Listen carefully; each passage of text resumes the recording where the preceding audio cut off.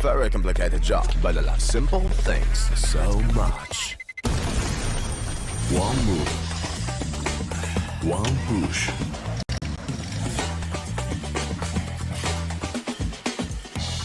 One touch.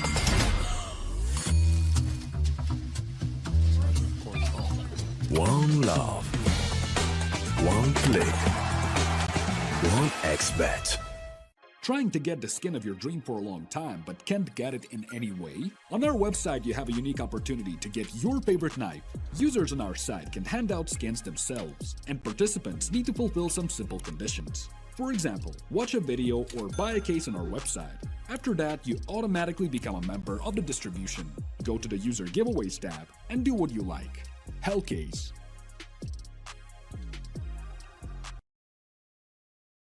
Watch the matches with bo3.gg, the official stats partner of CCT. Check out AI-powered predictions in live matches. Get access to live scoreboards packed with in-depth weapons and grenade statistics. Check out round maps in the match results. Extend your game vision with bo3.gg.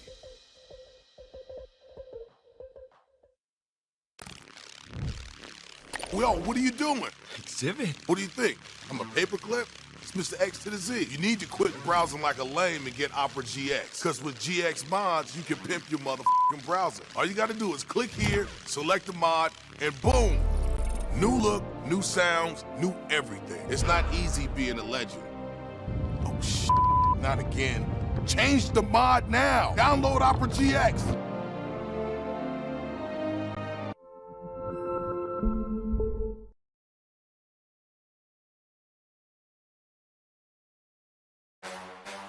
The champion of champions. Welcome back, ladies and gents, to another episode of the CCT podcast. We've got a ton to talk about, man. There's just so much action. It feels like it's never ending. Hey guys, we have another interview for you today. Very special guest, Speedy. First, a funny thing, they also call me Grandpa in my team because I'm so old. What are your general thoughts on what might come for the next couple of months of CS2?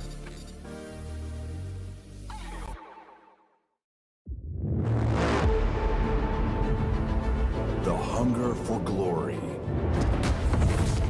feeds the desire,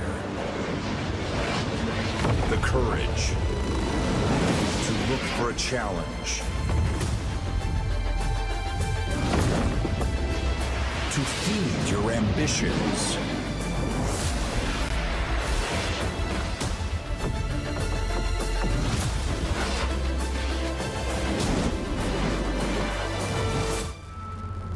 To reach for greatness. To become The champion of champions.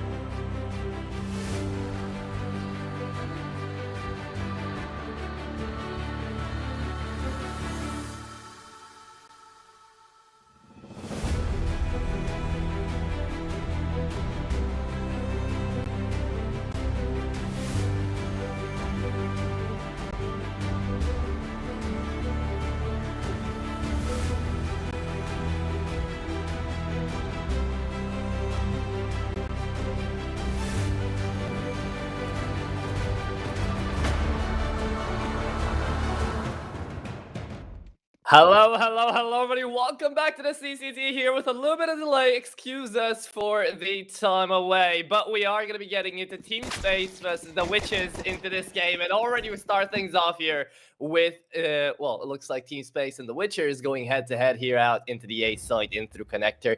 I'm joined here by Sneaky. My name is Atcher on the mic. How are we doing, Sneaky? I'm doing okay now. I'm here. It's okay. We've recovered things as Trunic attempts to recover a man advantage. But instead, it's Larry to start things off as Soulflight goes on down. Fear towards the headshot boxes, tags down Trunic, but Trunic will come out on top with the dastardly dual Berettas. And with that, Smuya and Cynics in the back lines looking to continue fending off this retake. They find one apiece. It's all down.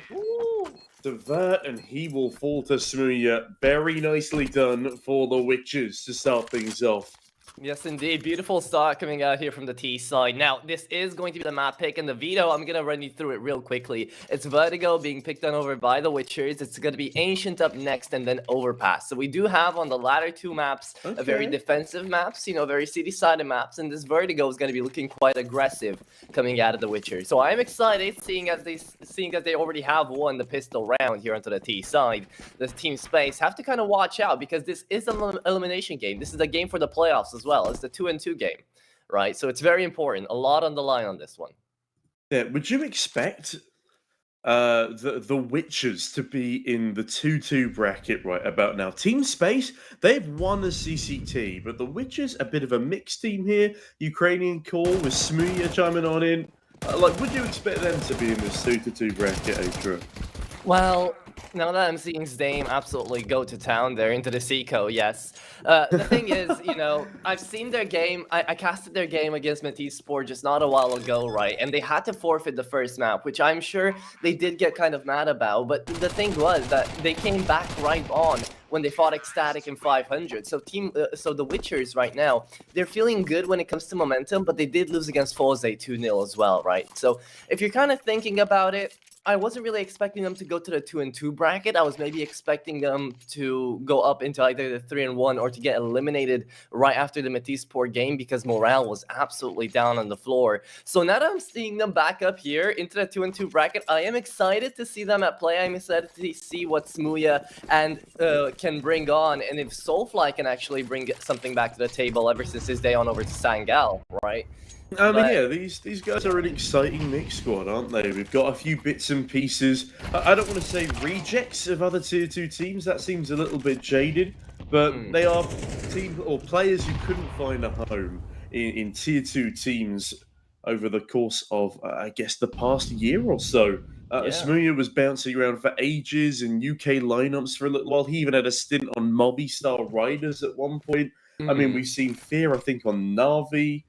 As Soulflight coming in from Sangal, of course. That was a lineup that looked so good for so long, but could just never break through that sort of Tier 2 sphere into the 1.5 spaces.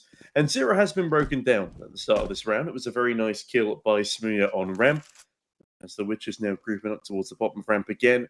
Quite a puggy affair here. I feel like that's one of the reasons they've gone for Vertigo.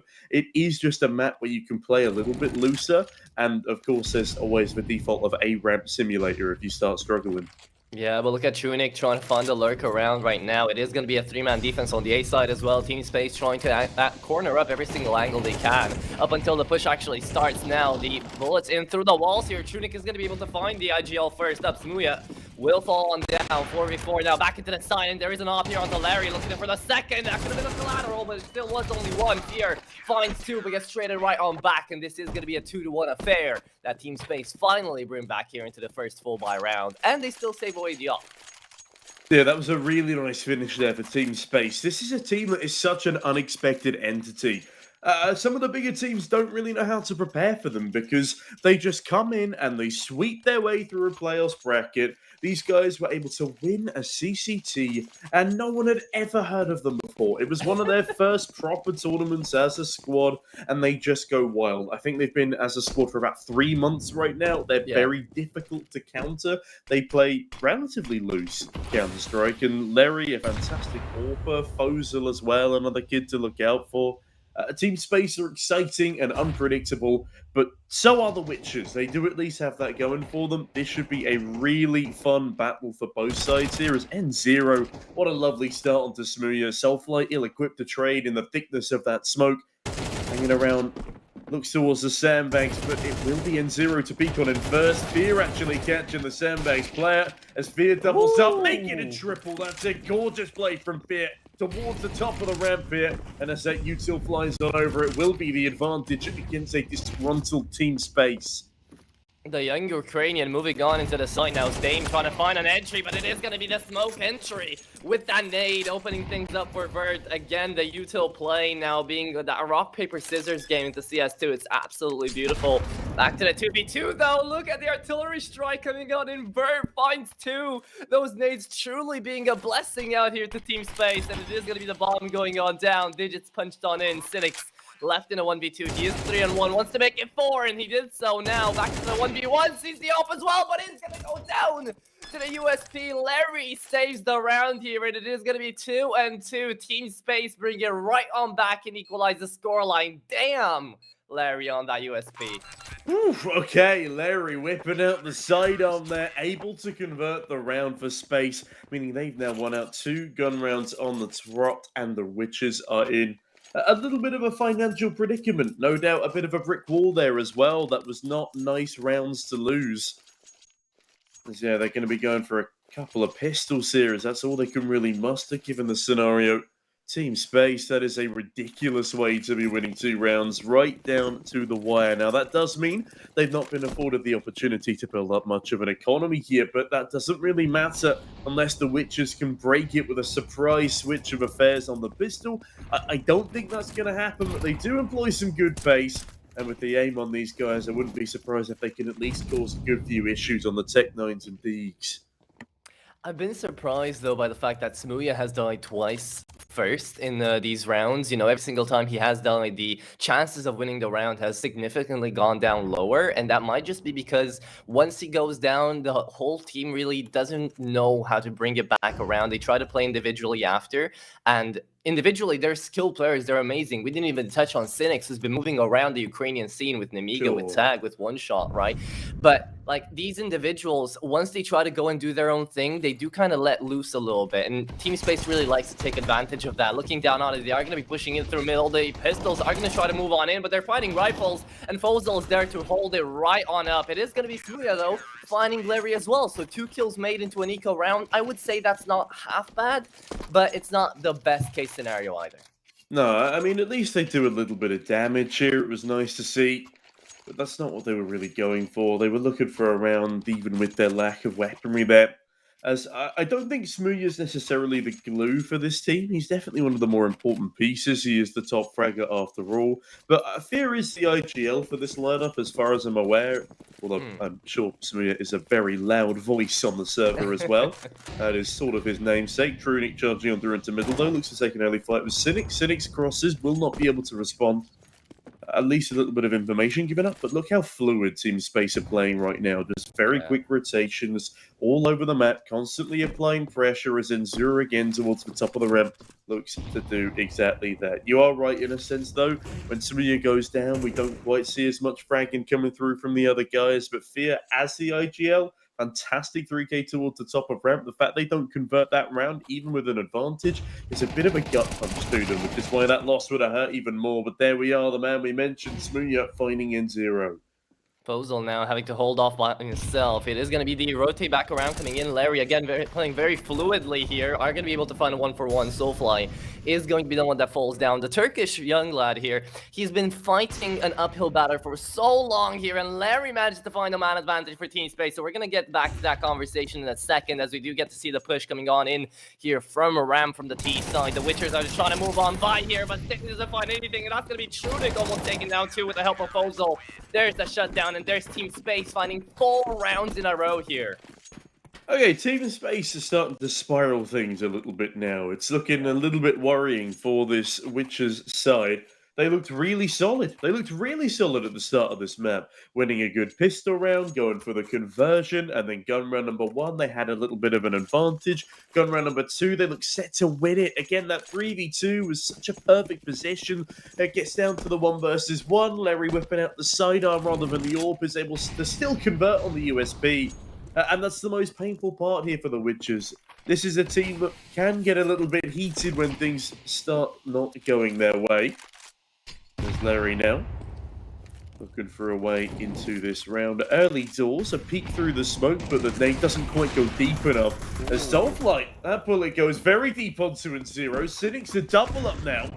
And this halfway round for the likes of the Witchers has netted them an AWP and an M4 and a lot of space towards A, but they pump the brakes. And Team Space are going to have to play reactionary here and try and thin these numbers quickly. They could do that, though. Remember, we are fighting against 2 Deagles and a P250, and that's exactly what I'm talking about. They have the peak advantage. Vert goes in and takes out Soulfly, who was already very low HP, though. Cynics on the M4 trying to hold down in towards Ivy. It is going to be Fozol trying to peek on up with the point disarray. And I think the frontside Misty's not going to be able to do much here. Cynics is going to be able to shut him down. The Gungnir now on the AWP looks down, dead at his dead sight, empty. And Vert is just trying to convert it back here as he is moving in through CT. He's calling in for Trunic, but they're thinking, can they really pull off a 4v2? Vert just barely standing alive, tosses out the flash and runs away. That's going to be the round and the save coming out here from the remaining players of Team Space. And there you have it, 4-3, and they win a pistol round here. Yeah, you can never rule out the Pug Stars here, regardless of the weaponry they're bringing on in. Cynics, a lovely 2K to effectively spiral things in tandem with Soulflight. And as that bomb slowly ticks on down, yeah, Team Space can't do anything but retreat. They will keep onto that AK by the looks of things. Their economy in a pretty decent place, and 0 will be able to be dropped. Fozol might be lacking a little util, but again, they're in a comfortable place still, even if they are letting this round slip by them. They just need to make sure they come back and stop the Witchers from stringing multiple rounds in a row. Smoothie are very lucky to stay alive there with 4 HP at the edge of the bomb radius. There's the bomb radius on so many maps now has become so much more vicious. You look at your Vertigos, your Nukes especially, and Ancient as well. It was towards the end of Go, admittedly, but man, those bomb radiuses pack a punch now. On Inferno, too, a lot of people haven't realized that it's actually been increased quite a little bit now. So people just keep on thinking that they can stay alive inside of, like, the mini pit there for Doha or, like, a lot of other places, but they just go down because they don't expect the bomb to be doing that much damage now. Yeah, So it's rough. It is crazy to think that like that, but Stame is already going to find the first 1-for-1 trade back into Stairs. It is going to be an explosive start coming into this round, number 8, and it is going to be Soulfly trying to take down Fozol as well. We're having skirmishes all over the map right now. It looks like the Witchers are trying to change up their strat going into the round. They've been very packed up until now. They've been really trying to just go into a single side and push it down, but it looks like Fear is calling out for a little bit of a split to try to find that man advantage, although they did lose Dame doing that, so we should be able to find out what's going to happen in the next few seconds. Although I do want to take a moment here, Sneaky, to talk about our head-to-head players as well, because we didn't really have a chance to go over that too, right? And on the head-to-head, it was actually going to be Trunic up against Smooya. So we did already talk a little bit about Smooya, but I do want to mention Trunic coming out here, mainly from 9 Pandas. That's where a lot of people know him from. Sure. He is on a really good scoreline right now, 6-4, and I think he can keep going. So what do you make of Trunic? I mean, hey, he's the highest rated player on this team, a 1.14 rating. On the flip side, Smooya, he is an AWPer, so there is that little bit more of a difficult comparison. Speaking of AWPers, Larry finds an opener onto Soulflight. It's a pretty nice start for him there, which is an uncharacteristic sort of limping in towards short there, as Cynics tries to bite back this advantage onto Fozol. Nice spray, converts the double, perfect swing across. As Cynics is still going, displaces the AWPer, continues to apply the pressure, but look at this from the backlines. Bert will swing on in, assist him with Fozol. Cynics desperately trying to win out this 1v2. He's already done so much. Does a lot of damage to Larry.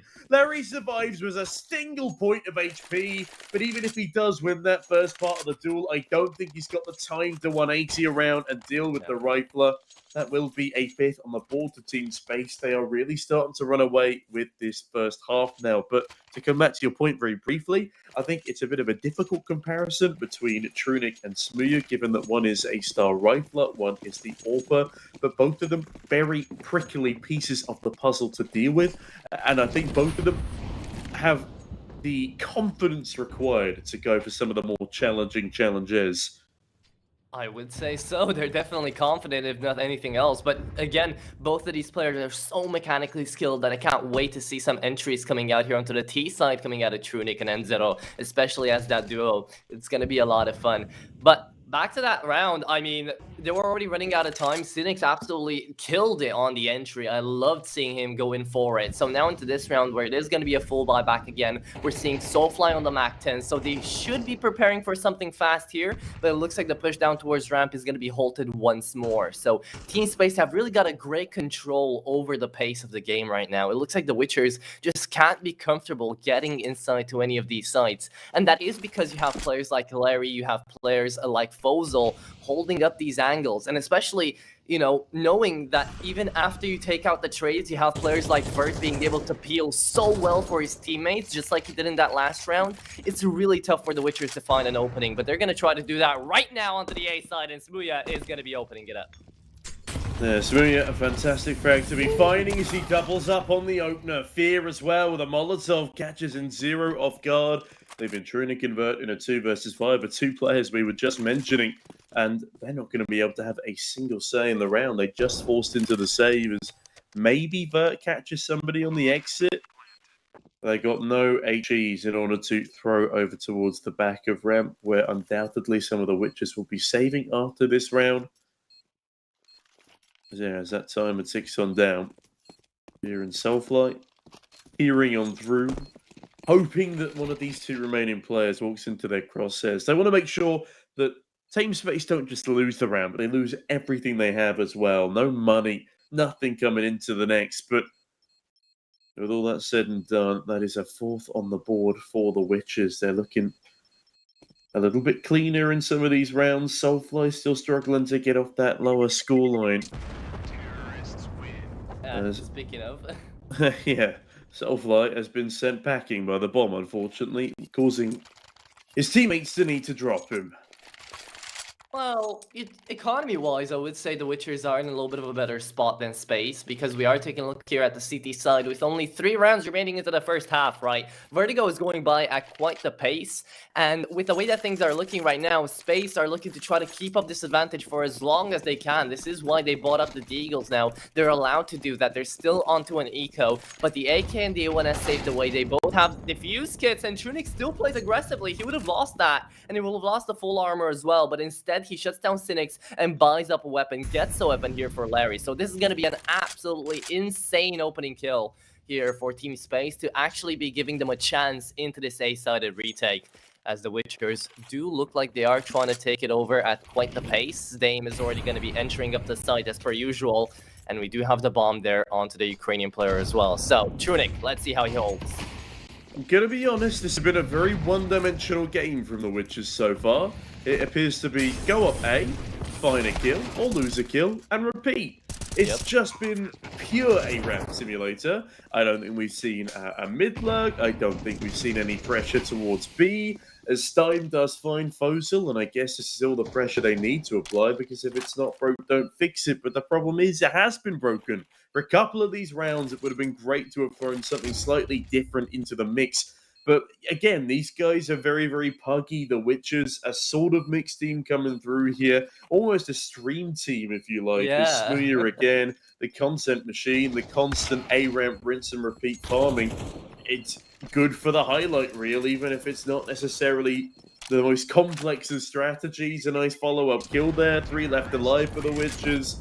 As yeah, it's a rinse and repeat that does work if you've got those fragging capabilities.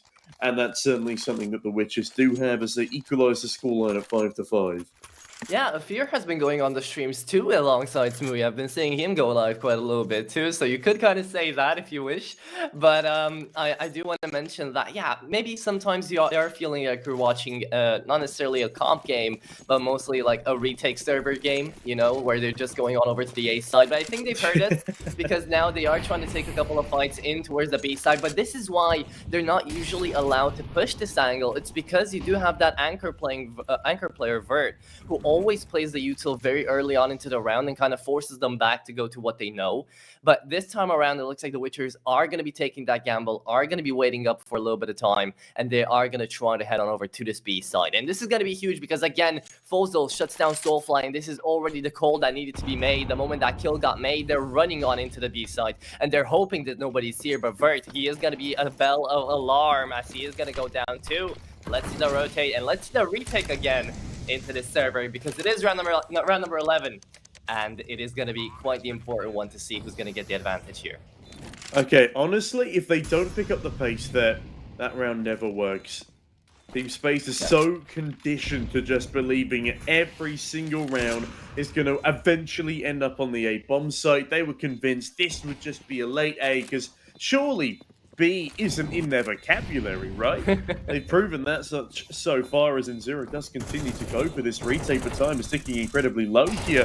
They don't actually have any defuse kits other than Trunic. Trunic's just gone down, as it's all up now to Larry and Fozol. They do a good job of bringing it down to a 2 versus 2, but it's still an unwinnable scenario, so without the Witchers, we'll be putting this round count onto 6. That was a little bit unfortunate coming out of Larry. He picked up the defuse kit and thought he could find the bomb into the default plan, but it wasn't there, and he just looked around the site, defeated, and just ran away with the AK. So, at least the save got made, but the Witchers do take away the advantage, as you said, Sneaky, and this is going to be the last round of the first half. Coming into it, Team Space are just trying to equalize and make this one an even 6-6, but the Witchers could take it 7-5. Now, what's your take on Vertigo here? Do you feel like 7-5 is enough here onto this T side for the map pick coming out of the Witchers? I mean, they're definitely going to be the favorite ones coming into the second half, right?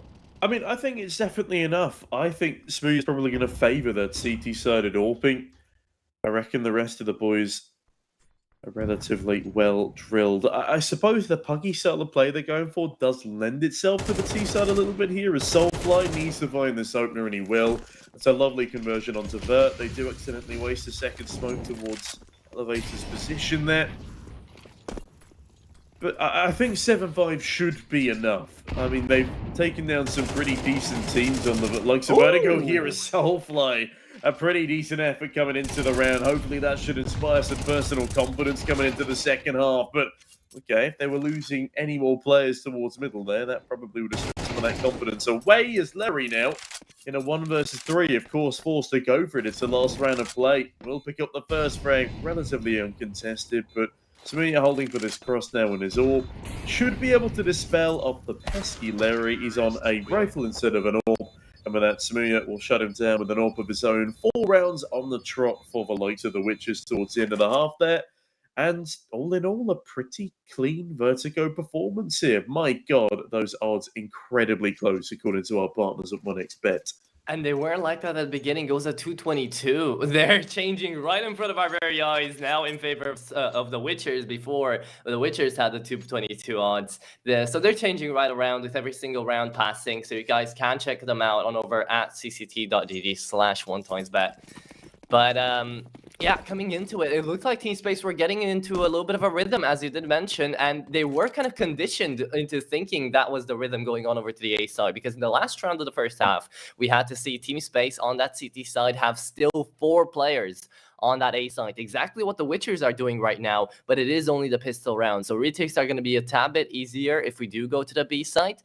But now Team Space will have to be dynamic. They'll have to change things around, and they'll have to bring in something fresh into this Vertigo. So I'm expecting a little bit more mid-presence here, Sneaky. I am wanting to see that coming out of Team Space onto this second half. Oh yeah, that would be nice to see. A little bit of dynamism in the gameplay. It starts off with a dynamic frag onto N0. Smooya now playing back quad. Does he go accounted for as the B push comes on in? Fozol watching for it. Hard clears Smooya. Nicely done as Soulfly caught behind the generator, generating nothing. but a messy situation. Fear hears that bomb going down. Vert continuing to jiggle behind the gen.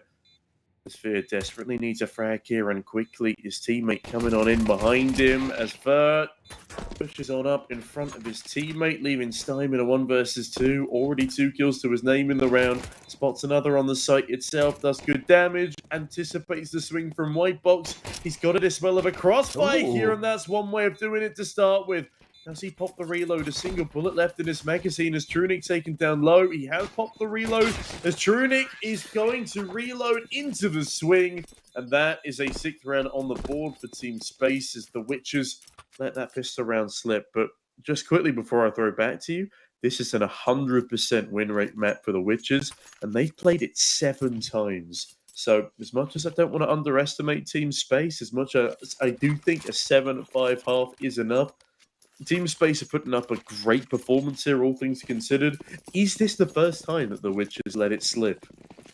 Maybe. We'll see, though. Again, Team Space only have a 33% win rate in 6 maps played, so they're not feeling the greatest, only having won 2 out of 6 maps played on this one. They know the high rises are not really for them, but again, the Russians are going to be trying to do their best into this one to try to hold it together. Well, the Russian core, of course, we do have Larry Nenzero still here with us, but they're going to try to do their best to hold it together, especially after they just managed to win the pistol round here onto the second half. 100% win rate on the pistol round for the T side, by the way. So again, Vertigo really converting on over for that very big pug style of map that we're usually used to seeing. The bomb is going to be going down quite early into the round. The Maxtons are going to be looking in for kill bonuses, and Vert is going to find 2 inside as well.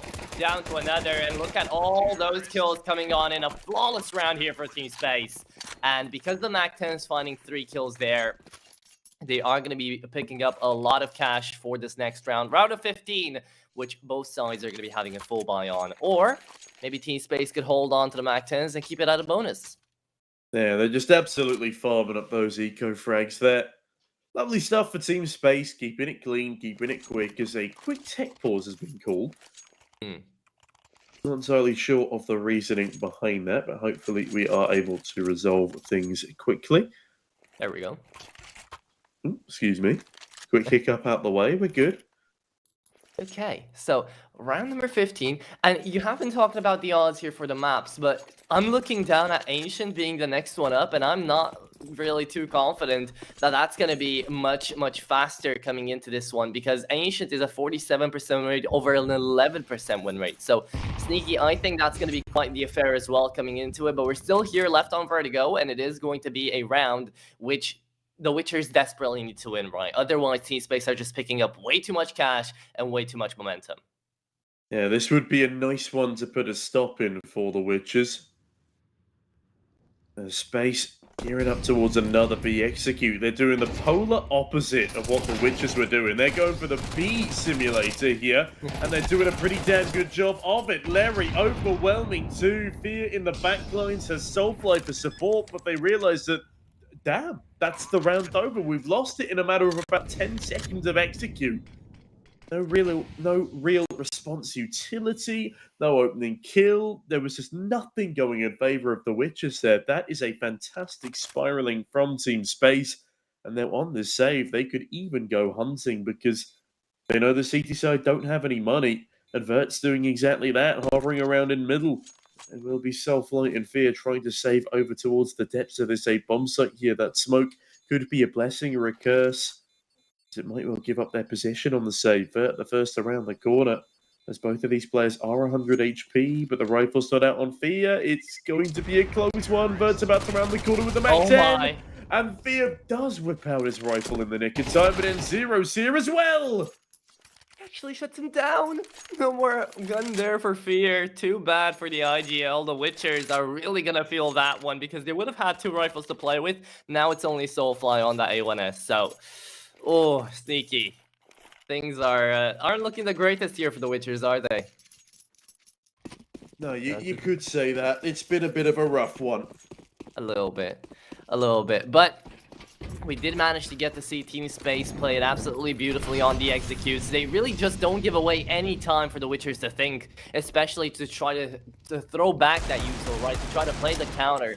It doesn't happen because the Witchers just don't have that sort of time right now. And the reactions coming on in from Team Space are brilliant as well. We get to see them move around and really just manage to have that map awareness to know where they should be pushing and where they shouldn't. Right now, they see the smoke out here into Ivy and they're thinking, is this worth it? Can we send Invert to go in for a little bit of a scout? What's the buy of the Witchers looking like? Can we sacrifice Vert on the entry here to be able to find that sort of information? I don't think they will have to because the push comes on in right now and Veer, Cynics, and everybody else on the pistols are going to be going on down. Trunic on 2, Larry on 3. That is going to be the round shutdown even with the A1S, and that is going to be 9 on the board for Team Space. They need one more, and they're getting to double digits, Sneaky.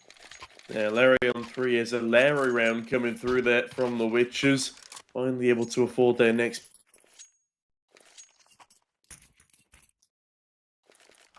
Oh, a little bit of a cut off here, Sneaky.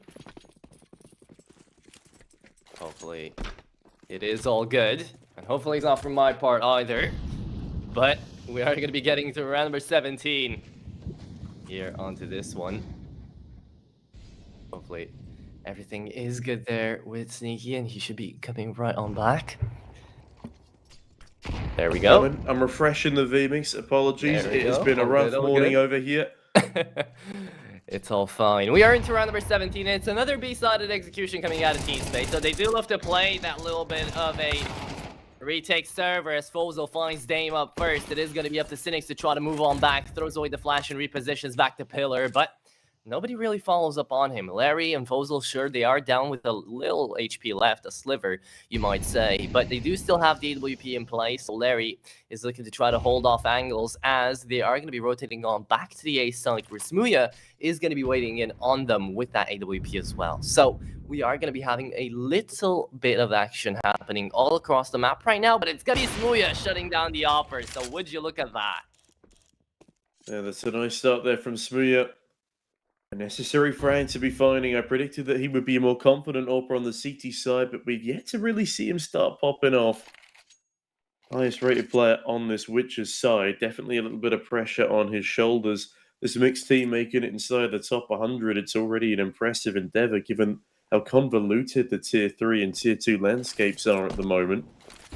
As flashbangs now start raining in for Team Space. Those are some really nice flashes, but an even better response from Fear and Cynics.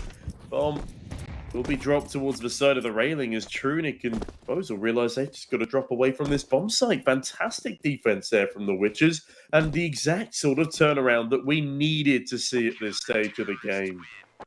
Yeah, it would have been deadly out here for the CT side if they had let Team Space actually get the double digits, because they could have just taken away from that point. You can see their cash already. They are stacked when it comes to money. So Space are not worrying about that at all. They're just thinking, what are the Witchers going to be doing next? That loss bonus isn't maxed out either anymore. Now that they have one around. So they have to start being a little bit cautious when it comes down to the economy game as well. That is a part of CS2 now that we do have it, especially seeing as Valve didn't really make any changes towards the economy even after they changed the games, right? So the loss bonus is still the same thing. The plays are still going to be kind of the same. The buys are going to be kind of the same coming into the rounds. It's just fewer rounds coming into RO16.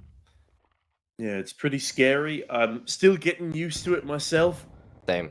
I did net my first proper comeback last night, though. 12-1 down on Ancient. We won 16-12. Oh, that was me and B-Dog, and that was probably one of the crowning achievements of my life. It sounds like it was a wild ride. But yeah, no, apparently Ancient is just that T-sided now. Speaking of puggy affairs, that's what Fozel turns this one into. Stein decapitated where he stands on the back of B, and the Witchers might want to start calling this one already. We do have Cynics pushing through Fire and Flame, but despite being fully blinded, actually gets away with a frag onto Vert. Maybe they do give this one a peer into, as Larry ensures that they might get a peer into it. They shouldn't be winning it by any stretch of the imagination. Soulfly doubling up here is now in a 1 versus 1 with Trunic. One of the more experienced players on this lineup is going to get dinked through the edge of the wall. Soulfly, that is a nasty shot to be landing, but Trunic, does he tap the bomb or does he go for the stick here? It is a quick tap. Soulfly, does he fall for the fake? No, he does not. Excellently held. And as the digits now start to be punched on in, Soulfly ebbs his way down. The swing comes in, but my God, what a clutch there from Soulfly in such a pivotal round as well. Beautiful, beautiful masterclass performance coming out here from Soulfly. He manages to find the 1v2 easily. And again, that hold in from CT, managing to find with just a pixel to work with. He finds that dink in through the walls, leaves Fozol knowing, leaves Trunic knowing as well that there is still him there trying to fight in through the CT side, and he worked it out beautifully. He played in through heaven, he came in back around, he made his way through, and he manages to find the clutch there in the end. So with that, the Witchers are going to be taking a little bit of a tactical pause. Congratulate Soulfly on what he just did, but now it's 9-9. It's round number 19, Sneaky, and we're entering into the late game. Whoever wins the next round gets to double digits. And whereas before on CSGO, you'd think, oh, okay, it's just double digits, they still have a lot of time to bring it back. Now it's the first to 12 to see who gets the map point, right? So they really have to be crucial about how they take up these next 3 rounds. For both of these sides, these are going to be the most important ones of this Vertigo. And remember, it's still the map pick coming out of the Witchers. So they will, in theory, have the advantage coming into positions. But when you're taking a look on down to it, Larry still got the op. He's 17-11. These score lines coming in from the T side are absolutely insane. You know, 17-11, 15-11, 12-11. They are looking great on the mechanics. Can they pull through on the pushes? I mean, the Witchers have looked fantastic on this map in recent times. As I said, they're undefeated on it. 7 wins against Sprout, Ecstatic, 0-0 Nation, 500, which is insane to think, as in 0 does open up into this round, killing the hero of the previous as the first to fall. That will be Soulfly dispatched off.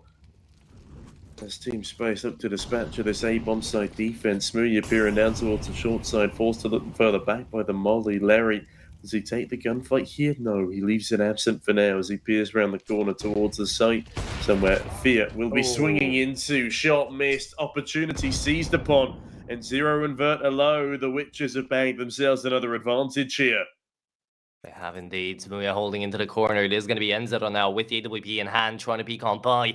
Can we just take a second to really talk about Fear's balls of steel right now, peeking into that one, by the way. He goes into ramp, and Enzero shuts him down now because of the confidence exerting onto the side. Smooya has to hold it all off by himself, as we do have Cynics onto the B side, trying to hold it down still.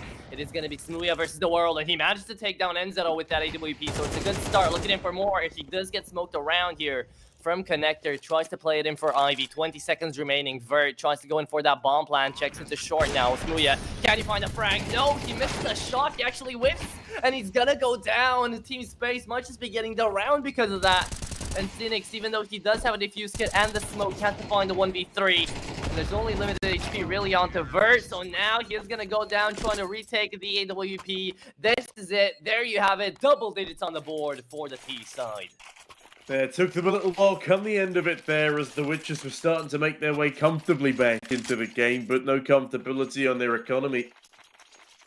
As Team Space will take charge. They turn on Vert, but that is the space-creating weapon required to dispel the Witchers' stealth positioning. Fear will be buying into a Hero A1S here. It's a risky maneuver, but they know they need to stop Team Space in their tracks. Will this be enough with Soulfly assisting on over with a dastardly deagle? Vert starts to leg it up a ramp. He'll have Larry to respond with behind him. Bomb is actually over towards A as well. This A-ramp appears to be the point of play. Fear playing around with Vert, though. Starts an opening frag. Will this stack up be enough to find anything more? As they swing wide and Fear caught out in the midst of the top. A ramp gets away with another kill and keeps this at a 2-2 advantage. They do indeed, but they haven't retaken any weapons. They haven't picked them up from the ground here on the ramp, so it is still going to be quite tough for his Dame and Cynics to really get a say in the matter here for the round. I do like the lurk round coming in from Cynics, though. He does have the 5-7, so he needs to get in close and personal, but he is still playing down there on towards stairs, so it's going to take a while up until he gets into ramp and Team Space. They have all the time in the world here, 50 seconds, to try to take a bit by bit. And they are going to be inching on forward ever so slightly with Fear on 41 HP. I like the angle, though. Not a lot of people expect to peek on this one first. so he might have the advantage when it comes into the push. Let's see the smokes and the flashes, though, over the top. Execution comes on through Molotov as well. He's got the angle really to hold on by. Fear, he doesn't shoot yet as he does see them all. And now a 1-for-1 Larry does manage to find him. Taps away on the bomb. Enzero tries to bait it on out. Dame trying to peek on in through as well, but doesn't go in fully. That could have been a frag made, but it's still a 2v2 here with an off on 6. Oh, Stame needed to find a little bit more than that. Cynics just...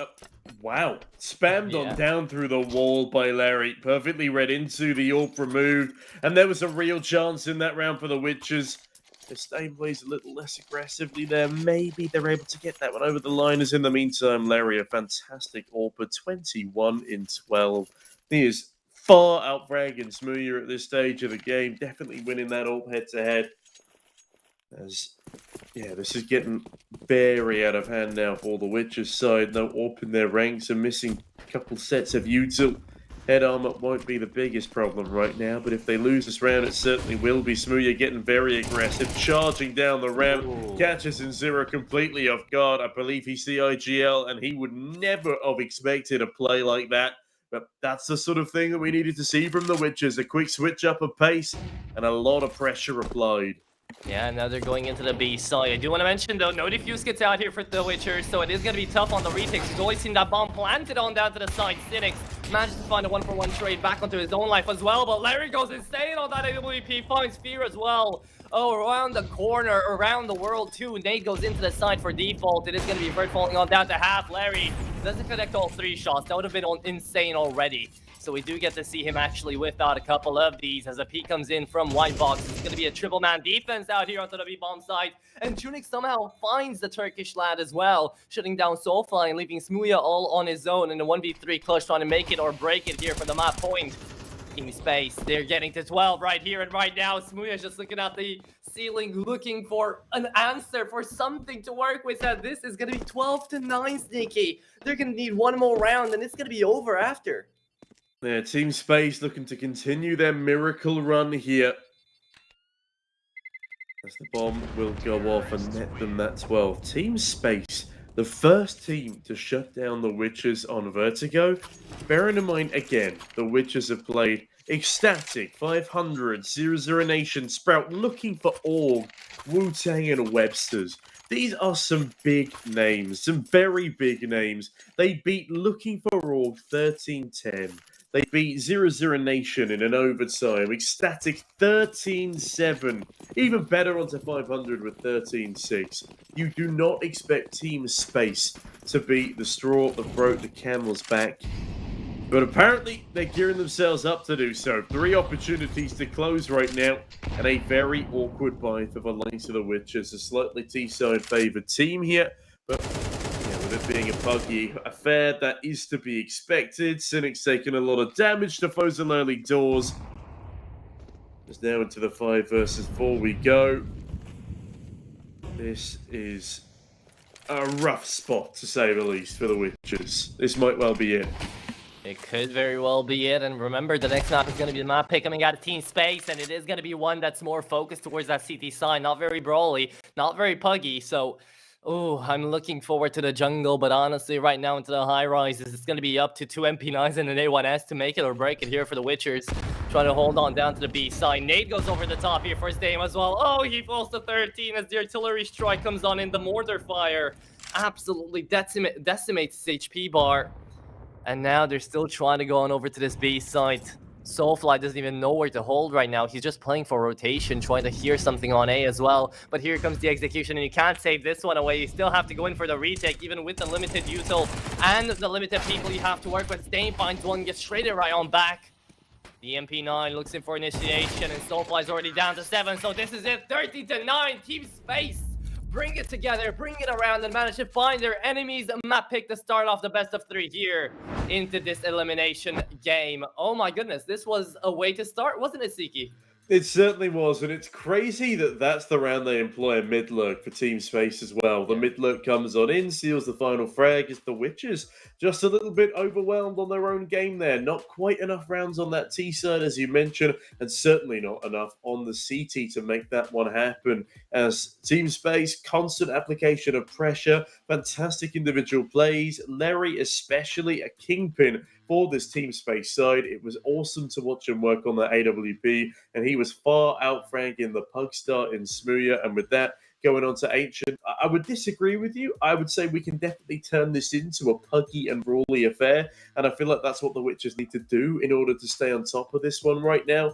But it is definitely a map where you can employ a lot more protocol, and Team Space haven't been together for a little while now, haven't been, I guess, the favourite side here on this series, especially with their world ranking, with the fact that they are a more put together squad. They should be able to take this one 2-0, especially since Ancient is not a good map for the Witches.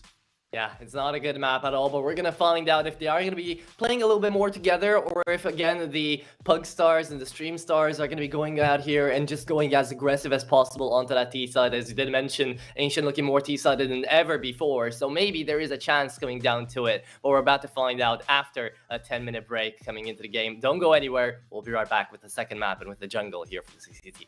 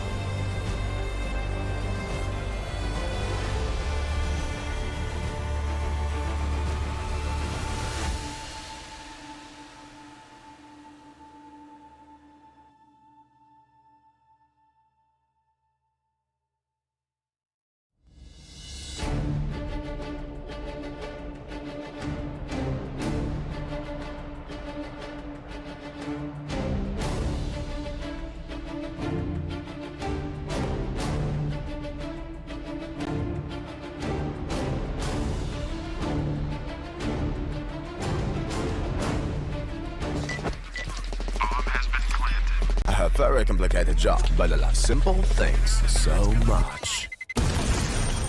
One move. One push.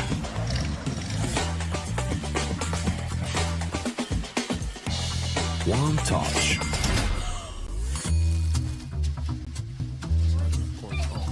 One love. One click. One XBet. Are you sick of just opening cases? Join the events. At each event, you can find special cases from which tokens fall. Tokens are your ticket into a world of unique awards. For tokens, you can buy a skin, premium, or special balance. Try your luck in the skin generator. Also, you can leave your tokens at the token vault. And the more tokens you keep, the better skin you'll get. Add variety to opening cases with Hellcase. Watch the matches with bo3.gg, the official stats partner of CCT. Check out AI-powered predictions in live matches. Get access to live scoreboards packed with in-depth weapons and grenade statistics. Check out round maps in the match results. Extend your game vision with bo3.gg.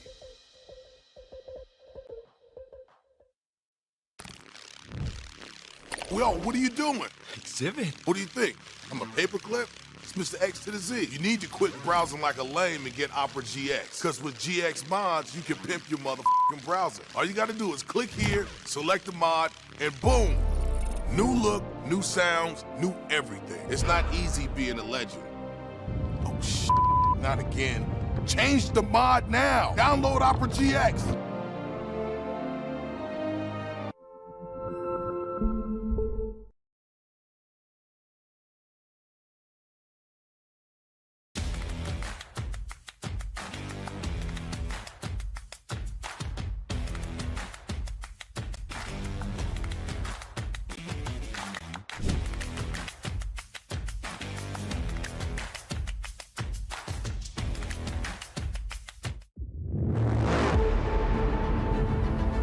The hunger for glory feeds the desire, the courage to look for a challenge, to feed your ambitions.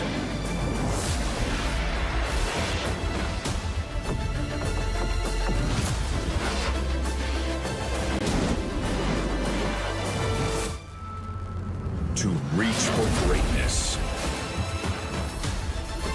To become The champion of champions.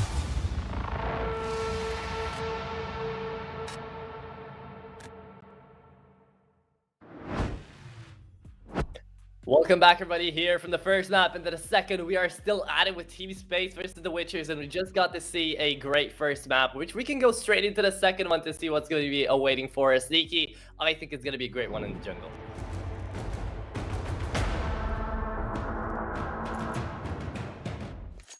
Yeah, well, we've got a rumble in the jungle ahead of us here. Team Space looking to dispatch of the Witchers in 2. And something that we've not talked about all too much is the fact that this is the 2-2 bracket. Winner goes to playoffs, loser goes home empty-handed. Head in hands, no doubt, as the Witchers have put up a pretty stellar effort in this tournament so far, despite the fact they are effectively a mixed team. Team Space are former champions, looking to do it again as Smooya, first man to take contact here, and yeah, he takes a little bit more contact than I'm sure he was bargaining for there. Nice headshot to think him down. Dame having to hold off now. The USP is going to be coming in around, finding 1-for-1. The bomb is going to be planted already. Smooya shuts down Verba. The bomb is still down, so now they have to play for the retake. Smooya wasn't able to be fast enough. Now a P250 holding things off here onto Trunic, and that is going to be quite scary. Playing into tempo. Cynics shuts down the Donuts player. Coming in from CT is going to be Soulfly as well, but there are still players on down here, and all that remains is going to be NZO left in a 3v1. The bomb is going to be going in and tapped away. Fear is defusing, and now NZO with the Glock shuts down the dualies. Looking in for the second fight. Soulfly as well, all up to Fear, and he's going in with a knife, but it's way too late. Fear is going to defuse, and what a start here for the Witchers. Oh my goodness, NZO was about to send it home, about to save it. Imagine if you felt the backstab there. Oh my god, and the craziest part of this all of it's a team ace for the Witchers in the meantime. A team ace as they stick the defuse in the smoke. That gets so incredibly dicey come the final hurdle. The team space are going to be very upset that they're not able to convert that one over the line. Wow, Smooya as well. How he doesn't deny the bomb is beyond me. There was less than a fraction of a second between him pulling the trigger and the bomb planter going down. The whole round there was just ridiculous, and because of the bomb plant, team space are right back into things with a force play of their own. 5 Galils, 2 smokes and 2 flashbangs. Up against 3 SMGs and 2 upgraded rifles for the boys in blue. This is not going to be an easy round in the slightest for the Witchers. Will they be able to hold on at all is my question here. Well, we're about to falling down. Smooya still playing out here onto middle as the mid player. He shuts down Enzo to start things off, but Smooya falls down to 10. Right now, he is being pushed on over. Tunic trying to play a little bit aggressive, but he does remember he has to fall back to his team. Now, I am surprised by this 5 Galil full buy because Vert usually tries to go in for these SMGs, right? So him staying on that Galil as well, on that rifle, they are headed on over to a site where they can hold things off easier with said rifles. So the B side here, I wasn't expecting the push to come here, but apparently it will be. 1-for-1 trade. The IGL managed to find Vert. Tunic again trades it back. And it is going to be up to the 2 MP9s and the low HP they want us to try to retake, which is definitely not going to be looking easy, Sneaky. But they are going to be trying to go in for it. Team Space needs to get that bomb down as well, though. So looking on in for the MP9. He just taps away and falls right back. The bomb is going to go down into the A site, into the B site. There, retake comes on in. 3-man push from long, and it's working out perfectly so far. That's a little bit laboured from Smooya, but he gets it over the line. Larry on low HP does it again, though. Another monster kill to start off the game. 3 kills in total, and Larry should never have been able to get away with something like that. That is so painfully ridiculous. The Witchers fumbling early bags, and that is such a massive force play round to be winning. That is such a fumble. Larry was on 8 HP for the duration of that entire 2v1, and he managed to win it out with a Galil as well, which was running out of bullets, by the way. I think he killed Smooya with like this penultimate bullet left in the mag, so that is absolutely crazy coming out for Larry. He got lucky as well that Smooya was already on 10 HP on that peak, because Smooya took a lot of time to peek on in with that A1S, but still, damn. Who could have thought that that was how that round was going to end? Now 1-1. Of course, the Witchers are not going to be quite happy with the outcome. So Smooya is going to be going in for an MP9 force buy alongside the pistols. And they are headed on over to middle, where Tunic is going to be waiting in for them with that Neon Revolution. So we'll see if the X-Time Pandas member manages to do something here. And of course he does. He shuts down 2 pistols. And the MP9 falls down as well. Tunic on the triple. And that is most likely going to be the round out here for Team Space, bringing it back after the force buy 1. Yeah, Team Space start to spiral things heavily into their favour here. As what can Fear and Selflight realistically do in a situation like this. But, oh, that's a free kill. A lovely bit of cash farming onto Selflight. He never expects him to be that deep. It is a laboured spray, but the bomb goes down, and this could well be a flawless round for the likes of Team Space. Fear coming in through the back line as Trunic sits patiently in T-spawn to cut him off. It's perfectly dealt with in every scenario. Fear might just want to run away and save that SMG at this point, but even if he tries to run away, surely he doesn't anticipate Trunic being this deep. Oh, God, how could you ever clear that angle? What a monster play there for Team Space. Quadra kill coming in from Trunic, and the games are just getting crazier and crazier right now. 2-1, and the Witchers have been reset, so Team Space could be looking on over to their third, as on over to the online series here for the online finals here for the CCT. We just witnessed a 13-1 from Mouse and XT beating down Anonymous, so everything's going crazy out here for the CCT currently. Everything's going wild, and honestly at this point I would not be surprised in seeing Team Space just take it away with momentum, but let's not jinx it too early on, because the Witchers will be having a full buy after this one, right, Sneaky? So we'll just see if they can find some damage into round number 4 here, but I do definitely doubt it, as the bomb should be going down any second here onto the A side. Yeah, we do need to take into account that the Witchers have won a single Ancient in the 9 times that they played it, and on the flip side for Team Space, this is an obvious punish pick. They've played the map 17 times in the past 3 months. And a 47% win rate is nothing amazing, but it is significantly better than 11, especially over a sample size of 17. It is their most played map with Mirage. And the Witchers just looking kind of deflated at this stage of the game. They're down 3-1. Yes, they finally have a rifle buy coming through here. Stein will be sticking to his guns on the SMG. That will afford him a little bit of extra utility to work with. One of the only Molotovs across the entire team as Team Space. Just looking so strong at the moment. After Larry wins that 1v2 and collapses the Witcher's side, started to look a bit forlorn, but Fear does at least find an opening frag. Can he survive this onslaught of utility? Yes, he can. It goes too deep. Soulfly another kill, and that's information found by Fear. Great flashbang allows him to swing wide to put his teammate on the site. Might run out of ammo before he converts that kill, but Smooya lands the dink and Fear converts. Perfectly played by the IGL, as Larry only able to farm up one. Trunic left in a 1v4. He finds one headshot to the IGL, but right now he's down to 15, dinked away, and left without any options. He is going to try to run away down towards middle, but Zdame is, of course, going to be looking in for that kill frag to be making in a little bit of cash, to be raking it on in as the push in through ramp. It is going to happen coming in from the Witchers. Can't even blame the Witchers for looking a little bit deflated here on this map, as they did have to ban away Nuke as their permaban with an 100% win rate coming in from Team Space. So being here into the jungle is to be expected, but Trunic finds 3 into this one, makes it a 1v1 even on 50 HP. We've seen this angle before, Sneaky. He's 11-3 in 5 rounds, and he's looking to try to make it up to 12 right now. He's waiting for Cynics, and Cynics is waiting in for him. It could all come down to a single bullet in 25 seconds to try to get that bomb planted on into the B-bomb site. He somehow has brought it back already, though. So there is a chance. He is looking in for a chance. There's no way. Surely there's no way that Trunic gets this over the line. Taps the bomb on down. Planted it. He stuck the plant. Cynics now in an actual 1v1 scenario. Trunic, though, does get swung upon, and Cynics will seal the deal. Why is that round so close, Witchers? Why did you let that one spiral so far out of control? Huge 3K for Trunic, just isolating his duels. But thank God that Cynics is able to shut that one down, because if he does not, I feel like that is the most rage-inducing round this team will have experienced in the entire series. Oh yeah, most likely. I mean, imagine losing a 4v1, right? Up against the guy who...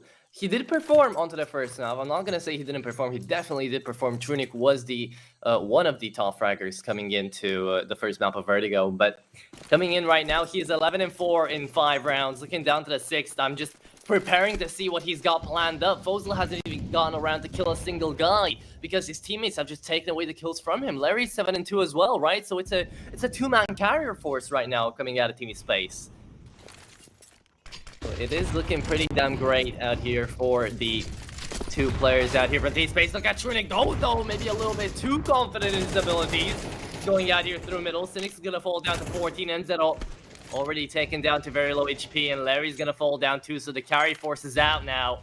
And Team Space, they just ran it down onto middle, and they did lose all of their lives. So I don't think they're going to be able to do much about the situation at hand, but they'll have 1 minute and 10 seconds to really talk it out here, as this round is basically just going to be an extended tackle timeout, because I don't really believe they have what's needed to go into any of these sites to try to win the round in a 2v5. No, I mean, surely they don't go for anything more than a rogue frag here towards the double doors. And Zero might actually be rewarded with that, but the IGL falls away. Those are left on the angle.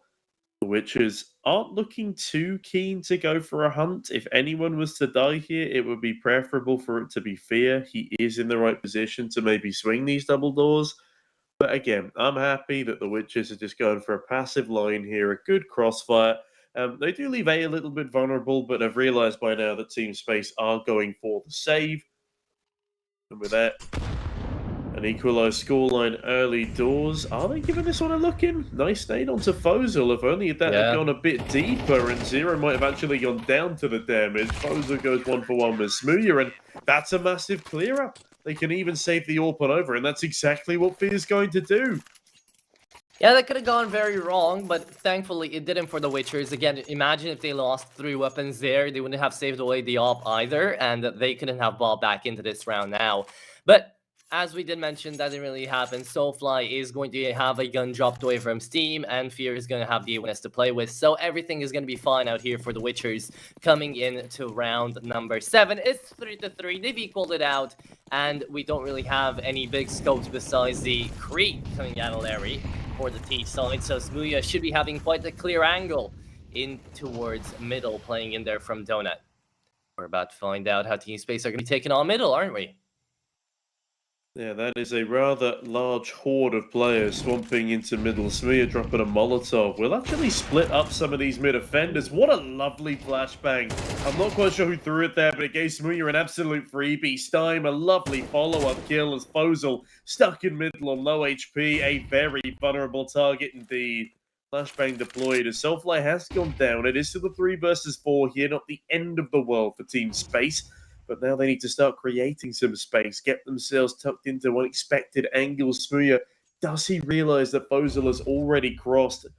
And is he going to be able to do anything about it regardless, as there is currently Vert edging his way up to join Larry on Shelf, and Fozil catches a timing. Smooya genuinely had no idea. Larry, another frag, means it's a 2-on-2. Cynics thankfully thinning that herd, as Stein will find the final conversion. Or will be missed on the pickup, but I reckon they're saving over those AKs. Smooya can buy up an AWP of his own, as Witchers will overtake space despite this not being a strong pick for them.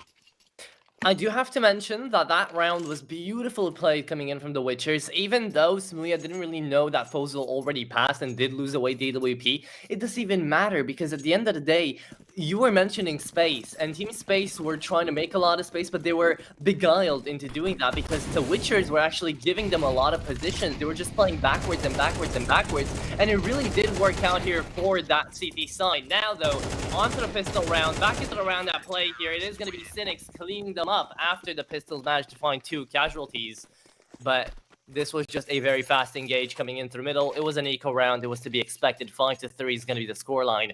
But still, back away to that previous round where they did play a little bit defensively. The Witchers are finally starting to get that rhythm across of, you know, this is our city side on Ancient. We can give up a lot of space because we know how to take it back. And that's exactly what they did in round number 7. And that was very, very well played. So now we move into round number 9 with an AWP buy onto Larry. Yeah, what's Larry going to be able to do with a big green? He's been a pretty damn good fragger throughout the entirety of this series so far. A constant, as Larry will be the first to die. But in Zero, Fozil, Vert, one apiece between them on B lane. But it's a real spanner in the works for the Witchers. Do they continue towards B off the back of this? They will have a 2-man advantage, but Fozil, 4 HP, 1 HP on Vert, and somehow Vert will survive that spray from Cynics. Don't ask me how, because I could not tell you. 1 HP. The dream stays alive with that AWP, and it is going to be up to N0 to try to clear up Cave right here with the Molotov. Cynics is going to be going on back away a little bit. And this B side is definitely looking very possible out here into the 4v2, but you do have to remember, this is Cynics we're talking about. He's found a couple of good multi-frags to the first map as well, and now he's going to be able to shut down the IGL N0 out of the fight. And with low HP onto Fozil and Vert, sure, there's a lot of util in between them, but Trunic has to enter up into the site now. And that is truly going to be hard to do, especially when they're playing this far back into double doors. Team Space. They're scared. And rightfully so right now. It is an important round to try to win, otherwise the Witchers are going to get to 6 and they're going to be resetting the T side as well. Trunic trying to enter up here. Cynics is on 45 HP. If he goes down, the round is won, but he could also just find the headshot onto Trunic, and that is going to be the Trunic that finds the kill, finds the round, and gets the bomb plant down as well. There you have it, Sneaky. Smooya, I think he's going to be going in for the eco, for the save. Yeah, if they get the Truman show, we got the Trunic show here. Yeah. Lovely frag onto the B bomb side, effectively secures them the entirety of the round.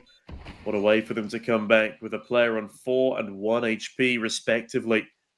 Smooya doesn't want to show them any respect on the save. He will be hanging around in the backlines looking to snatch away a couple of these guns.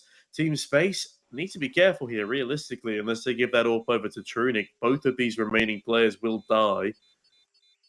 They would have to get all the way onto the other side of the A bomb site. Do they have enough time here? Okay, maybe they're safe. Yeah, they're safe. Yeah, they made it out. Now, the bomb radius on Ancient is ridiculous. I promise I wasn't just being, too much of a warrior there. They could have died if they didn't make it past Temple. But thankfully they survived, and with that, Space will be thriving with a 4th round to their name. If you think about it that way, Ancient compared to like something like Overpass is actually quite a small map when it comes into the rotation, especially in through CT, right? The bomb can definitely explode all the way towards Temple, right? So I don't know, maybe the maps are layered out in such a way that some are bigger than others, but in my eyes, Ancient is definitely a little bit smaller than something like Overpass or like Nuke, for example.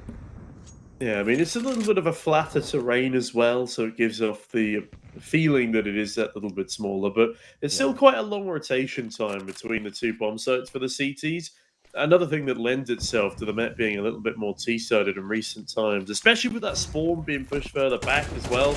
That 1 second of timing has made a ridiculous difference in how one-sided this map is. As Cynics and Smooya, they blindside in Zero and Larry. That's a 4 versus 3 right now in a winnable scenario for the CT side. Oh, Smooya! A collateral snatched away, leaving Fozil in a 1v4. What an incredible response round here from the defense. That was beautiful. Smooya just had it lined up, and he managed to work it out. Now Fozil is left in a 1v4. And he hasn't been having the greatest of performances out here onto Ancient, but he is going to be looking in to try to deal as much damage as possible. He will be having a buy into the next round, but he's going to be the only one really alongside Enzo and Larry perhaps, but he's going to have to drop away a weapon. So he'd like to not die here, pretty, well, favorably so for him. But the Russian is still going to be moving on through here, trying to take down Cynics, and that's just not going to happen. Cynics finds him 6-4, and we go into round number 11, the penultimate round of the first half here with a clear advantage for the Witchers. But can they hold down to it? Will Space try to bring it back here into a force buy, or are they going to be playing for round number 12?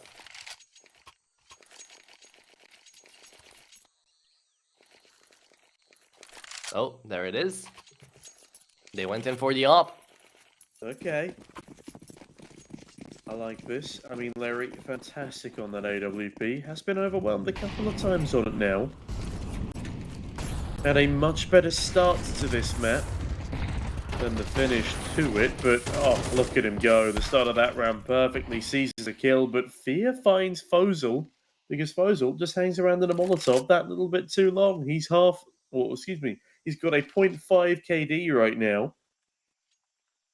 This really is a 2-man army for Team Space at the moment. Larry and Truenig doing everything they can to make this one work, but the lack of assistance from the rest of the team really starting to become a damaging statistic. Can Team Space do enough damage to finally put a 5th round up on the board? Honestly, Ancient in recent times, standard scoreline 7-5 to the T side. So Team Space need to be doing a lot more towards the end of the half here. They do, especially seeing as this is their own map pick. Perhaps they do think that they've got a couple more options headed on over to that city side, but they have to still play for these 2 rounds moving into the A side. They do have a clear angle onto the bomb site. It is going to be Smooya, the only one to hold in from Donut. That is Smooya we're talking about here on the AWP. He managed to absolutely just manhandle the last round. He's going to be looking to try to do the same thing, and now Dame is helping him out. Another collateral coming in for Smooya this time. He doesn't find 2, but he does find a lot of damage onto Vert as well. Dame about to find a frag, but the bomb is still going to go down from NZO, now trying to play the 3v4 coming in from CT as well. It is going to be up to Cynics to try to deny. Coming in from the smoke, though, NZO has been hurt. The Asimov moves on back and away into the bomb site. Still, NZO trying to play aggressive. He finds 1, and 2. Soulfly goes all down. NZO goes insane on the triple on the side, and Team Space have brought it back with the help of the IGL. Smooya, last man standing. He has to run away, save away the op. Oh my goodness, NZO just saves the day here. That was an absolutely tragic retake attempt there from the Witches. And with that, oh dear. Oh dearie me indeed. There is no money left on this Witches side. And Smooya getting a near collateral as well. Think of how different the round would have been if that second kill was converted. But in Zero, he doesn't just convert 2, but all 3 pushing at him. As Space now, that is a ridiculous round to find, but that might have just won them 6 rounds at the half. and keeps them competitive in map number 2. Oh my goodness. And N0 actually pushed into the site there aggressively. Even with 40 HP, he knew that if he stayed in the corner, even if he died, he still could have gotten value, and that's exactly what happened. Now, they go into round number 12 here, the last round of the first half, and it's going to be as easy as day here for N0 and Tunic to just open up into the side again. Soulfly, sure, he's on the A1S, but he hasn't been having the greatest of games. I would have loved to see that A1S on somebody like Fear. But that is just not going to happen right now. The Deagles instead move on past, and Fear does work even with the Deagle, but Larry trades them back away. And that is going to be 6-6. Soulfly not able to do a lot here, as Fosdal already DCs. Soulfly actually managed to find one, but there's the play coming out of Larry. And this is going to be the half coming out here. 6-6. Team Space bring it back with 2 in a row. And we're going to be moving into the second half to see if this is going to be a 2-0 affair or not. My, oh my. How the mighty have fallen. The Witchers letting those last 2 rounds of the half slip by them. Might have cost them this entire map. That was a ridiculous turn of events. A 4 versus 3 retake. They had everything they needed. They start charging on in, but they get ahead of themselves. They try and retake too quickly, and N0 is allowed to get away with not just murder, but a triple homicide. Coming into this second half now, we have lost Fozer. We will just be waiting for him to reconnect to the server. In the meantime, the Witchers need to reconnect, start fragging out to the highest capacity they've had all game, all series, as this is such an important pistol round for them to convert, and unfortunately, space to convert and further dropped out players. So, on that note, I think we are going to head to a very small break whilst we wait for Fozel and Vert to rejoin the server. But don't go anywhere, ladies and gents. We'll be right back with you in just a moment.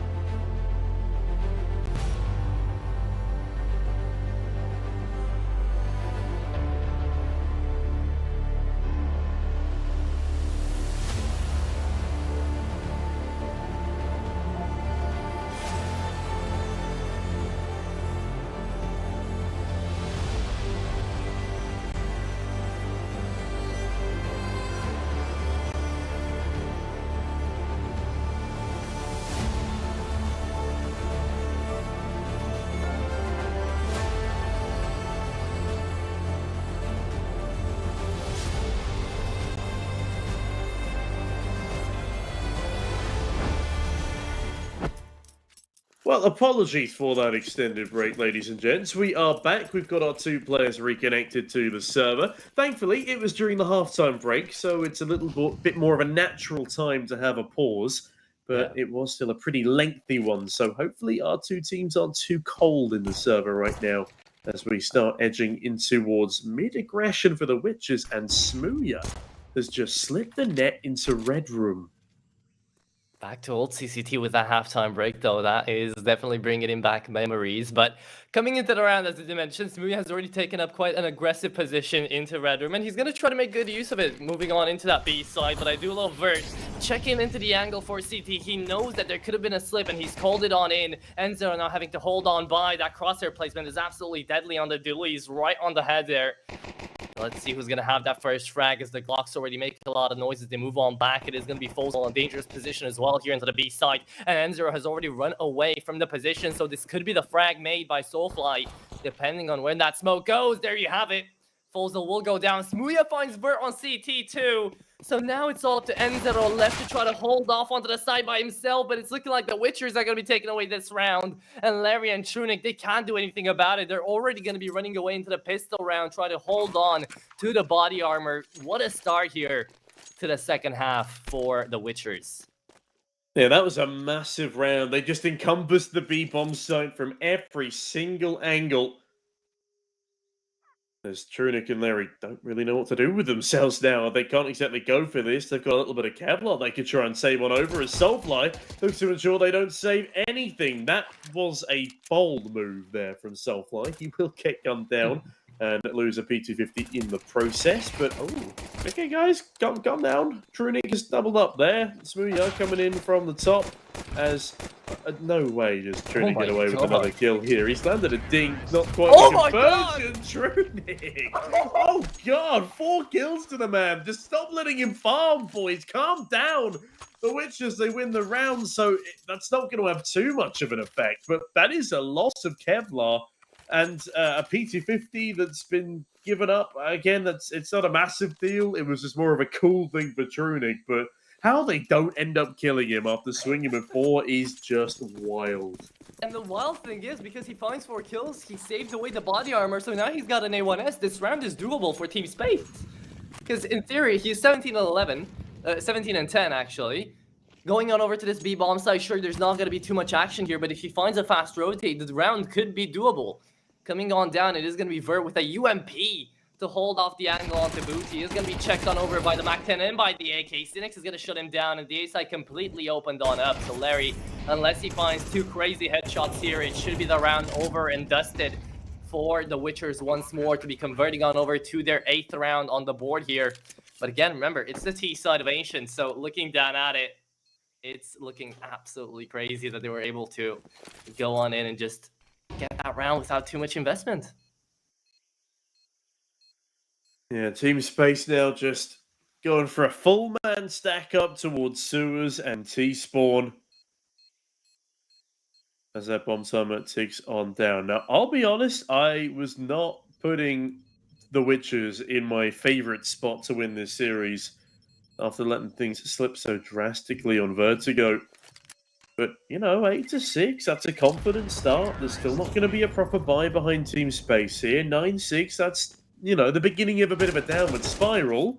Soulfly as well, getting very cheeky. Taps away at Larry, who will, thankfully for his sake, survive. The 2KD and a scout to his name. He could still cause a lot of problems for the Witchers, but otherwise, this is not an entirely said and done map. Certainly not as much as I was expecting, and Cynics is having fun exploring the new water physics in Spawn. We say new, but it's already been like a month and a half of CS2, honestly. The time has been passing. Yeah, I know. But coming down into it, it is going to be still the MAC-10 in play. So Fear could honestly be cashing up right now into round number 15 on the bonus buy for Team Space. The nade comes around, Vert tries to hold on with the 5-7. That case harden is looking as blue as they can, and looking down at it, Trunic is going to find 2. Good for Team Space, but it is going to be a 2-for-2. Smooya and Cynic shooting right on back, and now the Deagle actually finds 1 and 2. Pistols come around and they connect on the shots. Cynic's on half HP. trying to get inside of the site 1v3 stall and coming in from Temple. Enzeto is going to be shut on down. Let's see how Cynic tries to open things up here with this AK, and he runs out of bullets in the middle of the site. That's going to be the emptied up round, and Team Space managed to win on a bonus. That is going to be huge, Sneaky, out here for Space. Right, so just forget everything I said at the end of the previous rounds. I don't know what I'm talking about. It's fine. Space, in the meantime, a wild round to be converting. Trunic, 19 kills. Because why the hell not? Even Fozil starting to step up a little here as the Witchers. That is a big step back. That is one step forward, about 10 steps back there. They've jumped to the bottom of the staircase. Their shin has come out. It's a horrible scene. As with only a single round buffer, it's rough out here, man. They're about to be sent to the hospital as well if they lose this one, because they're going to be reset, and they're going to be falling way further down the rabbit hole. If we fall to an 8-8 here, Team Space are just going to be going off of momentum alone to double digits. And Fear right now, oh, he's not going to be the first one to fall. Enzeto is going to be going down the battle of the IGL. He's going to be continuing on here. Trunic continues to find something with that Temukaku in hand. And it looks like that smoke is going to be a little bit late, but does manage to find the frag. Burke connects onto a 1-for-1. Fozil still goes in aggressive. Somehow Space find these skirmishes, they find these duels, and there's the aggressive ones onto the CT side, so I wonder how it really works. I mean, Team Space is just like, call an ambulance, but not for me after the end of that round and the start of this one. As Cynics and Smooya, they got nice alliteration, but how's the team play as they ebb up towards B? Now, they have actually managed to net themselves a completely open B bomb site, but the bomb's not crossed B lane yet, and that's the real problem. Trunic right around the corner here towards Shelf, as Cynics is spotted, sent spiraling backwards. Trunic, does he anticipate a swing from Smooya here? Does Smooya anticipate the double stack in middle? He does not, nor does he even win out the first duel, as the smoke is deployed, but Trunic deploys another round of 5.56 caliber. And that will net him a kill and an 8th round on the board, an equalised scoreline for Team Space, and no money in the back pockets for the likes of the Witchers. This is bad. I haven't seen such a big two-man carry force in a while right now, Sneaky. Larry and Trunic. 22-11, 16-8. Right now, Team Space, some of their players haven't even crossed the double digits on the kills yet, and we have players like Trunic and Larry being on 2KD flawlessly here for a couple of rounds now. So, honestly, it is looking crazy for Team Space. Fozil managed to find one with the incendiary. Sure, Enzeto will be going down to the P250 here, onto the fast takeover to B, but the rifle is not going to be picked back on up, and looking on down to the A side, it's looking like Team Space are going to be taking away the advantage. And they're most likely going to be taking away double digits as well coming into the next round. Even though it's going to be a full buy round, the Witchers are not feeling secure. They're not feeling good when it comes to morale. And especially 4 guns saved away here for Team Space, they're just going to be racking in that cash. AWP bought up for Larry most likely. This is looking like a deadly situation for the Witchers at this point in time, Sneaky. Yeah, I'd give this a bit of a yikes from me right now. Yeah, I could say the same. Yeah, Witchers really fallen off a bit of a cliff here. And another important thing to mention is this is the last ever East Europe. This is the last ever CCT. If I'm not mistaken, this is it. After this, there's no more chances, no more opportunities for these teams. Yeah, there's a couple of online finals, but if you don't make it out of the Swiss stage, and how the hell are you making it into playoffs?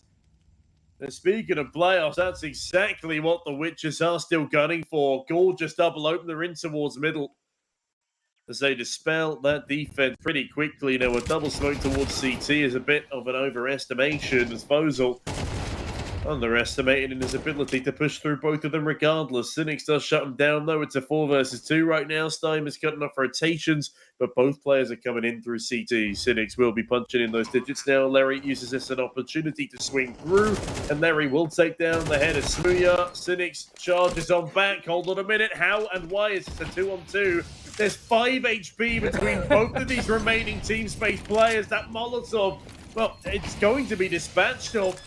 The smoke deployed, the bomb is tapped. Hailfire of lead coming in from the donut. They know where everyone is. As Larry, do not let him stick this defuse. Do not let him stick this defuse. There is no way in 0 doubles up there. He was on 3 HP. That's ridiculous. 5 HP together, 2 players out here for Space, and they managed to get a 2v3 clutch, Sneaky. They get to double-digit Space right now. They basically secured the dream line. Oh my Why? goodness! Oh, that one That is hurts. unreal! When do you ever see that just on a random day out here into the week coming into the CCT to the 2-2 bracket right now as well? The Witchers could be losing everything off and be sent back home because of this 2v2. My head is actually in my hands. That is indescribably painful. Oh my goodness. They're How trying the to bring it back. hell has N0 gotten a 2k spray down there? The Soulflight picks up another frag. It's another 5-on-3. This is the second 5-on-3, 2 rounds in a row. Stein, first man up for ramp. Fozel, first to challenge, will go down. Now a 5-on-2. Surely there's no way they lose this. There is no way they can now lose this. Vert will be thrust into a save in the 1v5. Team Ace denied, most likely, but that's not going to be what's most on their mind. It's the fact that they lost that previous round. This should be a 10-9 scoreline in favor of the Witchers. In favor of space, but yeah, a sigh of relief is being brought around here by the Witchers 100% because they are feeling like they can bring it back. It could have been a flawless round, although I do like that Vert went in on that hunt. He realized he had the spare cash, so he decided, you know what?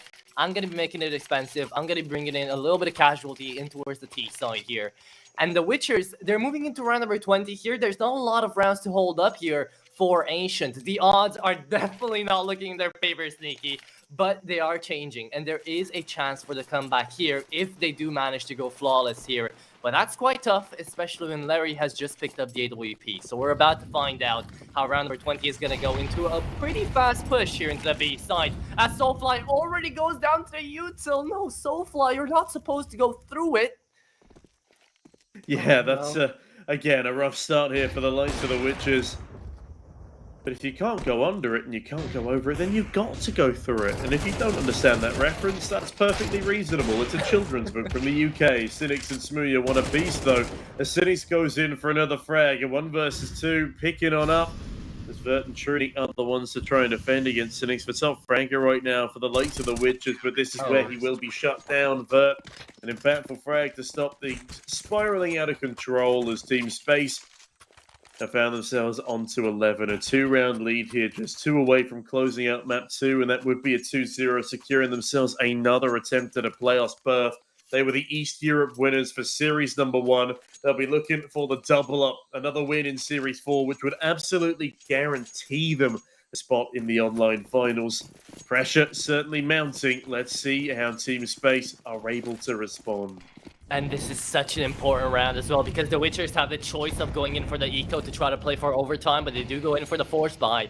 And Smooya, he is on the op, but look at that. There is not that much util to really use up here. So Soulfly is going to be going down on middle with no flash coming over the top. Enzetto with the MP7 in hand is going to be trying to NT things up right here into Cave, but there's nobody there yet. The Witchers are trying to get a move on towards the B side, and the only one holding it down right now is going to be a single MP7. Fozel is there coming in from CT, but can he really hold off? He's going to be smoked away with a limited util the Witchers still have got right now. Cynic's really far away from his team. He's hoping to be able to catch somebody off guard on the rotate back around on the lurk, but it's not going to happen right now. Team Space are putting all of their resources, all of their manpower in towards this hold on the B side, and they're playing defensive because they realize the importance of round number 21 here, and they have to right now play it as slowly as possible, as passively as possible. So I do like the positions holding on down here by Vert and by Larry. Staying down into towards CT, ready for a fast rotate. But no, nobody's on red room, nobody's on middle. They've got full control over Donut. And they should be getting on in here. The Witchers, can they take a site by the strong foot right now? By the strong hand? We shall have to wait and see as Trunic now on the AWP. Here's on out, but it's Smooya to convert. Stein as well. Smooya follows further forward. Where the hell has this little resurgence come from? A pocket of resistance on the Witcher's side. Delivering rather the painful punch. Fozel and Zero are 2 versus 3 as they slowly ebb towards this A site. Are they actually going to go for the retake? They've won crazier. And Zero himself on 3 HP, getting a 2k spray down towards his very donut position. Stein as well in towards the back of A main, being stared at right now by Fozel.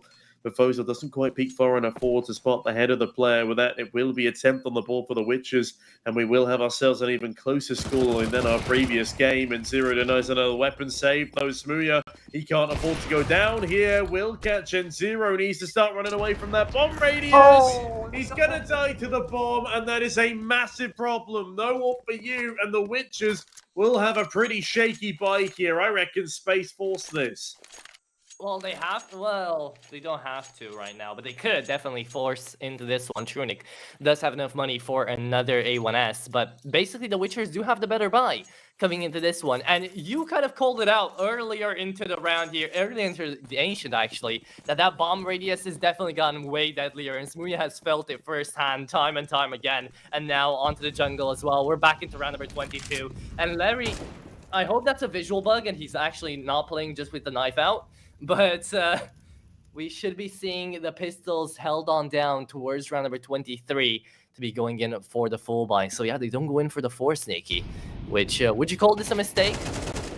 No, I wouldn't call it a mistake. I would call it being reasonable, being safe, making sure you've got enough money to contest for that finish line, as Larry is holding a Zeus, and the Zeus hasn't come up on the HUD. I thought he just left his pistol in spawn, I'll be perfectly honest with you.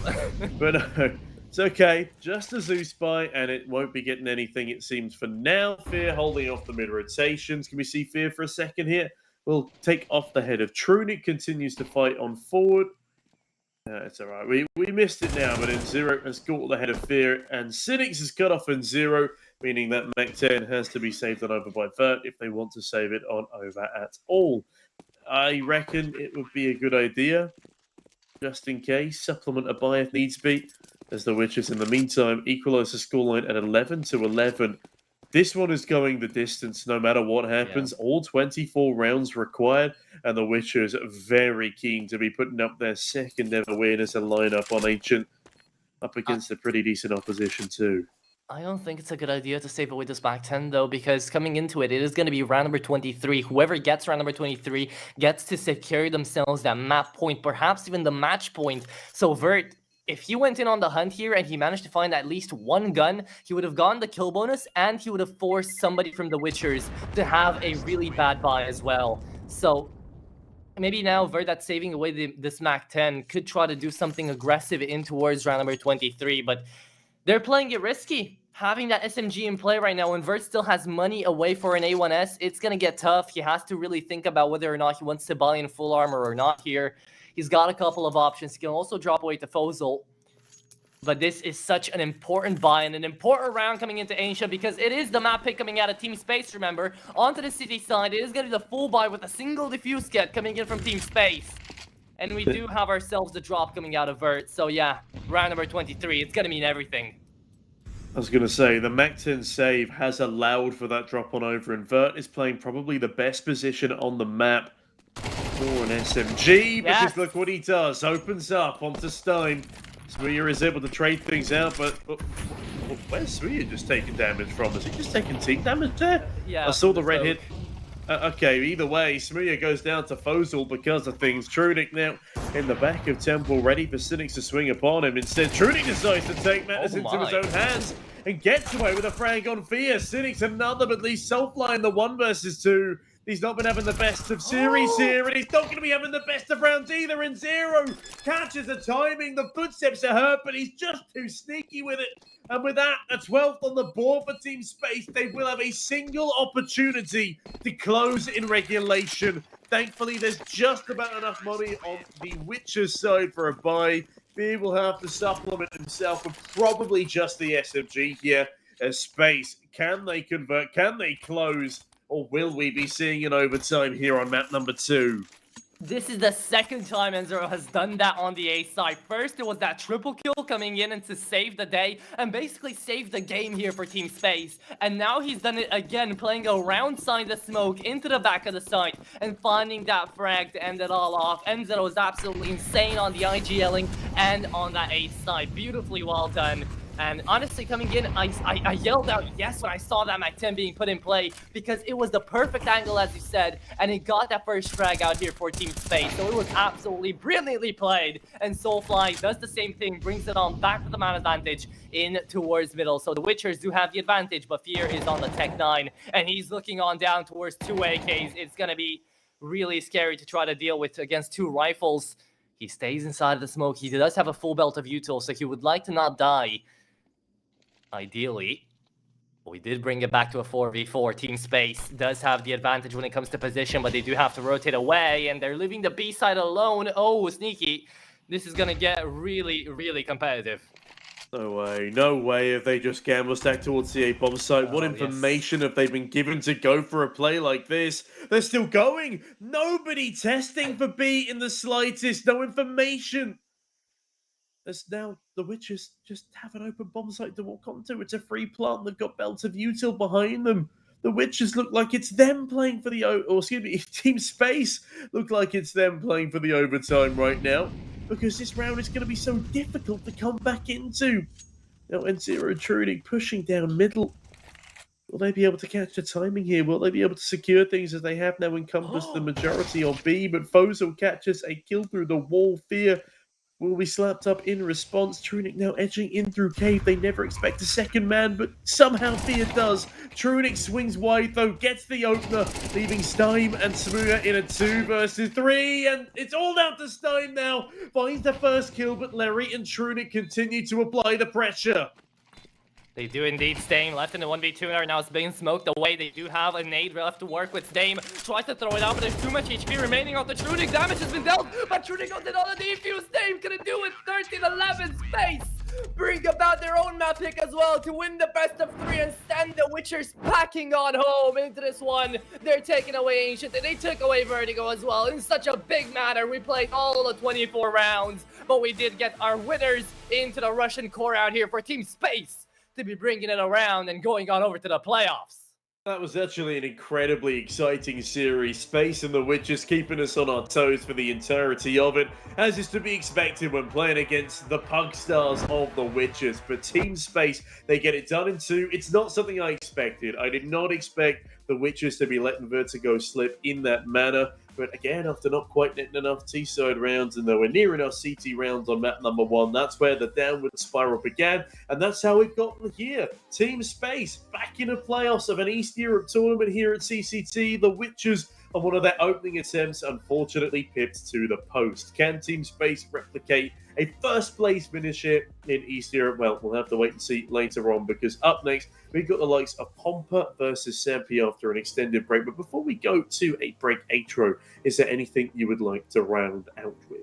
I just want to say that there were some crazy moments coming into highlights over here for this best of 3. Honestly, it was so fun casting it alongside you, Sneaky. And I do hope that you enjoyed casting it. I do hope that you guys enjoyed watching it as well as much as I did too. So coming on down into it, if you do want to tell us, guys, if you did enjoy, definitely be sure to let us know down there on our X's or on our Twitters right now, whatever you like to call it, on over down there and down there. X's. And yeah, X's. That is how it's going to be called right now.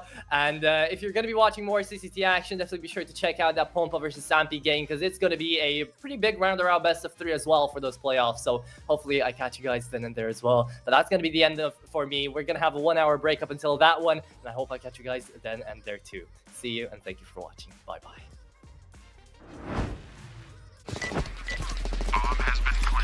A very complicated job, but I love simple things so much. One move, one push.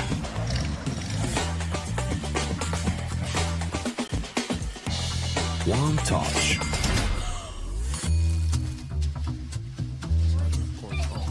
One love. One click. One X-bet. You look into your inventory and there's only... It's time to forget about this garbage. Here you will find everything to play with really cool skins. Open top cases. Upgrade dropped skins and turn your junk into a cool gun using the contract system. Every day, thousands of people upgrade their inventory with us. Hellcase.com. Look at yourself in a new way. watch the matches with bo3.gg, the official stats partner of CCT. Check out AI-powered predictions in live matches. Get access to live scoreboards packed with in-depth weapons and grenade statistics. Check out round maps in the match results. Extend your game vision with bo3.gg.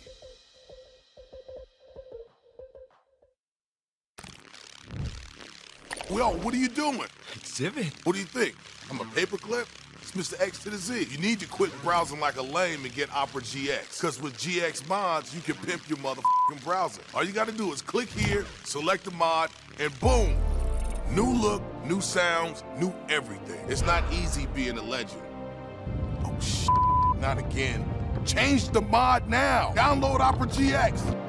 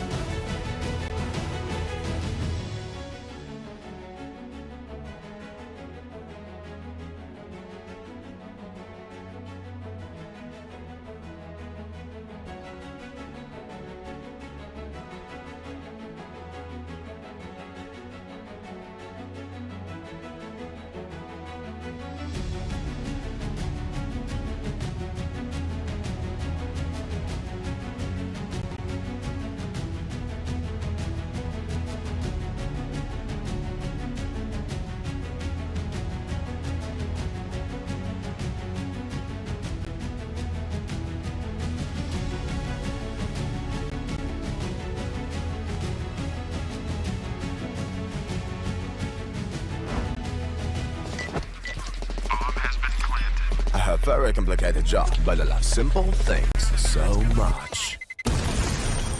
One move. One push.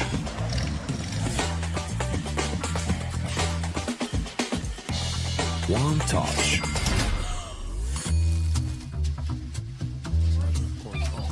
One love. One click.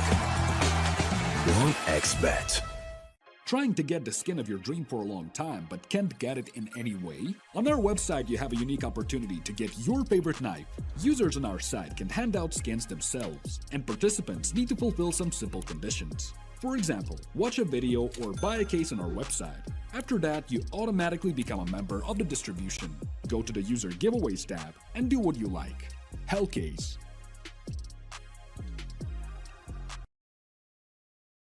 Watch the matches with bo3.gg, the official stats partner of CCT. Check out AI-powered predictions in live matches. Get access to live scoreboards packed with in-depth weapons and grenade statistics. Check out round maps in the match results. Extend your game vision with bo3.gg.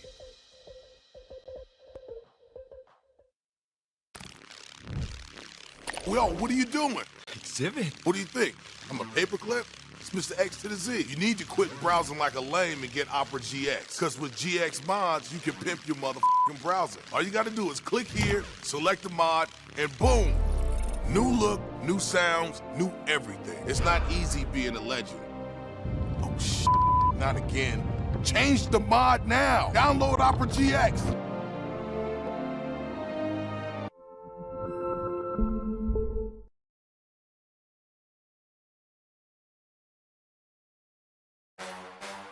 The champion of champions.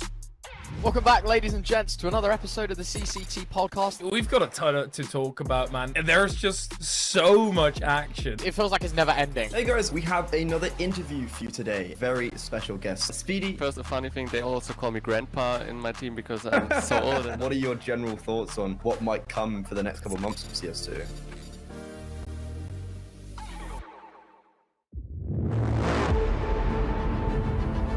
The hunger for glory feeds the desire. The courage to look for a challenge. To feed your ambitions.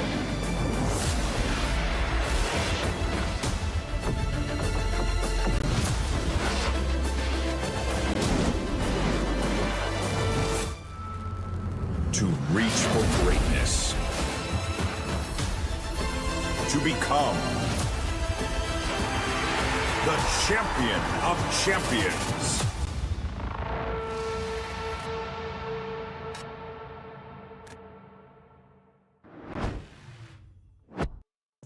Well, hello there, ladies and gents, and welcome back. It's just me for this one, but I'll be running you through Pomper versus Sampi, the 71st team in the world versus the 81st ranked team in the world, according to HLTV. My name is still Sneaky Beaky. I'm going to be running you through what is one of the last two bracket matchups in this main Swiss system. And honestly, looking at both of these two teams coming on in, it is a very close matchup. But before I go any further, let's have a look at that bracket to see where we are currently standing up against. All right, so as you can see in this 2-2 bracket, we've got Pomper, Ecstatic, Sampi, and Aurora Youngblood. Earlier today, Team Space were able to beat out the Witches in a convincing 2-0 manner, including delivering the Witches their first ever loss on Vertigo, despite the Witches putting up an incredible performance on it throughout the majority of CS2. Now, this bracket looks a little less strange than the previous playoff brackets we had. For example, over in the main Swiss stage of Central Europe 8, it was a wild reversal, but you know, you got Mouse NXT, you got Forza, 9 Pandas, and Team Space are sort of regular at this point, making it to the playoffs. Yes, the 3-0 of Metisport and Project G is a little bit wild. Movistar probably regretting buying up Davy G at a Project G with how they've been performing at this stage. But on the flip side, you know, you got Anonymous. They've never really showed any significant form since signing the Exonerist lineup. Zero Tenacity, they've been in a bump lately. PG Tour out, as is to be expected, but Spirit Academy going out 0-3. I'm not sure if they forfeited a couple of those games there, but that's definitely the most unexpected result here. Otherwise, Ecstatic being in the 2-2 bracket in the first place, that's a bit of a gut punch. Bearing in mind they were a team that, you know, were comfortably beating Virtus Pro only a couple of weeks ago. But in the meantime, it's Pomper, it's Sampi. So let's start off by having a look at the team composition of Pomper. Now, just to clarify, Pomper are playing with a stand-in today. Jedka is playing instead of Sly, so at least for today, Pomper is a Polish core again. Now, this team has been all over the place recently. They were looking really solid. They had Snacks as an IGL. They had a Polish team. They were doing well. And then, oh no, Snacks gets bought out by Gamer Legion. And after being slowly assembled over the course of many months, Pomper starts to fall apart again. 71st is not a nice world ranking in the depths, the doldrums of Tier 2 and 3, but it is Morels, Emmy, Han, Jedka, Beanox, and the coach of IMD. Pretty familiar names if you've been hovering around this Tier 2 scene for a while, especially in Poland. Emmy now coming on over to IGL. As you can see, his most recent team before that was Partizan, or actually Tyloo. That was a weird stint. But looking at the other team, let's have a look at Sampi. We've got the Elive, Mattis, Fino, Savannah, Tanked, and Beefle. Now, these guys as well, not been having the nicest of times in recent months. They've got Mattis, who is still by far their best player. He is their star rifler, a 1.24 rating in the past 3 months.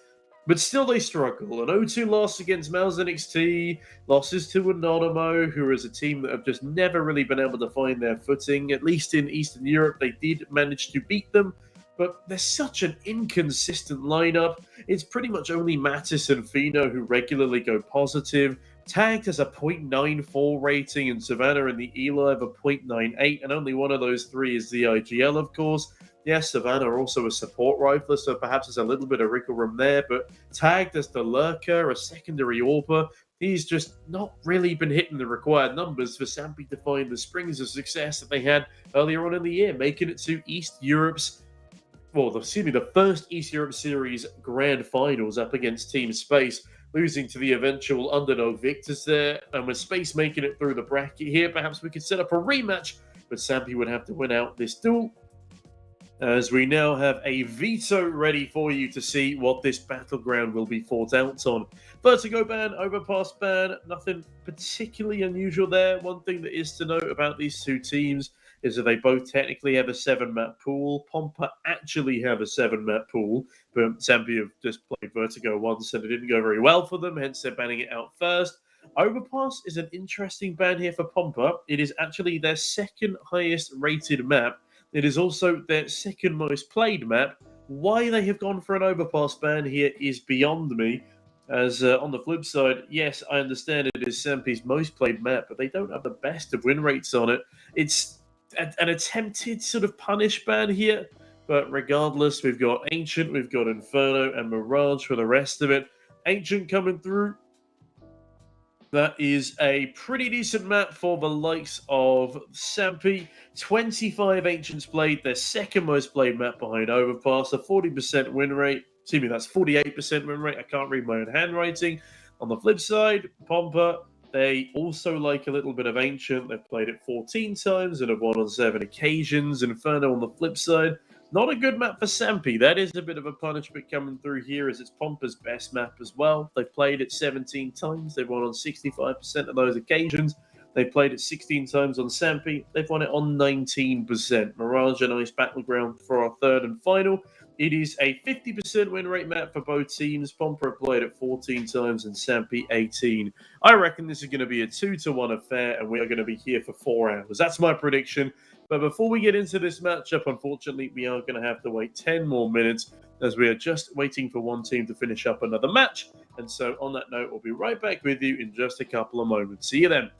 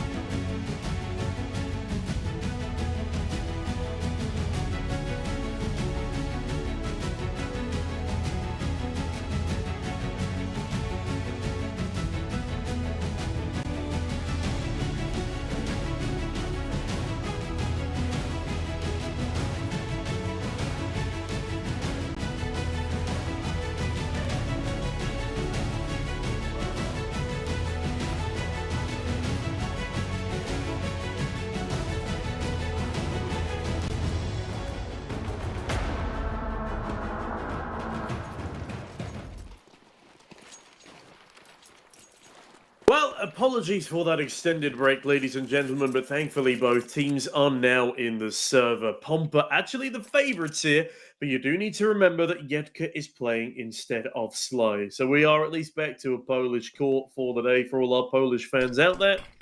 That's now Util raining on over towards the B bomb side as it's Sampi starting on the T side of their map pick, charging up onto the B side as Hahn, firing above the smoke, will not be able to find anything. Instead it's Mattis with a bit of pace, decapitating Jedka. The stand-in gets a trial by fire, and unfortunately in that fire he gets rather burned. Bomb planted by the Eli as he stays alive, and Sampi looking pretty good in this post-plant. Timer ticking down on the bomb as Emmy and Hahn take up space towards the side itself. U2 runs on in. Matisse, the star player, has just found 3 francs to his name. There's a reason they call him the star, but Morales extinguishes him before he can find anything further. Thankfully, Savannah's there to pick up the pieces. 2 nice kills for him. And Sampi, a very nice pistol round indeed. Pomper likely going for an eco here because they were flattened towards that B-bomb site.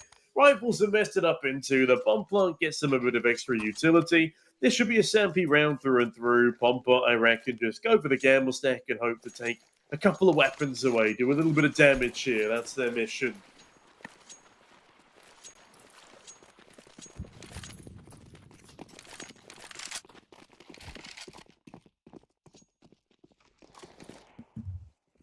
Sampi now taking control of both middle and B lane. B is a completely open bomb site right now as Pomper have gone for the wrong gamble stack.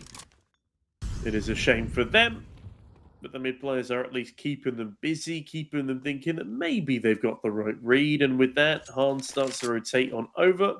It's an interesting lineup, this Pomper team. They've currently got 2 IGLs on the squad in Emmy and Hahn. Emmy, not Polish, neither is Sly. Hahn, a Bulgarian player. Yeah, taking the IGLing mantle off of his shoulders has freed him up to be the highest rated player on the team, a 1.16 rating in the past 3 months. Pretty impressive for the AWPer. As the E-Live, not too impressive there. Deals with one of the first pistols, just needs to keep himself alive along with the rest of the squad. And maybe farm up a little bit of cash, but honestly, keeping these guys alive, I mean, it doesn't really make too much of a difference. If Sampi had a Mac 10 player here, I'd absolutely say go hunting, but there is really just no need to go for any stat farming in this instance. All of them are saving a main. Sampi's job here is just don't die.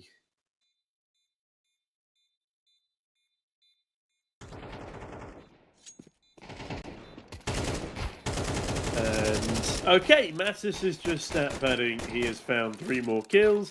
Whips out the Glock. Again, I'm not massively happy with this, but at the same time he survives, so go crazy. 7-1 in only round number 3. Mattis will not get the ace, but close enough, as now this is the round they actually need to make sure their heads are screwed on for. Buy rounds here for Pomper. Util invested into. Rifles galore as Morels. What's the purchase here? It's the classic A4. A rifle that I've been using increasingly more often myself. I find that the extra 10 bullets can be a lifesaver, especially with how bad I am at spraying. Yeah, I played a game of Ancient last night with B-Dog, a fellow CCT caster. We went 12-1 down, coming onto our T side of Ancient, and then won 16-12 in overtime. So I'm pretty good about Ancient right now. It brings a smile to my face seeing it again here, and it also reiterates just how incredibly T-sided this map has become. Possibly not reflected in the stat lines in the top 30. But the fact that this used to be a 60% CT-sided map in top 30 teams, it's just been a wild, wild turnaround. Yes, teams have a better knowledge of the map now, but the timings are different. Ironing out those cubbies means it's a lot easier for the T's. There's less angles to clear. Vino clears out the first player on B ramp, but Jedka and Emmy have just absolutely decimated the rest of the offensive line. Matt is now the man who has to lift Sampi constantly onto his own shoulders. Left to try and find some trades, tagged as well, sitting 0-0 right now. Hopefully he's able to activate sooner rather than later. Yeah, it's a 2 versus 4 and a fairly winnable one at that. Emmy and Yedka are ridiculously low. That's a nice nade onto Mattis, and with 30 seconds to go, they are running out of time, and they need to start doing something quickly. They want to stand a chance of getting the bomb down at all. Yeah, not going to happen. Tagged. That's dead to Beanox. Mattis walks through the smoke, and he gets a freebie. And that's a great round on the board for Pomper. They win the opening gun round. And Sampi, they've got a decent enough economy for a reinvestment here, but it's definitely not going to be the strongest buy in the world. No warp. And Pomper, that was a comfortable finish.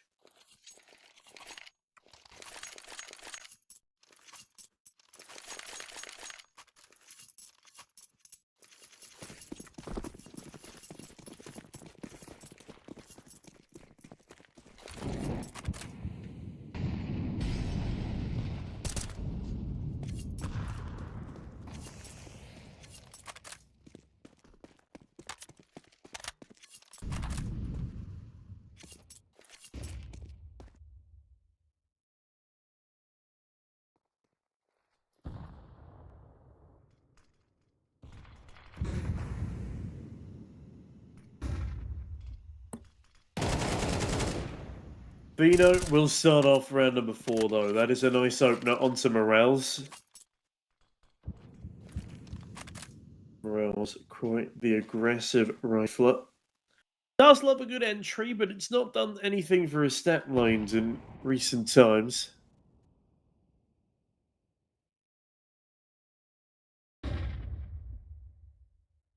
There's Sampi. Sticking their tendrils in towards that B bomb site. Still have a shallow routing for now.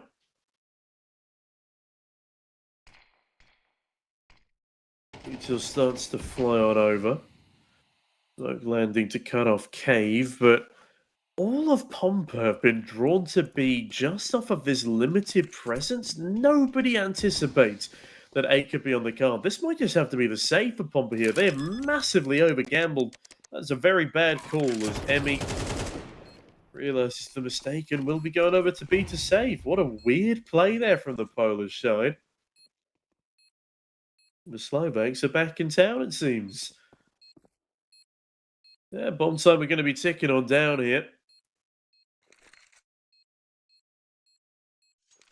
Not enough money for the hunt for Sampi. Not enough money to play exit franks for Pomper. They want to keep these 3 AKs on over as well.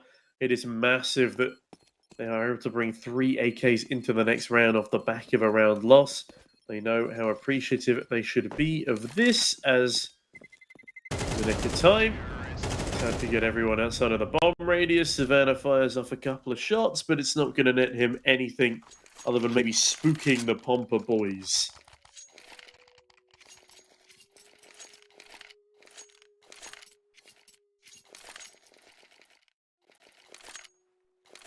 Another gun rounds here, though, off the back of that saving.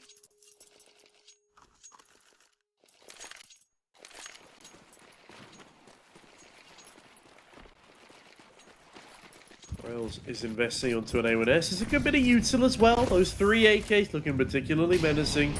Actually, a stronger buy than what the CTs, or excuse me, the Ts are afforded. It's hard to force Vito nothing on the entry this time. Arnis has doubled up, and Morales is looking for some of the action too. This is a massive response from Pomper. A great idea to save in the previous, but hold on a minute. Savannah and Mattis have found one apiece. The Eli also still in the action. As Morales gives up his position towards Cave. Information given up here by Savannah, but can he find the ramp pusher in Yedka? Does Yedka even know he's here? The Eli, big frag onto Beanox. Timing, though, eludes Savannah, but the 180! It's marvelous, leaving only Morales in the 1 versus 2, and he's going to rotate over towards the wrong bomb site. A tragedy here for Morales. As Sampi looking for their 4th round now, despite being at a heavy disadvantage. Hold on a moment, though, they pump the brakes. And this could come back to haunt them. It is a free plant on B right now. Not that they would know this. They just need to get a move on.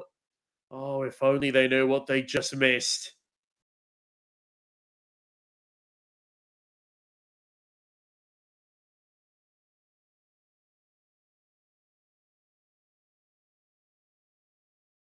They were really hoping for some CT aggression down ramp there, but timing narrowly eluding Morales as Elive does not check his corners in the slightest. Savannah bags the bomb, but also a hellfire of lead from Morales, a hero in the round, a 1v2 converted.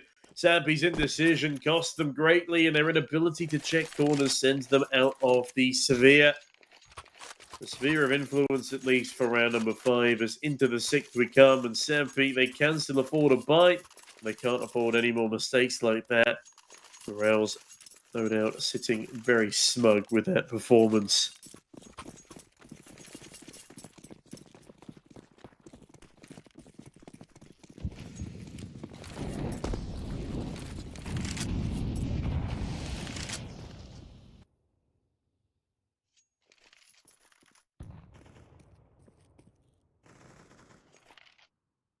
Savannah does open up into this next round, and that's a kill that goes untraded. And there's a lot of A presents stacked up here towards the Sampi side. Beanox still waiting for someone to make the first move, though. He doesn't want to be the one to die overextending. Hassan is praying for an overextension in the meantime in towards Donut, as that's where he was positioned for a good deal of that opener of the round.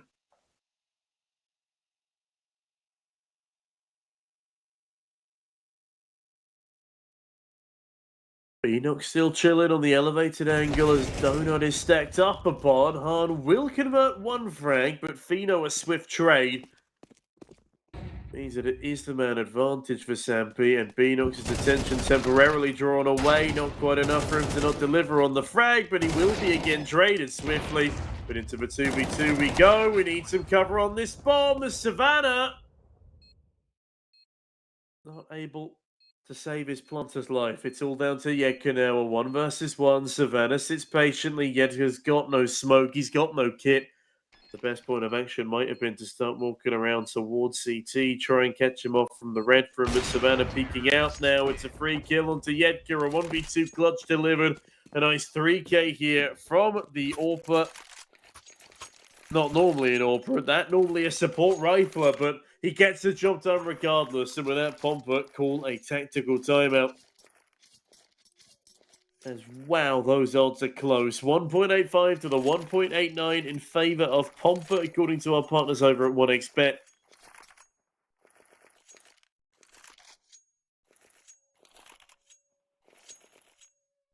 But this is really anyone's game to take.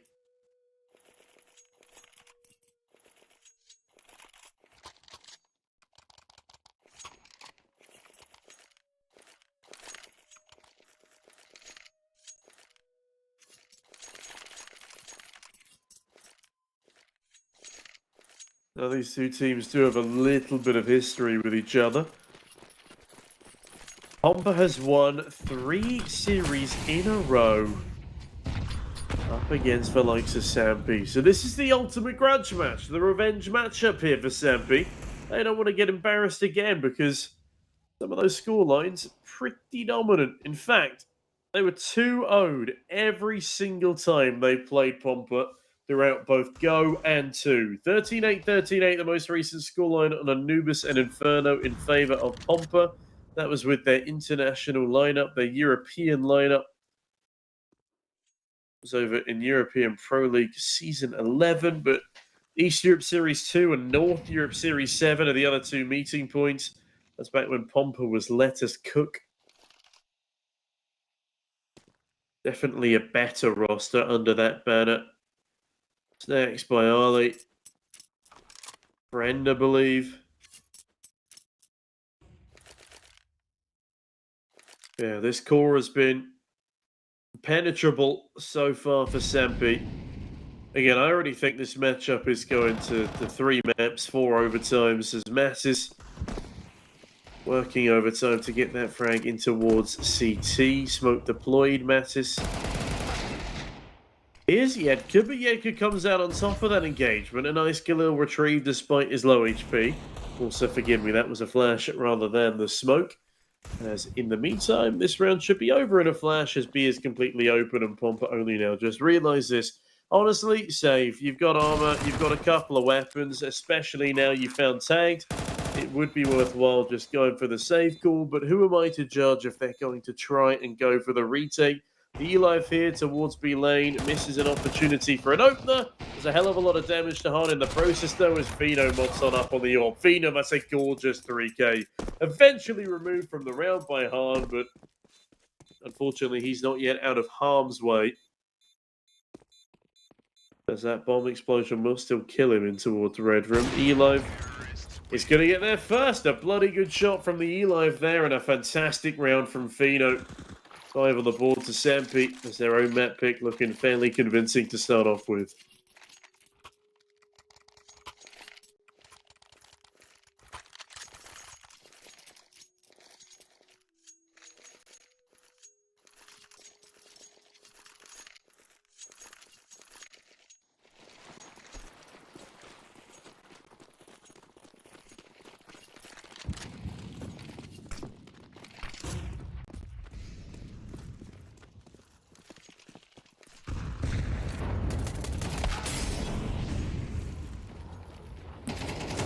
Okay, bit of early contact taken as Mattis loves an eco-frag. Savannah. Follow up as everyone's just firing off through smoke here. Morale's getting battered and bruised. The E-Live, important that he picks up the rest of these kills on the Mech 10. Him or Tagged at least. Actually, probably more important for Tagged because he's had a horrendous start. Lowest rated player for this Sampi side needs a bit of confidence. A couple of eco Mech 10 frags in order to get himself really started on the server. As the bomb in the meantime sits patiently in middle as the rest of the squaddies do some clearing. Thanks. Charges forward. Han and Yedka dead.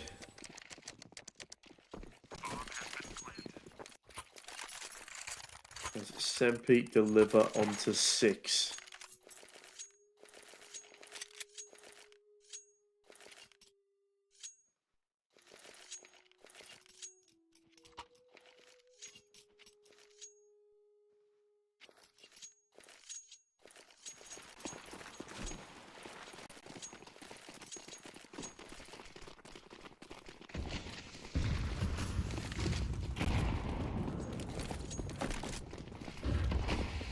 Now they're going around here for both sides.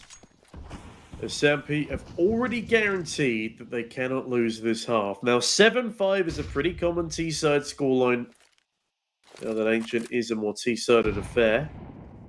Anything more than that is a massive bonus. So Sampi need 1 more to be comfortable, 2 more to be in prime position.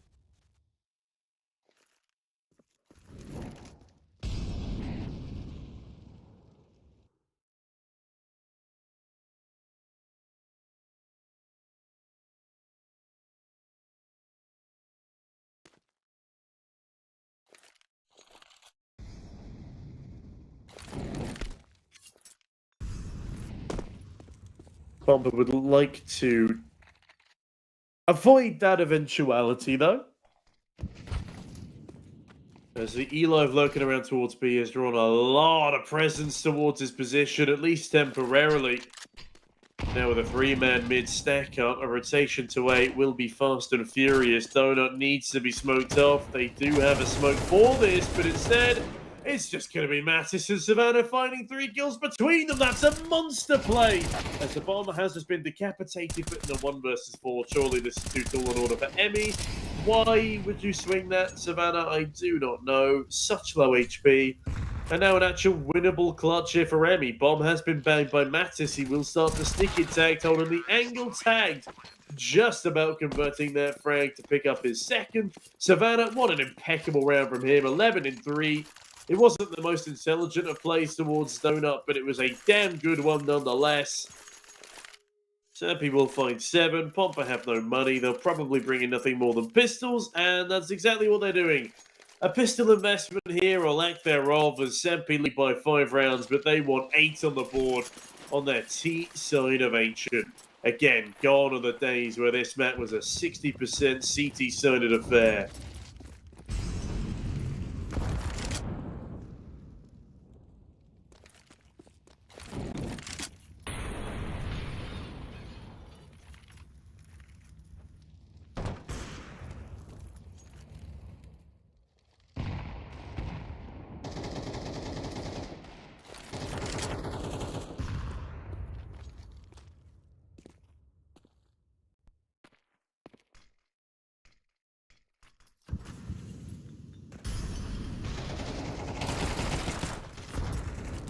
Fino and Tagged will open up. Morel's at least finding a trade with a 5-7. Is only a single consolation frag for the time being. That one from Hard makes this a little more menacing. Bomb on its own in middle. Beanox undetected. Neutral deployed. This should still be a stabilizer, but Sampi can't afford to rest on their laurels. This is getting a little bit dicey, a little bit dangerous, and then Mattis does that through a smoke. Mattis finds Beanox, and the panic is over. Morels has himself an AWP in mid. Does he go for the 1v2, or does he do the sensible thing and save in a disadvantageous situation like this? And the answer is, of course, save. The Sampi have saved Grace, saved Face. They put themselves up onto 8 and are looking to win their first map ever against the core of Pomper. Today, yeah, looking like it could well be their day. Remember, this is a T-sided affair, so let's not get ahead of ourselves. Not yet, anyway, as that bomb goes off.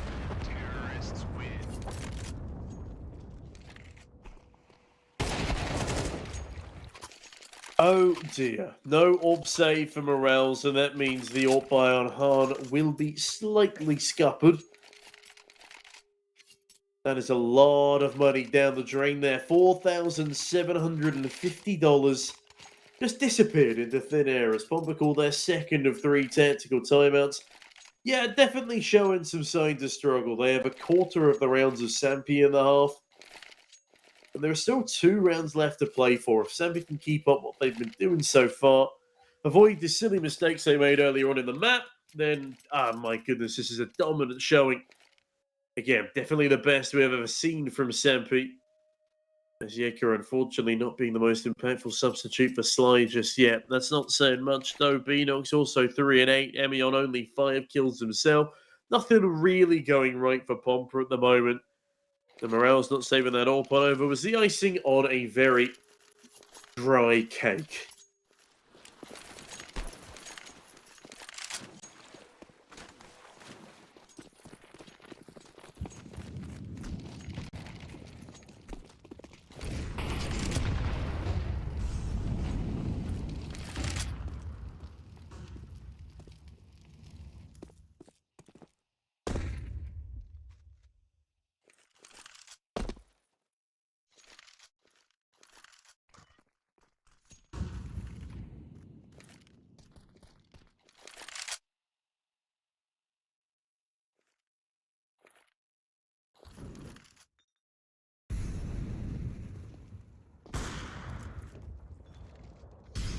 Okay, that's a pretty nice AWP tag landed onto Savannah there.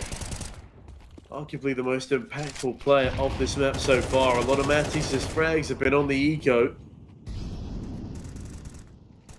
At least 6 of his frags have been against pistol near unarmored players. Savannah's been digging deep, doing the dirty work, and that's what Sampi will need to do here in order to dispatch of these 2 cave players.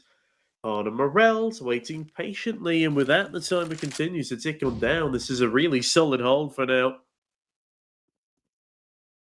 But the problem is, K's not going to be challenged. It's the one round that K doesn't have any semblance of it. The Donut is instead fought for, and how the Elive gets away with one there is absolutely beyond me. Beanox drops a nade on through as Mattis will get murked where he stands. It's up to Fino, but Hung comes in the back lines, and that is a much better round from Pomper. Not been able to compliment them about much in a while, but with 3 players left alive and a stern efficiency in that previous. MP do need to still watch out, as they've not converted this map just yet.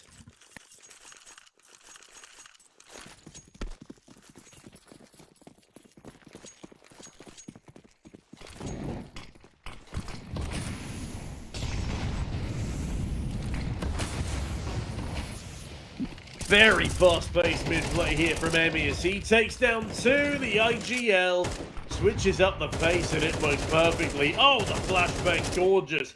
He's just found 3 kills, all out on his own. Tag spam down and Fino in the wrong position entirely.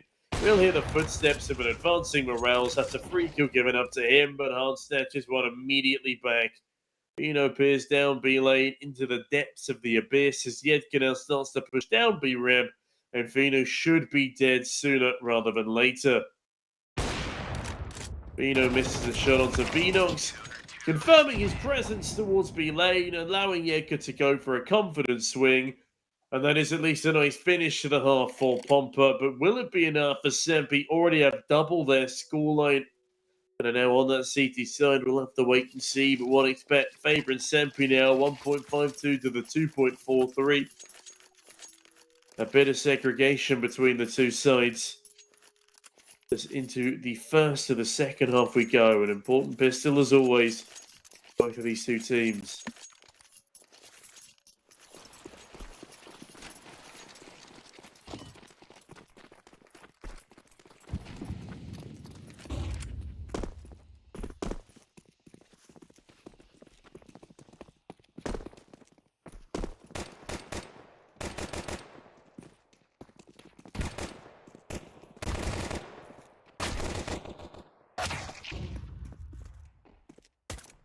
Okay, a couple of pistol kills opening up this next half as Sampi come out on top again.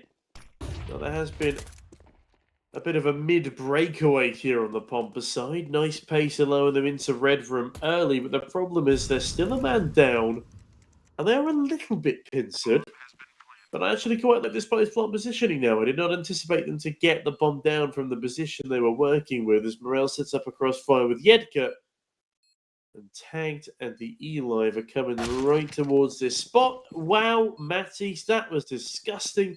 Yeah, Curran Hard in the 2-on-4 do still have time on their side, though, but Savannah has the raw aim and just an overpowering nature to him. The Sampi will pick up 9 early doors, and Pomper going to be really wishing they'd held onto that post plant a little longer.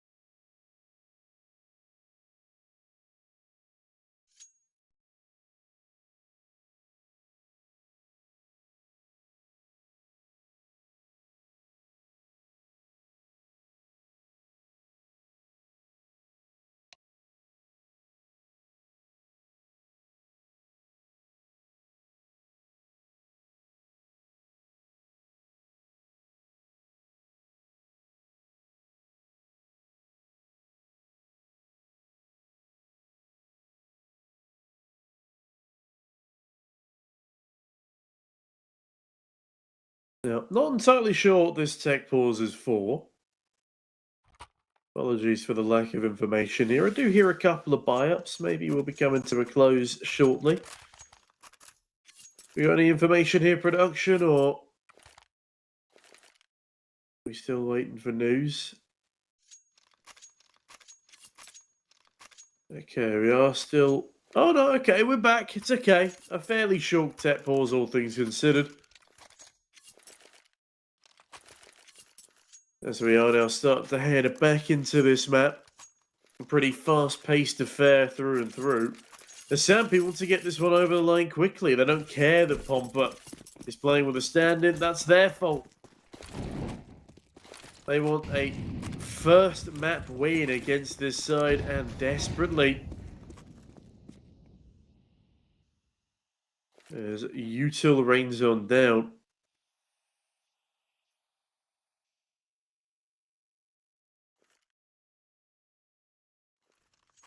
Pomper have a 5-man stack towards the B double doors, ready and raring to go.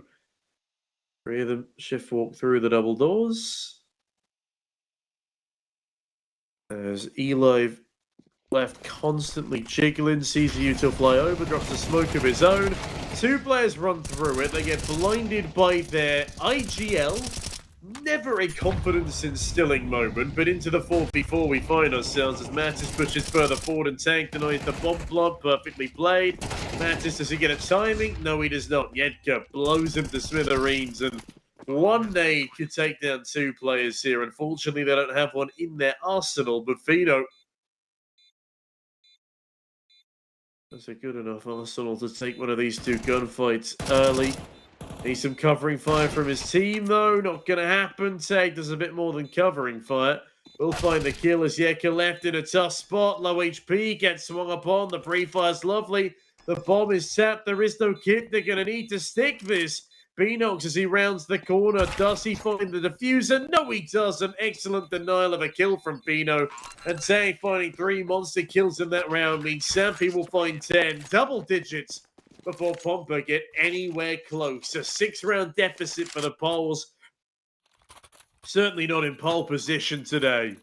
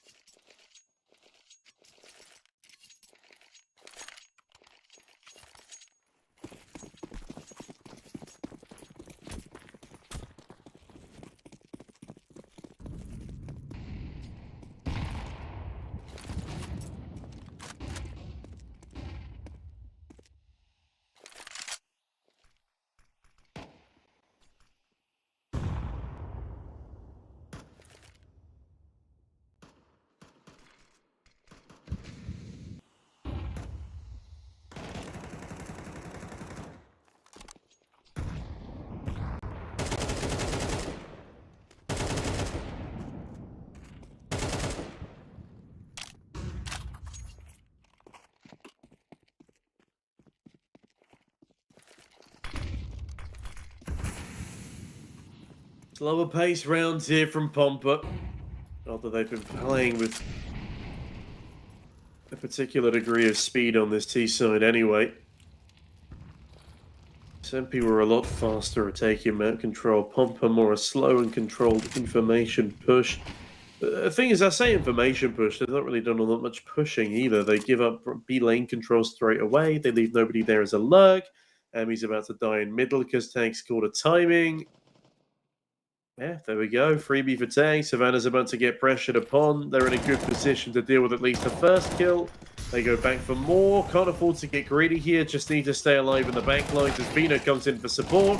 Beanox gets a single frag. I don't think I've said Beanox's name all game as Sampi win the round 11-4. This is dominating right now. Savannah, my MVP for sure.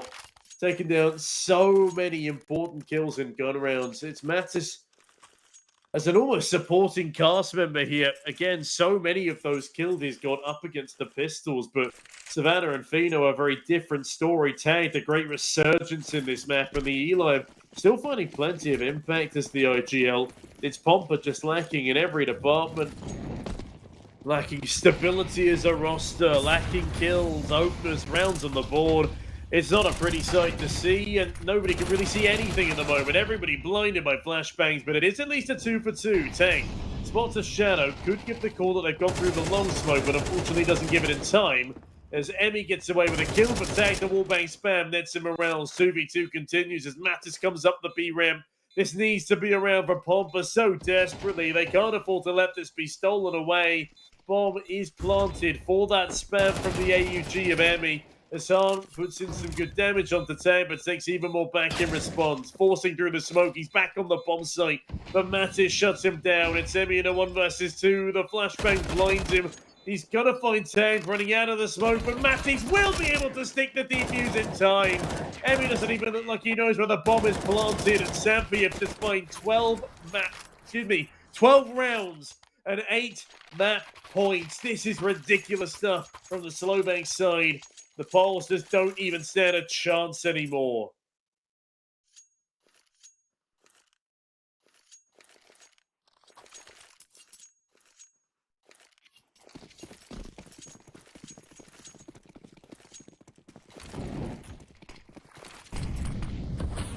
"14 times they've played this map and have won on 7 occasions, yet this is how bad Pomper are looking.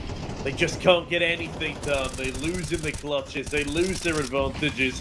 But at least Yetka's netted them another. Look at that spam damage, though, from Tagged. Unfortunately, Tagged, all his opponents will be. He's the one who falls for it. As the E-Live doubles up in middle. Perfectly done. A 5v3 turn 3v2.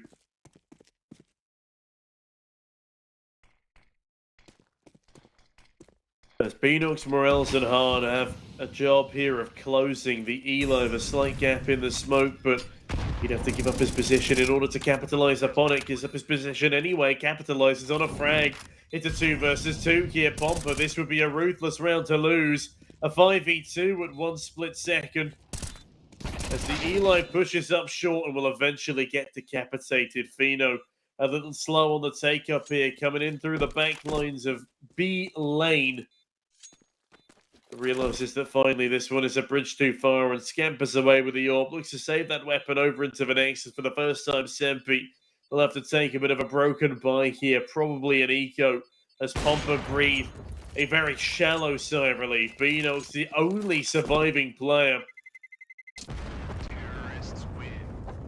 Yes, he can drop 2 weapons over, but no, Pomper looking like they certainly can't win out this map.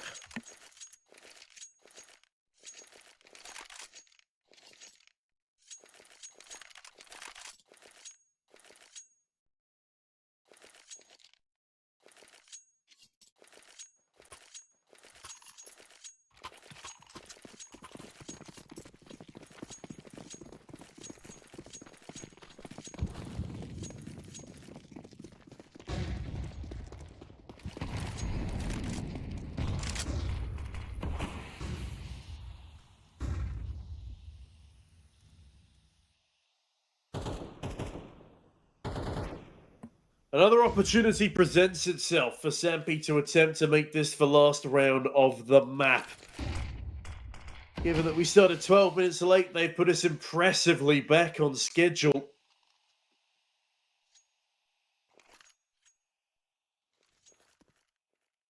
But it is going to be 3 MP9s a dig around Fino's AWP there. It's a risky force bite. And Pomper needs to capitalise on this risk. Crash them harder than the stock markets. Well, a 2008 on Sampi.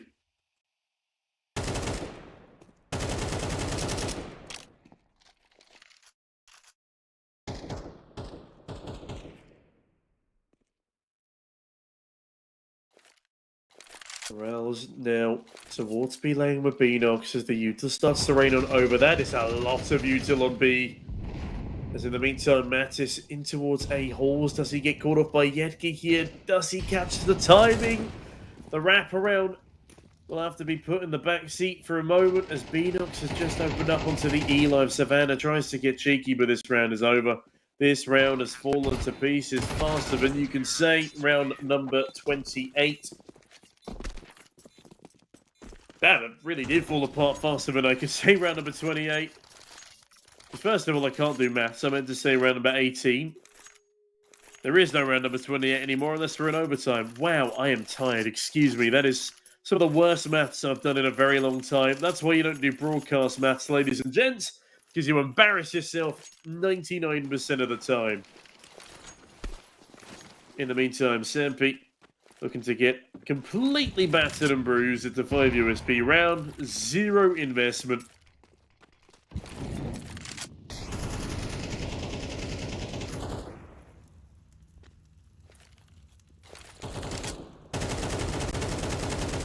Wouldn't it be lovely if Sampi were able to get an A push here coming in their general direction? I don't think it's going to happen. Pomper are pretty comfortable playing around B at the moment.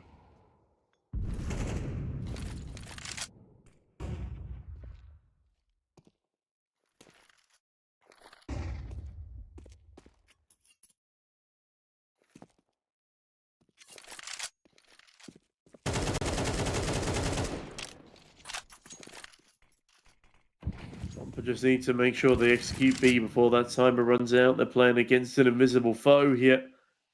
The reason their foe's invisible is because they do not exist. There is nobody stopping them from pushing onto B. Sampi realise now that A is probably not going to be where they finish up, and so start legging it through towards T-Spawn. Maybe they get a kill for this. It'd be nice to see them get a kill for this. The Pomper in the meantime looking for a flawless round, a perfect hold. As Yeka has been sent back to hold off this double doors push. Whether he'll be able to do it up against 4 pesky pistols, we'll have to wait and see. There's now exits of an aim of the game for Sampi. Let's see if they can find anything in towards the sewers. for Teenage Mutant Ninja Turtles will not be netted anything. It's Pomper saving towards middle, and yeah, tagged is too far away with too bad a weapon to even attempt to get a kill here. Still at bang, and Sampi is gone. As Emmy does go down to the bomb. Okay, they get 1 kill out of the round. But now 5 opportunities to close.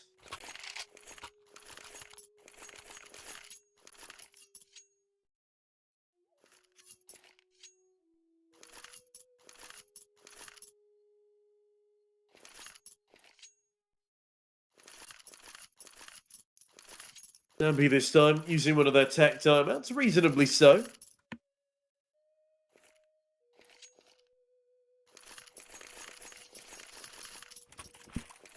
Don't want to let things get too out of hand. As finally back on the orb for Fino and AUG for Savannah. It's the lack of util that worries me the most for this Sampi CT side. You know, where are my Molotovs? Where are my extra flashes? Molotov's one of the most crucial pieces of utility on Ancient. Because of the sheer amount of rushes and cubbies and all sorts. Yeah, with Sampi not having any and already using up all of their util but 1 smoke and 1 nade. Pomper just need to capitalize on the fact they can overwhelm easily here. And also the fact there's only a single A defender in Savannah. Yes, he is one of the top fraggers right now. Putting on a great show throughout the entirety of this game. But needs to show up in spades here. As util starts to rain on in, and that will cut off his support mechanism. Savannah needs to survive this. Flashbangs come on in, and Savannah goes 1 for 1. Normally not too bad, but given the circumstances, a multi-kill seemed required. Bomb planted, a scurry of rotations called over, 1 smoke for a retake.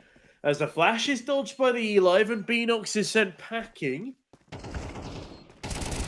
Emmy, though, quick with a trade. So is Mattis. Mattis spies another. The spray is good. And it's all down to Emmy. Emmy removed from playing without Sampi will win out the map 13-7. And I don't know why I was ever getting worried. Pomper brutalized on our first map of the series. Sampi proving why they picked into it. Up next will be Inferno, though. Where Pomper stand a much better chance. Inferno was a prickly one, to say the least, for Sampi, but we can still at least congratulate them for a dominant performance on their own pick. Let's see if they can keep that up after this short break. See you in a moment.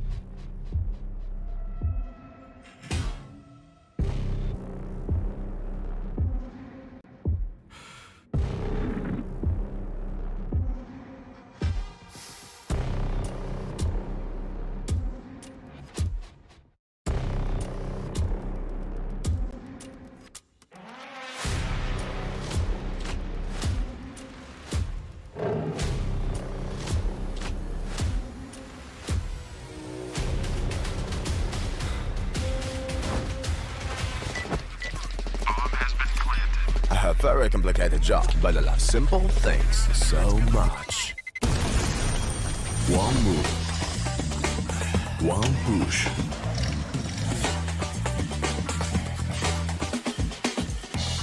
One touch.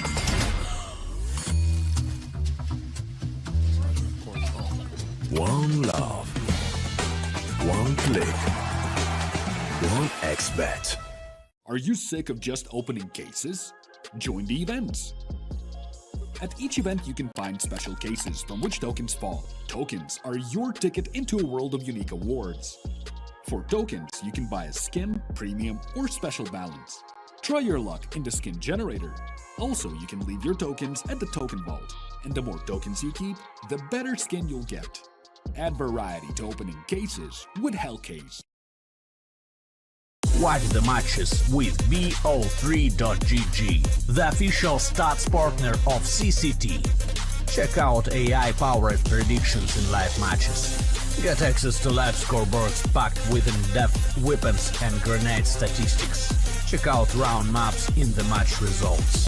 Extend your game vision with bo3.gg.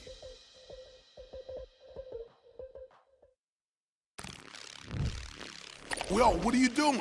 Exhibit. What do you think? I'm a paperclip? It's Mr. X to the Z. You need to quit browsing like a lame and get Opera GX. Because with GX mods, you can pimp your motherfucking browser. All you gotta do is click here, select the mod, and boom! New look, new sounds, new everything. It's not easy being a legend. Oh, shit. Not again. Change the mod now. Download Opera GX.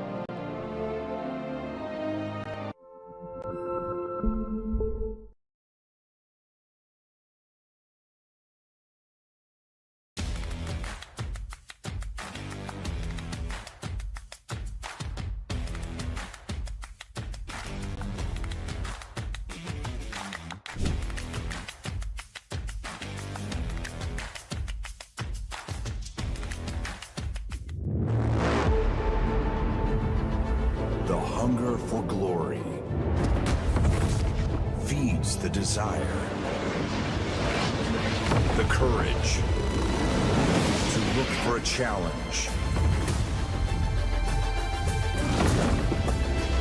to feed your ambitions.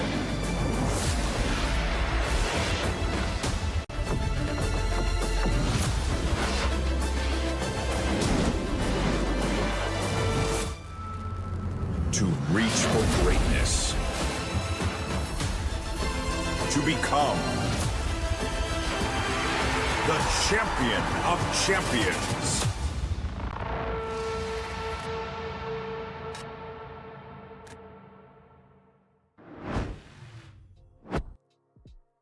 Hello, ladies and gents, and welcome back again to Pomper versus Sampi. We're still in the 2-2 bracket here, and we are looking to find ourselves another playoffs contender and are sending another team home off the back of the result of maybe even this next map. We're going into Inferno now. Sampi took a commanding lead in that first map, and this is the first time they have ever won a map against this core of Pomper players. So let's see if they can continue on that streak. But given that it's Inferno, I do have my reservations, at least for map 2. I mean, they have played Inferno 16 times in the past 3 months, which is a pretty healthy number, but they have won only on 19% of those occasions. In fact, to give you an actual number there for those of you who are struggling with the maths as much as me, that is 3 wins and 13 losses. That's not fantastic. Oh, good lord, look at their loss streak. That is an incalculable number of losses. They are currently on a 12-loss streak on Inferno. And it's not even been close most of the time. The last 3, they've at least made it to double digits, but 4 rounds against the Chosen Few, 8 rounds against Pomper last time they played it here. That's a sticky one. And these haven't been like crazy teams either. We're talking Mouse NXT, Enterprise, a broken Sprout, Eclot twice. Yeah, this is underwhelming to say the least from Sampi. This is a required win right now. So not only would it break a loss streak of 12, it would also be nice to finally exact their revenge on the likes of Pomper, who are only 10 ranks higher than them in the world, who are currently playing with a stand-in. Sly is out for Yedka today, and Yedka is statistically a higher rated player, but he does have to assimilate into the Pomper lineup in a matter of hours. I don't think that's happened so far. In fact, none of Pomper have really massively impressed me today already. We've had a couple of cool moments. Harness hit some nice shots. Morel's had a really nice 1 versus 2 clutch. Otherwise, yeah, Emmy's been like team flashing. Yedka has not really had any stand-up moments. Beanox I talked about maybe twice in that entire map.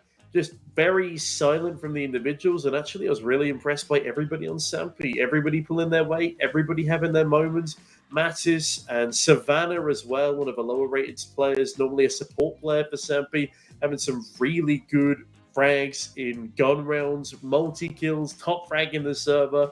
There's Fino as well on the AWP, held their line, and Tagged even had a pretty decent showing coming towards the end of that first half. Yeah, everything looking good for Sampi right now. Not much looking great for Pomper, other than that Inferno is their best map, their most played map, and they should absolutely dominate Sampi on it. I do reckon we go into 3 maps here. If Pomper don't win Inferno, that is a massive slap in the face. So no pressure there to Pomper. But yeah, they should be able to take this one comfortably. But on that note, the odds going to be waiting about a minute or 2 more to get that last player into the server. So on that note, to stop you having to listen to me rambling, I'll be right back with you in a couple of minutes, but we are going to head to a very short break.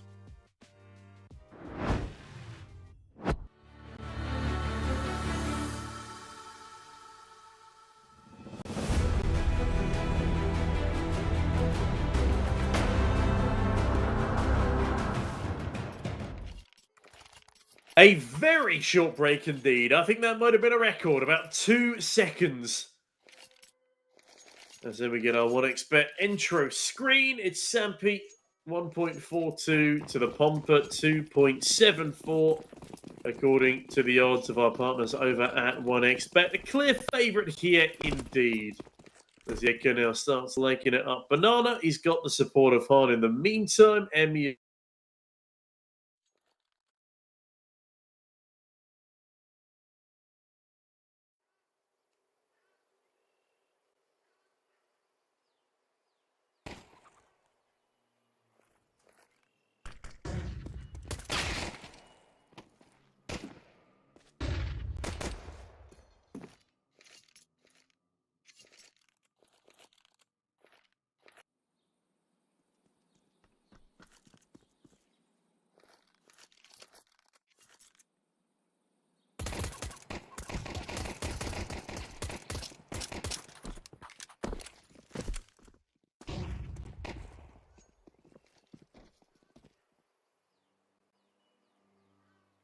Apologies for that. You lost me there for a second. Internet deciding to cut out mid-pistol, but thankfully we are still underway. And thankfully, Tag has the perfect position here. Beanox, oh, he's overlooked it. Realizes his mistake, tries to 180. Tag still alive.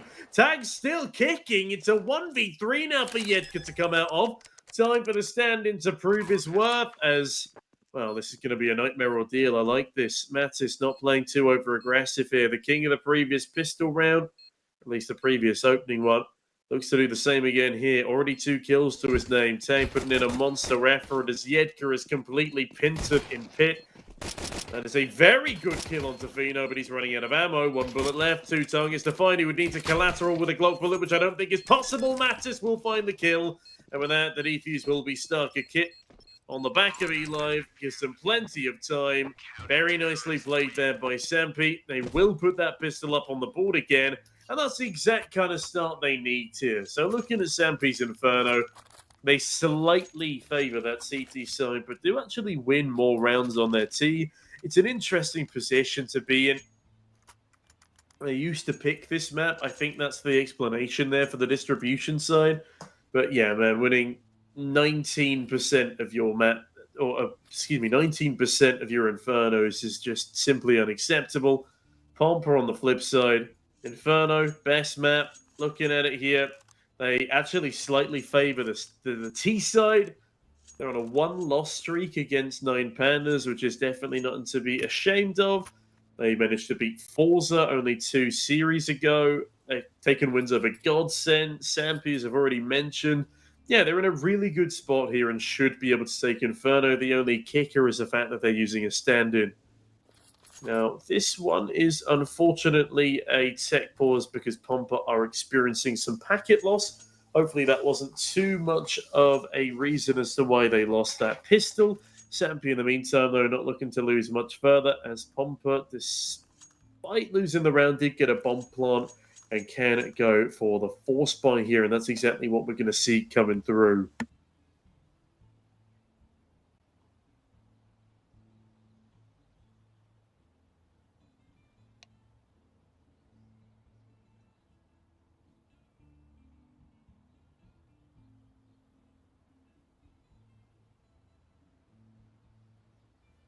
Okay, it seems Pomper are experiencing both packet loss and player loss.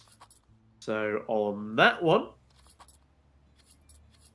I think we are going to go back to a short break. Apologies for this, ladies and gents. We'll be right back with you in a couple of moments. Please stand by whilst we get the engineers working on a fix.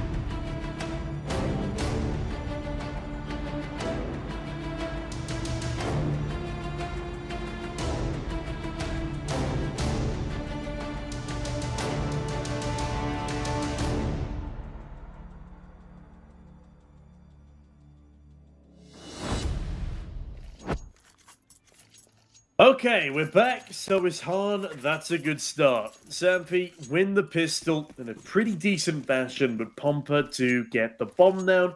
So they've got enough money to at least go for the force investment. Beanox, Yedka, Han on the rifles, Emmy on a pistol in order to buy util. Morels is the same.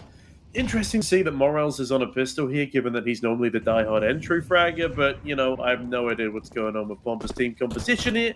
So it appears times they are a-changing as Savannah changes up the pace and has already taken full banana control. I like this from Savannah. And he takes 0 damage in the process, unlike Yedka, who gets chipped up by a frag grenade.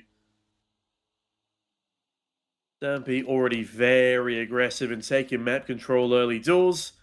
I like this. Support from Eli as well, but they do appear to be wanting to potentially give up banana control, or is that just an exchange of utility there?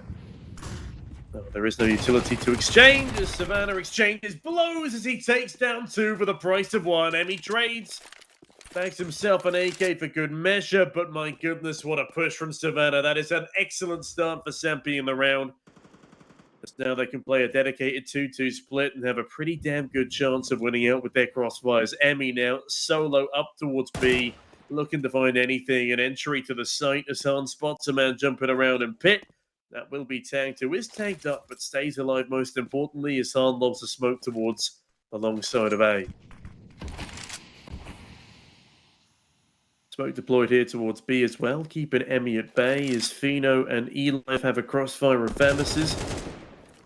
No more util for Pomper, no more util for Sampi, but at 14 seconds to go for an execution, Pomper definitely a little worse for wear on that statistic. Emmy, excellent opener. Do they anticipate Fino to be on the back of the bomb site? No, they don't. Bomb denied. Round is over, and Sampi win it on time.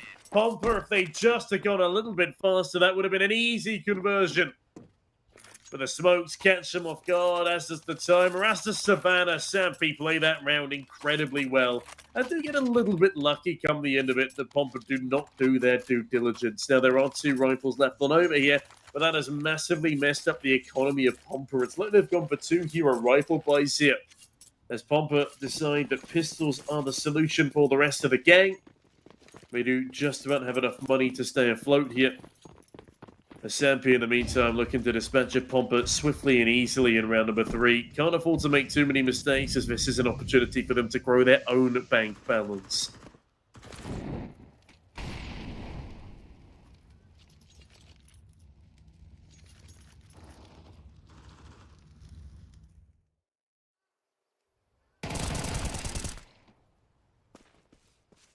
Great start there from Mattis as Beanox is removed. And Fino just walks in with his back to no trading opportunities at all. Terrible spacing from Pomper, and Han only good for a single frag. 1v5 for Han required in order for this round to be picked on up. Speaking of picking things up, that is an AK added to Han's portfolio, but man, he is so trapped right now. Wings wide, bait and switch played there. Tagged execute to Mattis. Okay, Sampi aren't exactly guilt-free right now, but Pomper definitely the masters of their own demise for those first couple of rounds. Now, 3 AKs brought up into in this next one. Emmy and Beanox will have to go for a weaker bite. Pomper's economy never in a comfortable place, at least not for these couple of openers. Sampi, they're not exactly in a comfortable place either, but much more so than their opposition. And they've also been playing a pretty nice start to the map. Let's see if this continues as a smoke deployed towards the bottom of Banana. Thrown all the way from CT Spawn. I like that. That's a smoke that I'll need to learn, but Inferno is currently the only map I am yet to play on Faceit CS2. Inferno might insta-burn along with Mirage, because all my homies hate Mirage and Inferno, the most boring maps in the pool to play. Not too bad to watch, as Pomper wants to ensure that they're not watching the rest of this tournament from the sidelines. This needs to be around, as Sampi attempt to spiral things in their favour. Nice molly. Denies a double mid swing, but if there was to be any swing towards middle, it would come from Boiler. Morel's the first to take contact here, if at all, as Matty's the back of him is spotted, but Morales says he's not to force the affair, not to try and capitalise. Rotations caused and tagged now. Pretty much the entire front line out on his lonesome. Emmy and Yedka start falling back from Banana. A does appear to be the point of call. As a crossfire assembled to try and deal with a short play. Nice flashbang blinds up Morales entirely. 30 seconds to play with here. We're going to need to see a sampi rotation and a masterclass from both Tank and Mattis. 25 seconds, flash reigns over. Mattis on top of the boosted boxes. The back 10 reads into it. Tank does also pick up a frag. Fido another. But Morales has just doubled up on the spray. Lovely stuff there from the entry. As the bomb goes down with seconds to spare. Savannah and the E-Life have no utility. This might just have to be the save call. I reckon it will be now. Despite Morales' low HP, Pomper finally putting their first up on the board. As the E-Live can't afford to overextend here.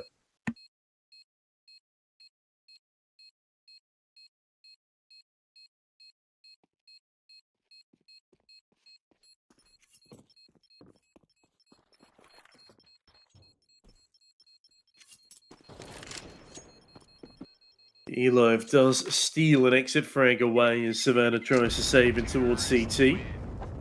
Does he get swung here by Beanox? It would be ill-advised, to say the least. Ooh, Hahn almost got the timing, but no. Sampi survived with 2 alive. There's a decent amount of damage is still done to Pomper, but the real question here is, do they go for the force buy or not? Savannah and the E-Life could drop an SMG apiece. Another rifle could be invested into untagged.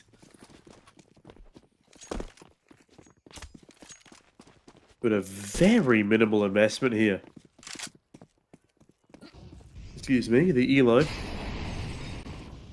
Fires a smoke and a flash, drops a flash to Fino. The rest of the boys on Deagles as Tag looks to be saving up for the AWP here.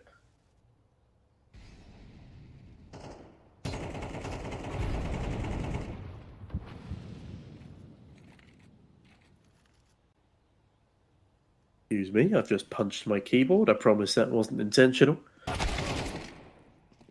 I've got nothing to be mad about, but Mattis perhaps does. Morales whacks him in middle. Pumps him full with 7.62 as... Savannah, elevated angle, gonna get a kill onto Morales. Nicely done. As Hahn digs deeper. I have a feeling that Tanked is probably a dead man here. 1v4, just a USB to his name. Please tell me somebody clears Tanked. Yeah, okay, there we go. Yedka dispatches of him. Fino. Okay, Fino, what a 1D. Realises that his luck's probably going to run out after landing that kill and scampers away in towards CT.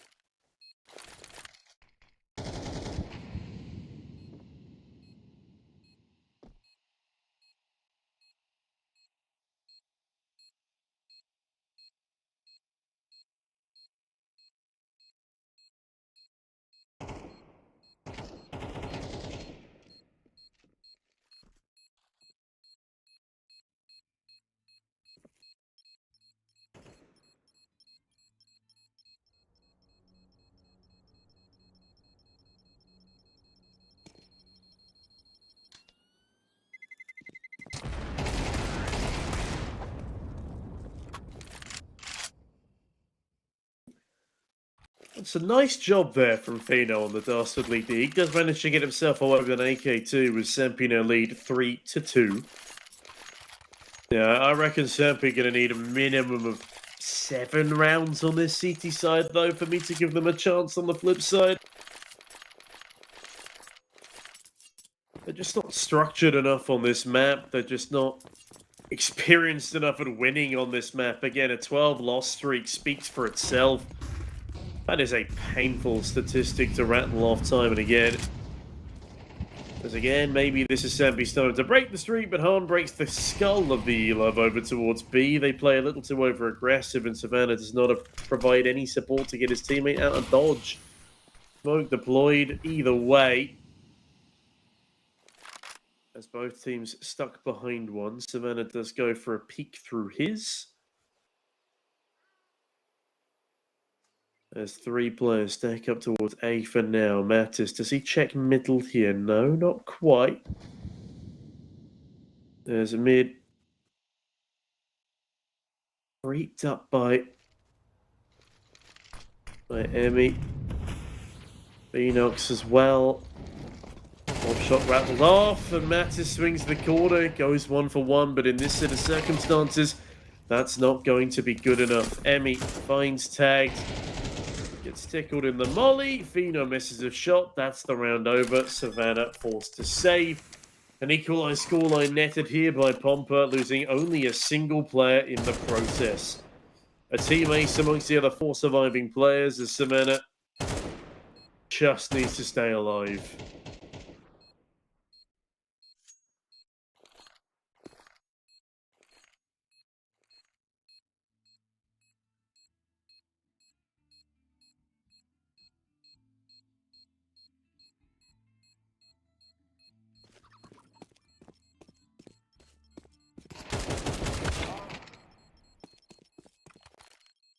Nice exit frag for Savannah onto Morels there. That pretty much guarantees he'll be surviving with that AUG. Ooh, okay. Emmy dies to the bomb. They don't have unlimited money. Need to be a little careful with some of these deaths here. That'll be still apparently the heavy favourites according to our partners over at 1xBet. Speaking of partners, don't forget to also check out our skins partner over at hellcase.com. Go down below to the banner in our stream description to find out more. Use code CCT for a free 70-cent and a 10% deposit bonus. Thank you to our partners over at Hellcase for making that possible, but please do remember the case openings are still gambling. So do not use Hellcase if you're under the age of 18, and do not gamble with more than you can afford to lose, as it simply is not worth it. But that frag grenade, I hope it's worth it. Otherwise, it is just pistols that Sampi are wielding up against a full AK-5 and a lot of full utility belts.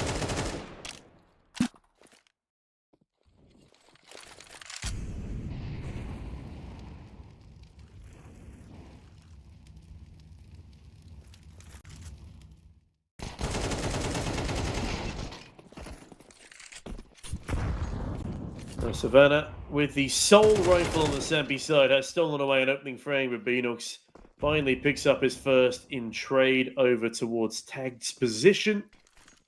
Yetka sidles up towards the smoke in front of B. There are now 3 players here looking to make a bit of a mess, but Pomper decide that, you know what? We've had enough of B. We want to go back to the bomb site that's netted us the most success. That will be A. There will be Fino. He's got a P250 and not much else. Fino looks to be finita. I tell a lie. He headshots Emmy. Yetka still fighting on the other side of the map as Han dispatches of the solo defender. Means that this round should be said and done pretty soon. Savannah saving the AUG as the Eli on a P250 needs to pull off a masterclass and win a 1v3 clutch. It's not going to happen. He sits in cubby, hopes that somebody walks towards him, and he might be given an opportunity for a kill onto Han sooner rather than later. Han will walk straight past him. The P250 needs only a single bullet to land, but Han has got the pre-fire ready. Eli still comes out on top. Does he try and go for the ninja here? No, he does not. He sensibly starts to back away with the A-gate, but needs to start sprinting, as that bomb radius is cruel. Oh, Beanox dies here. Maybe not. Okay, now Beanox is fine. Takes a lot of damage, but just about out in the nick of time, as Pomper have now taken the lead. Am I crazy, or is that 4 rounds in a row for Pomper? Sampi really need to start responding with some of these rifles.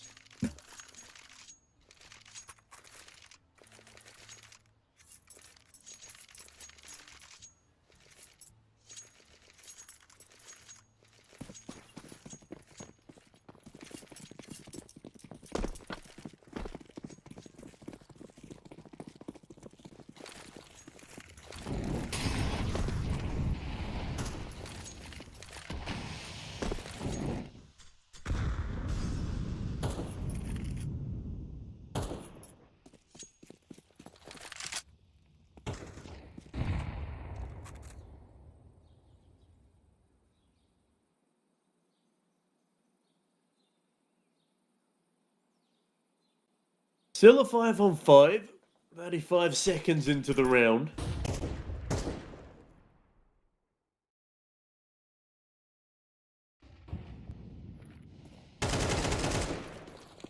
Sampi get a little bit risky, a bit frisky towards the top of Banana here. Eli, very blind, gets blindsided, but Mattis, that's the best thing he's done in a while. Massive 2K, swinging the smoke. Fino also takes a risk, but calculates Morels. And removes him from the round, but Beanox has the same to tank. Called out on a limb as hard now. He's just encapsulated Fino. This is a free kill. They've got A. This is a lot of slip-ups in a row from Sampi here. Savannah smoked off towards long. Does he push it? He can't really afford to as Hahn studies the smoke. Tries to learn its every move.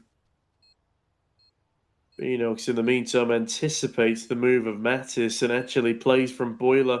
This timing is so perfect for him. Beanox rounds the corner as Mattis pulls a nade. Oh, it's over. The round is over. Savannah dead to Hahn and Pomper doing what they do best, and that's beating Sampi on Inferno.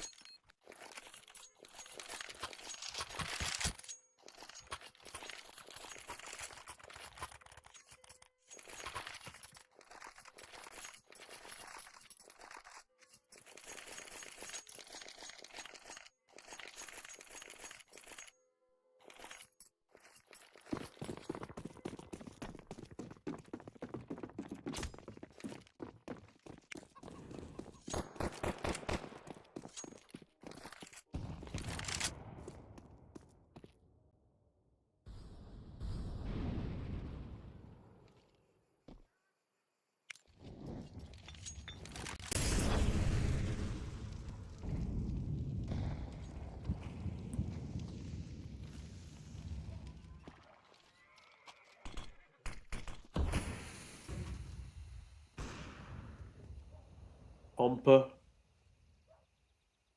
sneak their way up of B lane, up a Banana.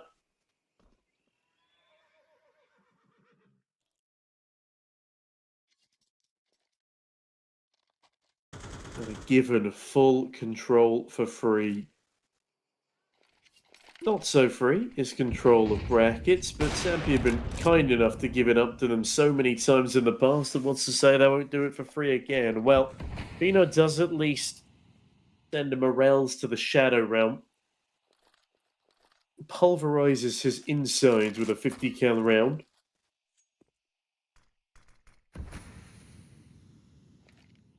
As Beanox and Hahn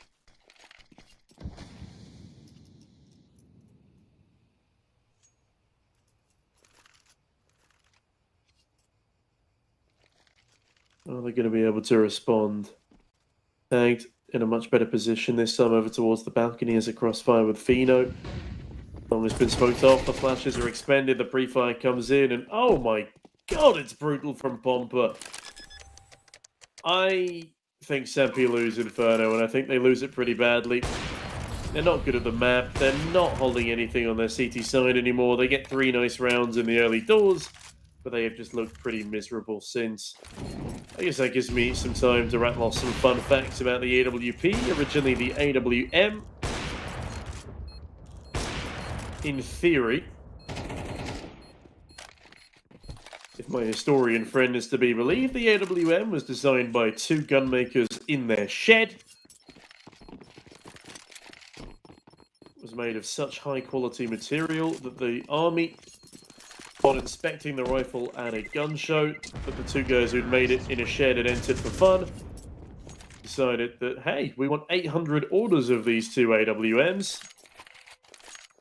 Can you get it done in a couple of months? The guy said yes. It was a bold and ambitious task. But they started building these AWMs out of their shed. The army were like, hey, we're going to come and inspect your shed to make sure you're not 2 guys just making guns out of a shed. They hired a warehouse for the day, and apparently that was enough to subside their fears. But when the orders slowed down a little, they decided to investigate further and realized, they are 2 guys making sniper rifles out of a shed. So they gave the contract to a major weapons manufacturer in the UK. That major weapons manufacturer decided to cheap out on the materials, so every time you fired one of the rifles, the cocking mechanism exploded. And because the two guys then had to go around fixing every single one of these AWMs, it bankrupted the previous company, and the two guys won the contract back and lived happily ever after making sniper rifles. There you go, some fun facts about the AWM there. According to my friend who's a hobbyist military historian.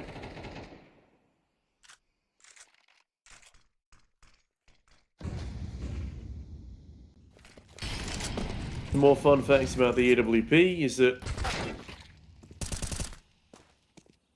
yeah, Han is pretty good with it. E-Life, that's a pretty good response. Are they going to win the round off the back of it? Something tells me no. Something tells me Beanox kills Savannah here. I have a gut feeling. The gut punch is coming. Tagged has also been really struggling. Oh, but my gut feeling was wrong, and perhaps I'm being too cynical.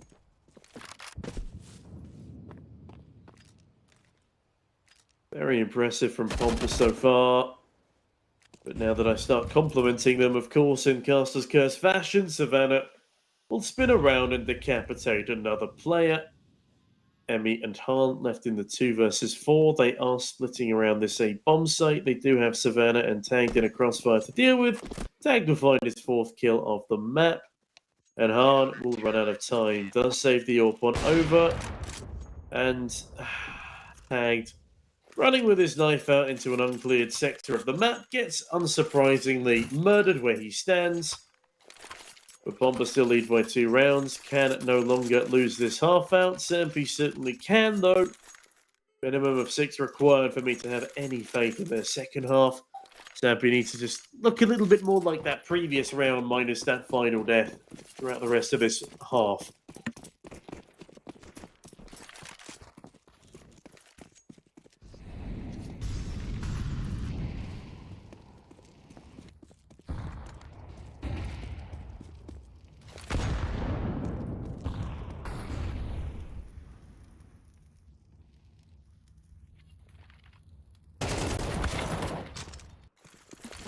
Nice one for one to start things off in the apartments, but Tagged actually gets the better of Beanox, meaning Sampi are playing a 4-on-3.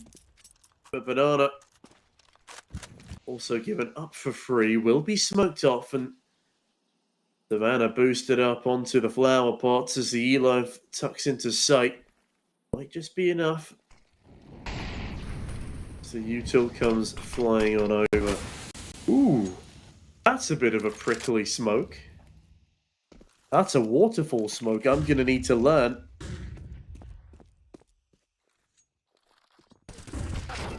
As Emmy survives the initial attempts of the E-Live. But do they survive the smoke spam from Savannah? Yes, they do, and they're likely going to win the round off the back of Han's kill there. Sampi have themselves an advantage. They lose themselves the advantage. And now have to play a 2-on-3 retake with only 2 flashbangs. It's not going to happen. Wide swing from Tagged into an easy death, and Mattis gets nothing against Yedka. There we have it. Pomper win the half, and Sampi look a little silly.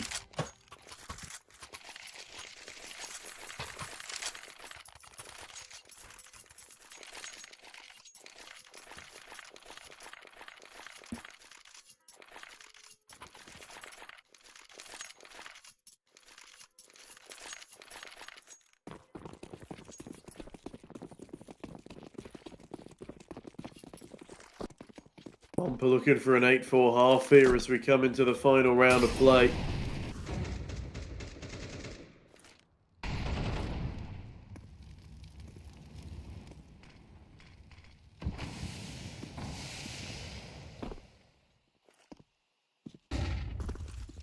As Fino gets white-outed. And Emmy sneaks up Banana. Excellent supporting flash from Yedka, but Fino is at least able to find a trade. But even numbers and even single-man advantage are seemingly not enough for Sampi to convert off the back of. I won't be comfortable until we're in a 4v2, and I won't be assured until they win the round. Mattis, nice crossfire in towards Boiler. They never expect a second man in tag, but Han A swift and cheeky no-scope will subside some temporary fears. Phoenix dropping into mini pit. How has he gotten that kill? I have no idea. Pheno 1v2. I have about 2% confidence. As he does at least make it very quickly up into the apartments, but so does Han. And that might not be the best recipe for success. Pheno finds the first, spots the barrel of Han. He's only got 5 bullets left in the magazine, but need to land a headshot. Speaking of headshots, Han delivers on the P250, and Pomper will find 8 on their T side. That was an underwhelming half from Sampi, to say the very least. A disappointing one, probably a better word, as how they are still the favourites right now, I'm not entirely sure. Regardless of that, coming onto this T side, they better win this pistol, or they can probably kiss goodbye to their chances of winning the half.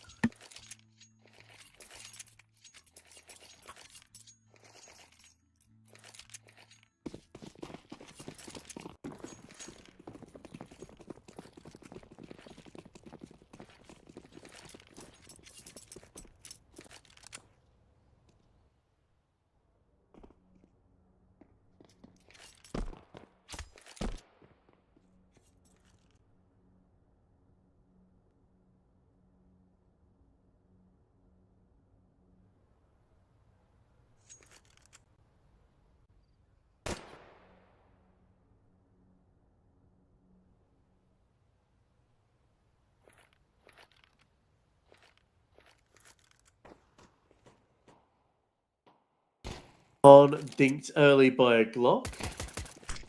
As Emmy does a lot more than dink Mattis. Pheno responds. Pheno charges forward, and okay, that's a B bomb site netted. Tagged on the lurk, actually manages to find another kill. This tag is doing it all here in the backlines of CT Spawn. Emmy and Yedka have a lot to make up for. I'm not sure entirely if they've got it in them here. Emmy walking out from CT. First check Savannah's position, but Pheno catches him before he can clear the angle. And Yedka left in a 1-on-3. Yedka finds one. His position is made note of, but Savannah takes his name. And that's another tick on the register. 5 on the board for Sampi here. As they win the pistol, bag a lifeline. And now 2/5 of their rounds have been won in pistol rounds alone.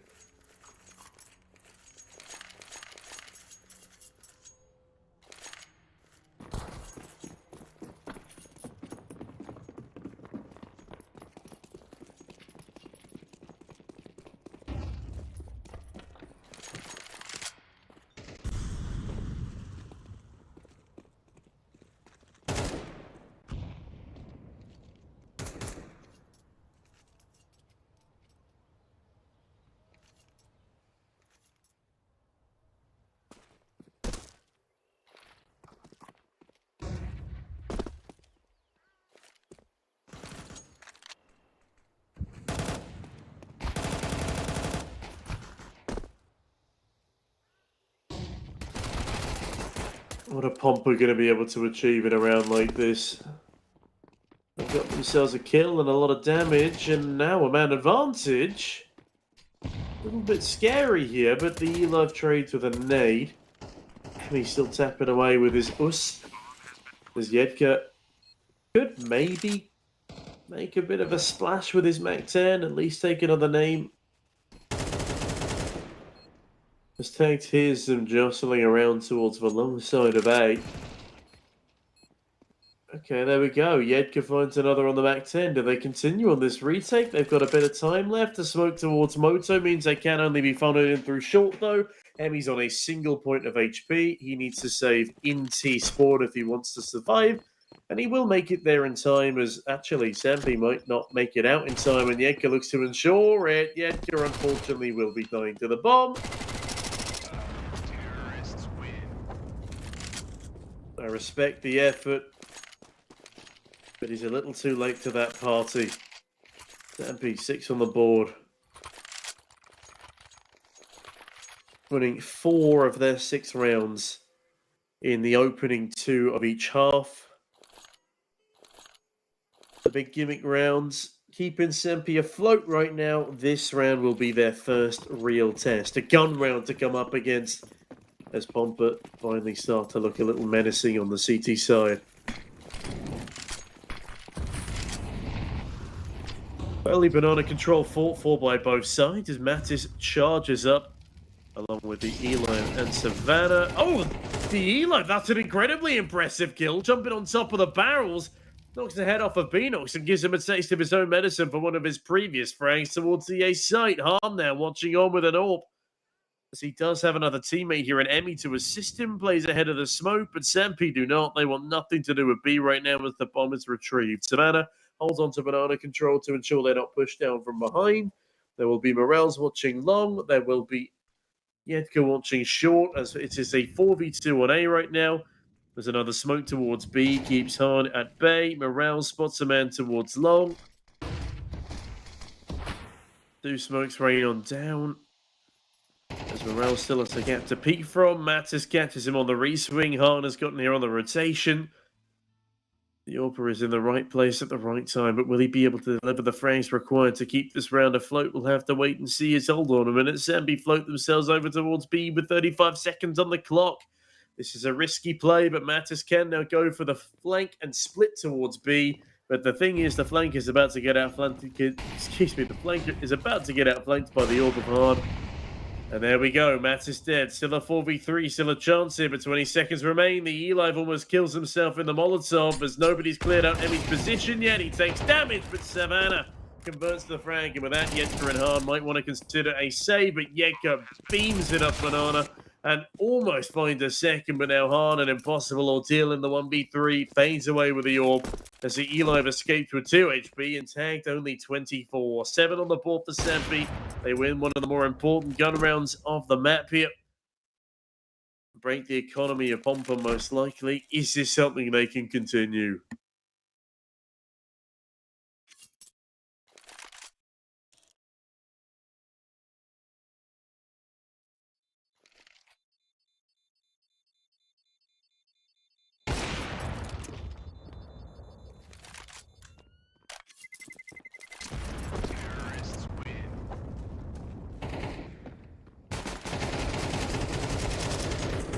Okay, that was a little bit convoluted. Harm gets a kill and almost gets away with a P2000 frag, but the AWP save is denied, and that is absolutely massive. Pomper do not want to invest much into this round at all. I lied. Emmy's bought an AWP. Okay.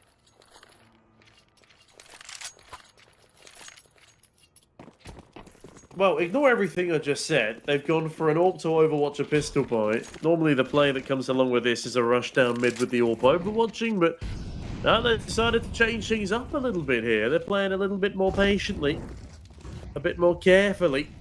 As Emmy sits over towards a short, jostling for mid-control as Dan clears out the apartments. The Eli gets up close and personal to B, eats a little bit of chip damage, 2 smokes deployed. Standard stuff here on Inferno.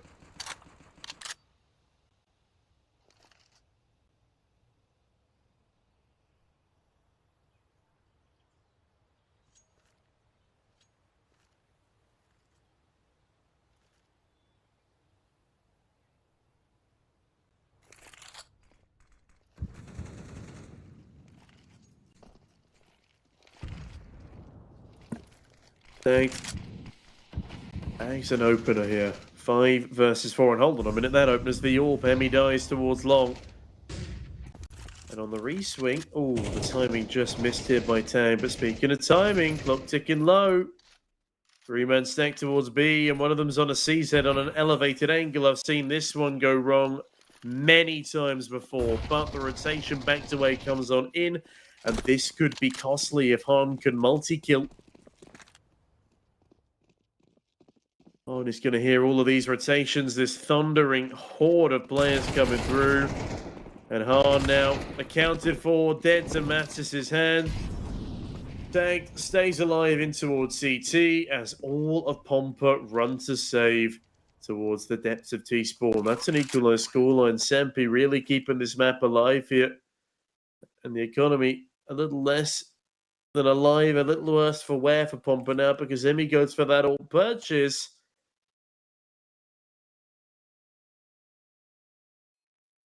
But at least they keep their armor intact. I say that Morales and Beanox push up. They're playing for even further exits. Maybe they bang themselves a rifle here. Savannah looks to be prime real estate. Although adopts a very clean off angle. Swings on Yedka, finds the frag. Oh no, they can't even save their Kevlar. They get given an AK instead, but Mattis is on the hunt. Why do you re-swing that, Beanox? That was a silly, silly thing to do. 8-8 is Sampi showing their true colours on this T-sub, but can they do it in another gun round? We will have to wait and see.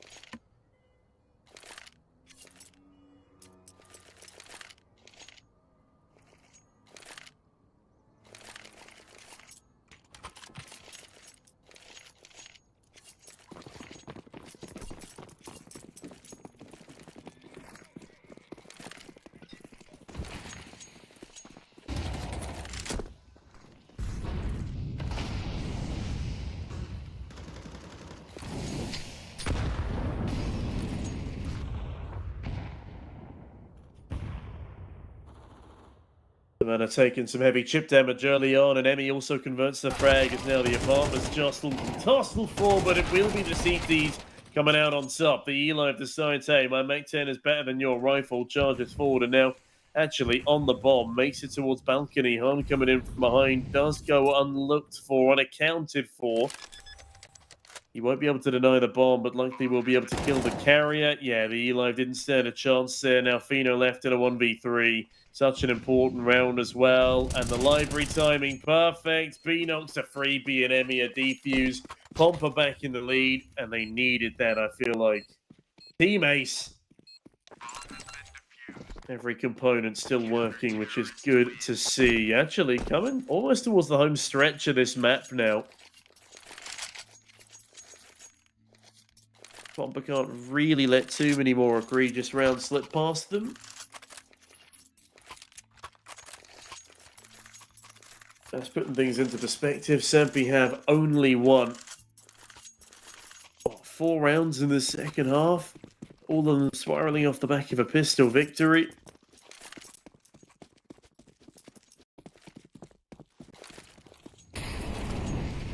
Yeah, I reckon Pomper are safe for now.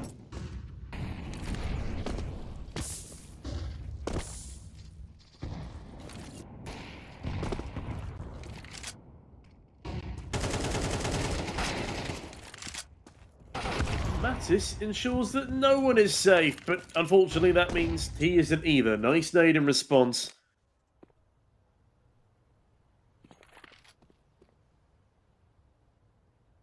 And a slowing of pace from Sampi off the back of it.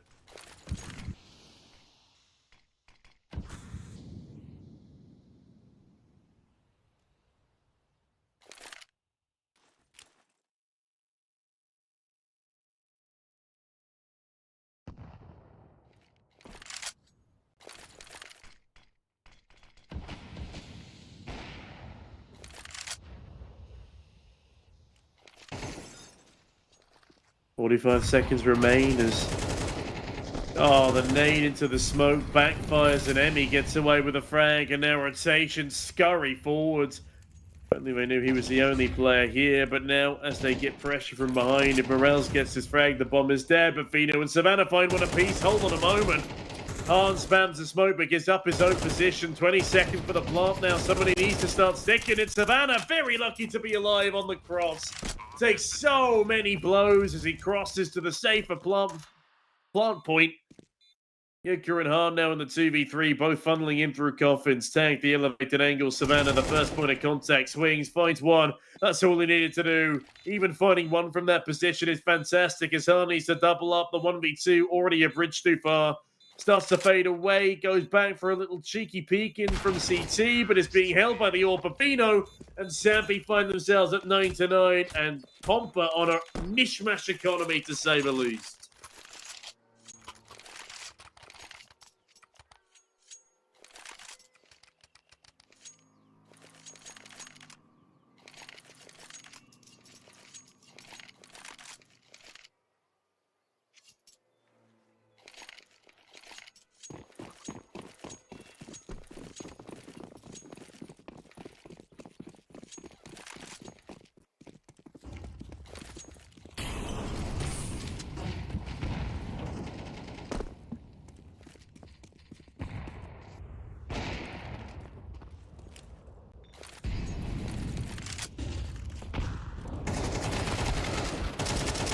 Oh, Emmy punished for an extension down banana early on, but Beanox there to deliver a much necessitated trade.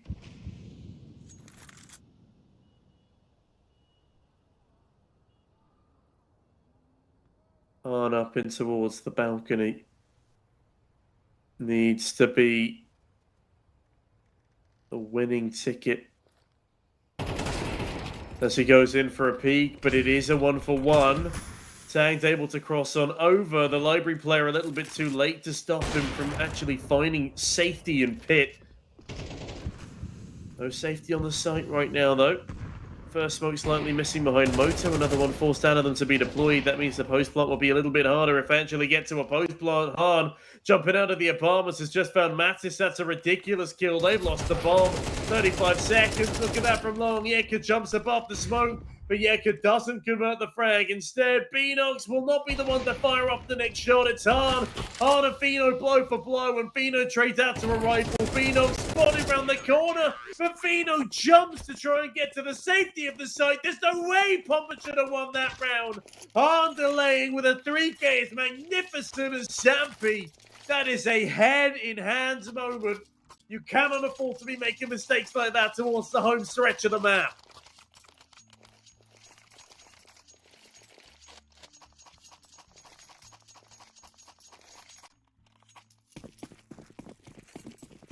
That is an egregious error followed up by a wacky force buy.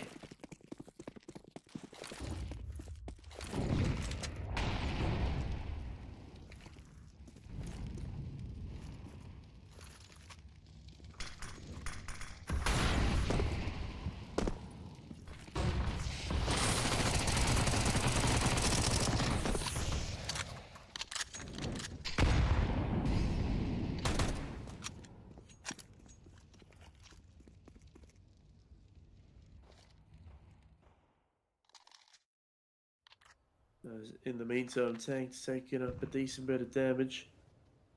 Soaking it up like a sponge. One that won't be usable for much longer. As I was never a fan of this force buy round, even less so now that Hans found that nade kill. Excellently placed as Sampi now out of place. They're going to let Pomper get 11, 12 on the board before they're going to be able to buy next. This was such a silly buy. No need for it, man.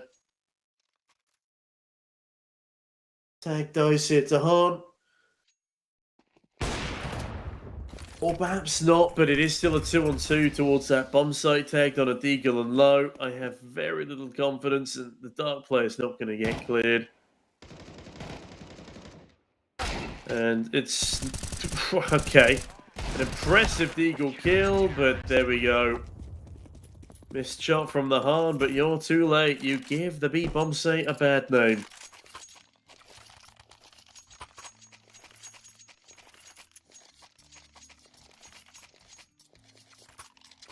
On the topic of pop culture references, Pomper, despite being on the CT side, have been relatively smooth criminals in stealing away some of these rounds from Sampi.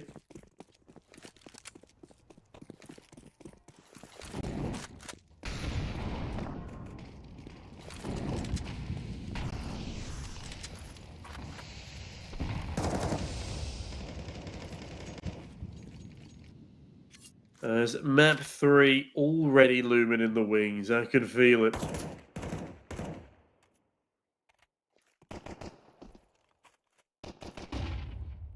What a swing round for Sampi to have lost. What a force buy for Sampi to have thrown away. It's reasons like this that they never win Inferno. About to be a 13-loss streak, which is lucky for some, but clearly not Sampi. 3 rounds required in a row near flawlessly to equalise and take us to an OT here. Pomper need one more.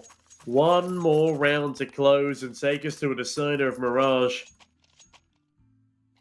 It just feels like an inevitability at this point, but let's see what Sampi have to offer.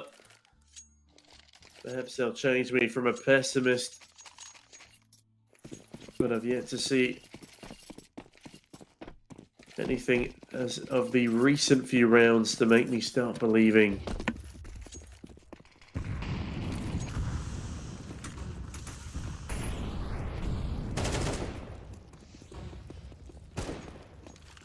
Well, that's a pretty good start from Mattis. I'll give him that. Morales has just been butchered.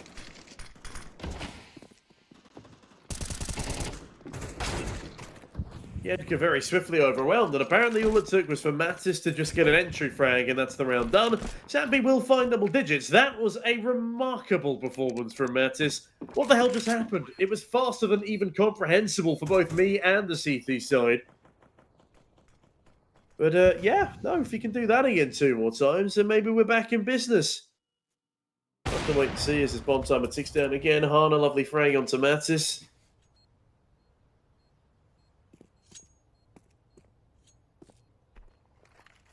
Finally puts Vestar to sleep and will ensure the orbit's kept over into the next round. Money not an issue at the moment for Pomper, and I don't think it will be for the rest of the half.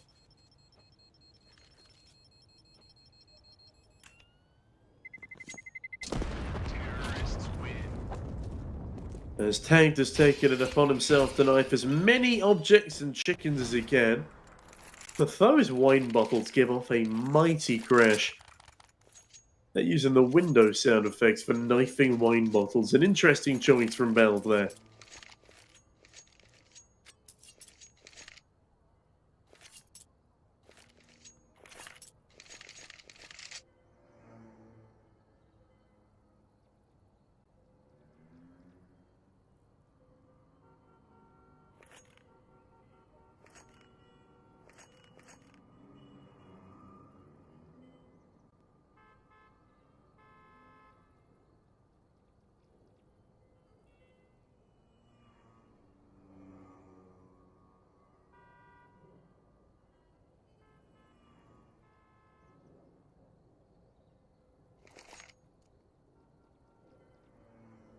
That timeout out the way here.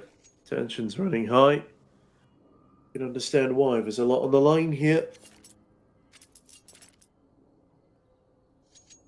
This match will decide a playoff spot. This map could still decide a playoff spot.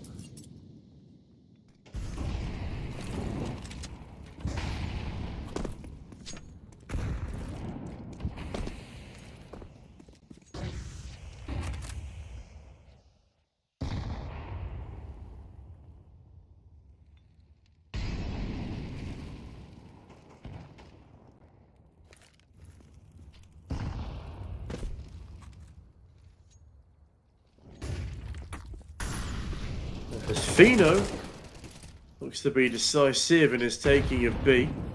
They narrowly misses him, but ooh, that one does not. The alive on 1 HP. As Fino dies to the molly. Savannah thankfully there for a trade. Beanox sees that the push is no longer coming through, but does still call over a rotation from Morales, who's having a pretty appalling game, by the way. 6-20. Lowest scorer on the server, dying almost every round. Eli not doing fantastically, but at least he's the IGL. He's got a bit of an excuse book he can use. But A does appear to be where they want to finish. The 3-man stack, the worser of 2 worlds. They've got Han here, the top fragger, and he's really not missing much. Han peering off the balcony, spots a shadow, but gets the shot baited out of him. The Eli will die to the frag grenade, though. It's a 3-on-3 now towards A.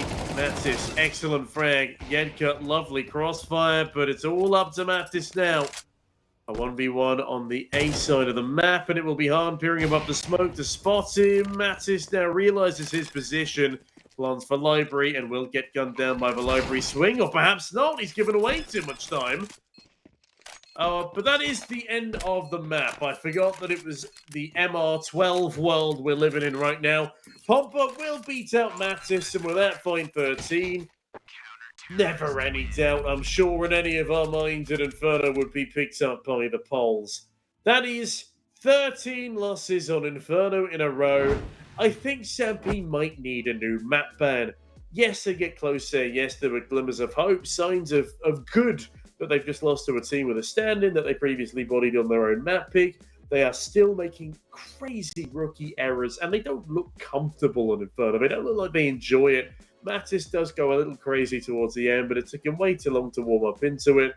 It's not the fault of an individual there. It is the fault of a team that Sampi weren't able to get that one over the line. And on that note, we now need to go to a third and final. Our decider of Mirage, I predicted it, as Mirage is going to be a pretty 50-50 affair. I mean, both teams have a 50% win rate, so let's see which one of those will be skewing their tally after this short break. See you then.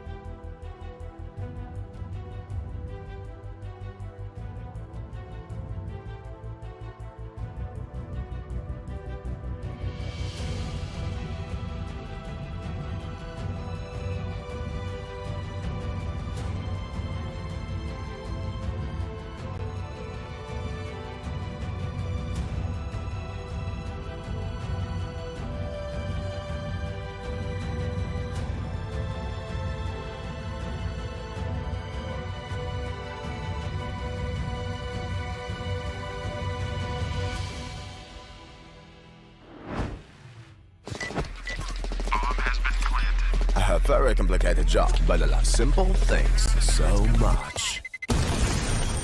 One move, one push.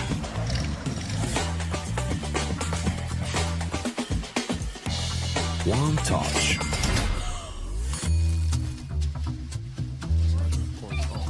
One love. One click. One XBet.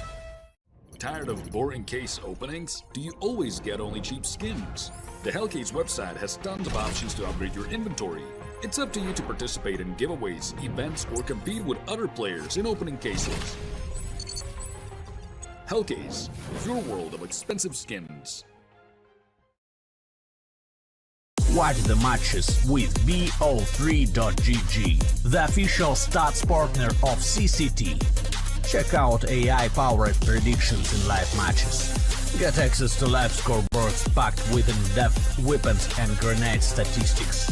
Check out round maps in the match results. Extend your game vision with bo3.gg.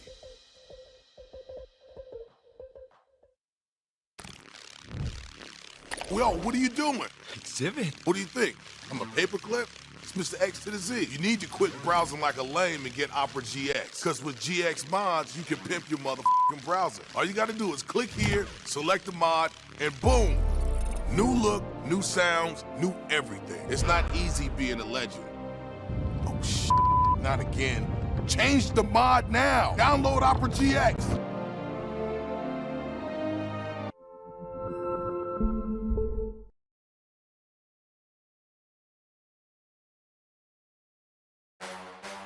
The champion of champions.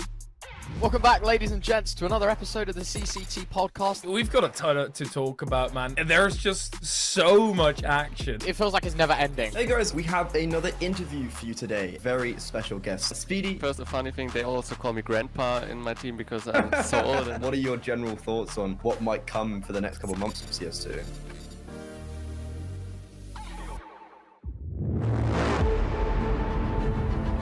The hunger for glory feeds the desire,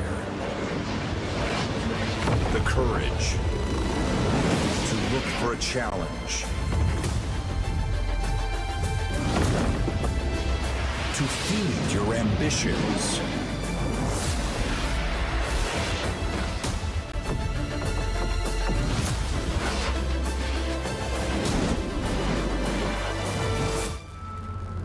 To reach for greatness. To become the champion of champions.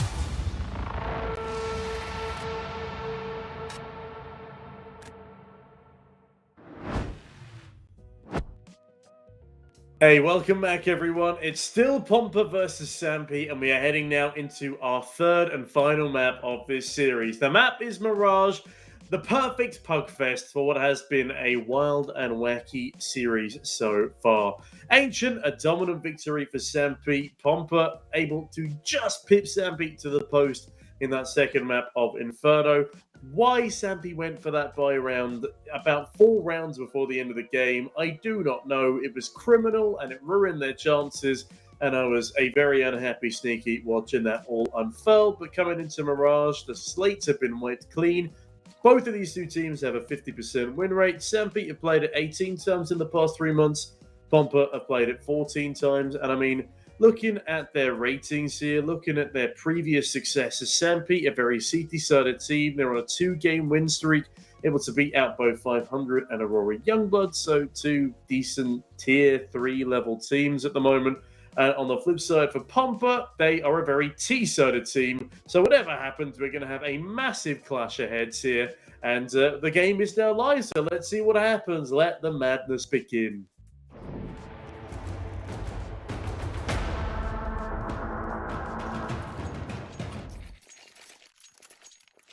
Now, will be Pomper starting on that CT side as the slim favourites in the series here. 1.79 to the 1.96 according to our partners over at 1xBet. Now, something else that is important to take into account, as this is the first time Sampi have ever taken a map off of Pomper, as, well, 2 frags are taken apiece by both of our 2 teams here. But Morels wants more. He had an absolutely abysmal Inferno, constantly bodied as the opening kill. Savannah, that's about Yedka, leaving the B bomb site a little bit more vulnerable, and Mattis as well, also trying to fend off rotations. Here's the rotation through market by Beanox, and tells Tag to leg it onto the A bomb site. That plant can go down as long as Beanox is distracted, and Beanox is more than distracted. He is now dead. Morel's a 1v3. There's a smoke and a nade, and also a bullet in his forehead. Oh, that is a lovely kill from Tagged. As Sampi win another pistol. Pomper really struggling in these pistol rounds.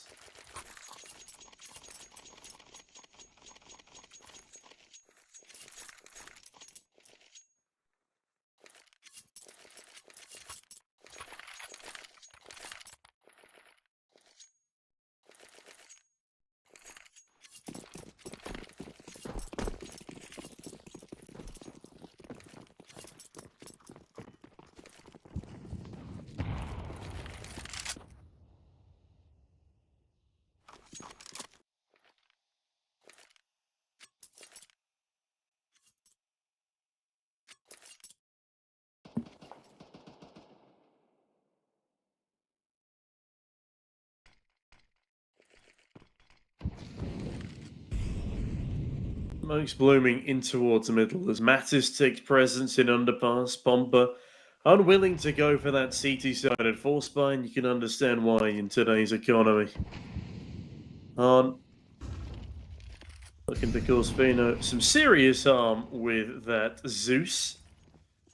Oh, Fino, don't you dare hug the close wall. Don't you do it. Han is here. He's waiting for you, but fluffs to the line on the Zeus. Fino catches the foot, catches the shadow, and finishes with a headshot as Morales does trade with an USP, but Mattis is straight back farming up eco frags, just like he did on Ancient. Morales spotted by Tagged, I think. Well, he certainly is now. That's a free frag. Don't know why they're still heading towards B when there's clearly both of the remaining players here, but they decide to change direction, plant for A. They had 3 seconds with which left to do so. And so thankfully they don't lose the silliest and easiest rounds to win up against the timer. Massis is just an eco-frag magnet. Will find 5 kills in the first 2 rounds. Not quite as good as 7 and 1, but close enough that I can make the comparison. 2-0 for Sampi, but now a gun round for Pomper.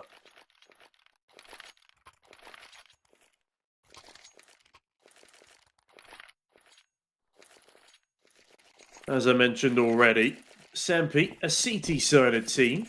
Pomper, a T-sided team. Pomper win 55% of their T rounds and have a ridiculous 63% T round distribution. I mean, that's indicative of them picking into the map of Mirage. I mean, it makes sense. They played it 14 times. That's still pretty wacky, as not too shabby on the CT side either. That much is evident from this round. The opening gun round. Tagged left in a 1 versus 4 after all of his teammates just get sliced to pieces. And we now pushing through Palace. Tagged is surrounded. Yes, he's got 3 kills to his tally, but he's going to need to find 4 more to somehow bring success to the round. And that just looks incredibly unlikely. As Han just standing on top of Tagged, misses the timing there on the check. Tagged, I don't know how the hell he's gotten away with that murder.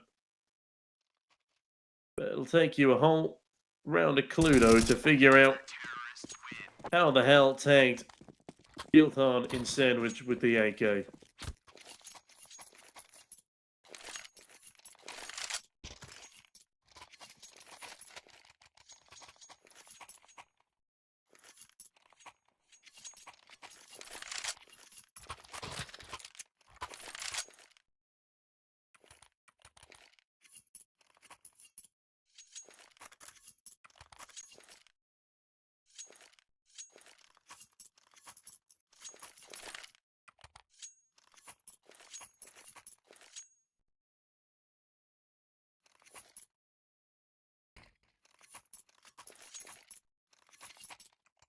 Back timeout called by Pomper.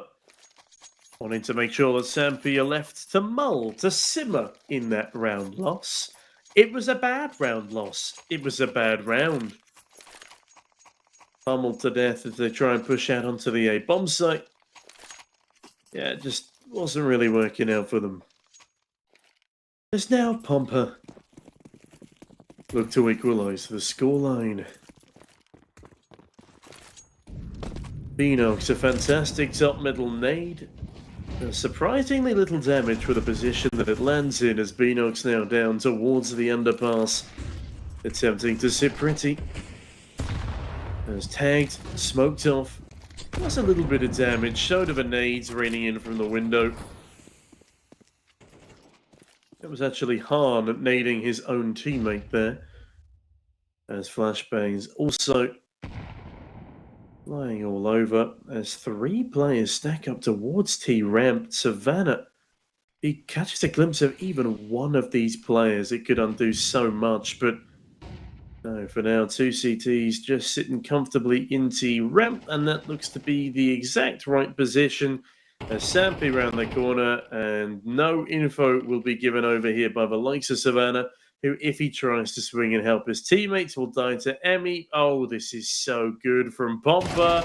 Morales, that is less good. And Beanox only good for the trade.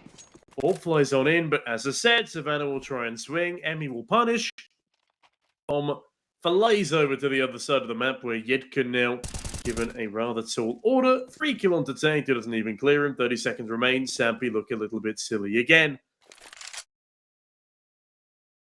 Underpass flank from Hahn means Mattis will also die with the bomb on his back. 20 seconds remain. There is no time, and that is another disappointing D-side round for Sampi.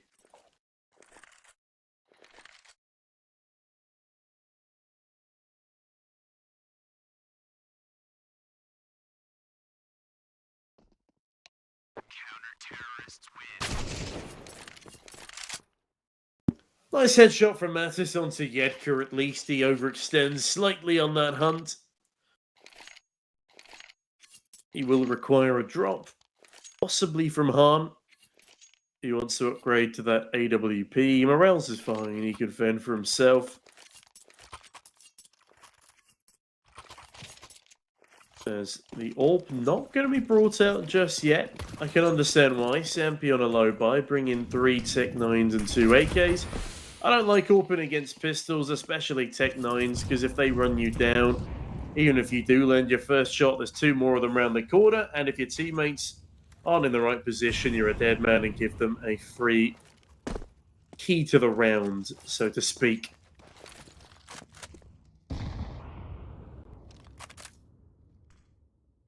Key to this round for Sampi, though, is pace.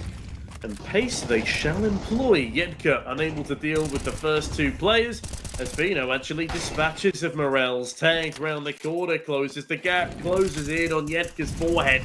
As it's now a 4v3 for the likes of Sampi, and that bit of pace does them a world of good. The bomb will be planted behind the guileless smoke. Hahn, in the meantime, shoots his teammate, and with that, they fall away in towards CT spawn. Lovely round there from Sampi, and they do it with only 2 rifles.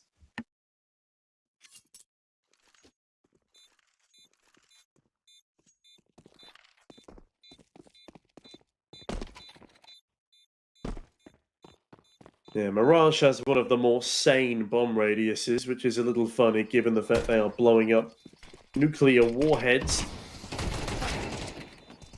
You'd think it would have a bit of a bigger radius than Ancient, but you'd be wrong.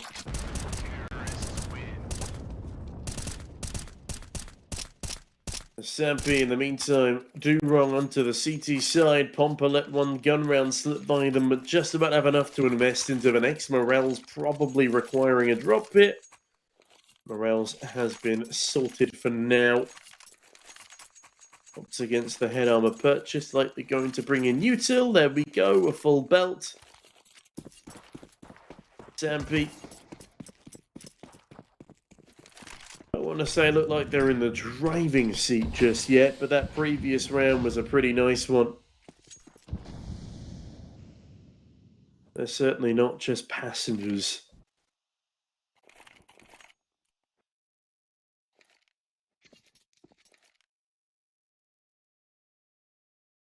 I think that might be a disconnect.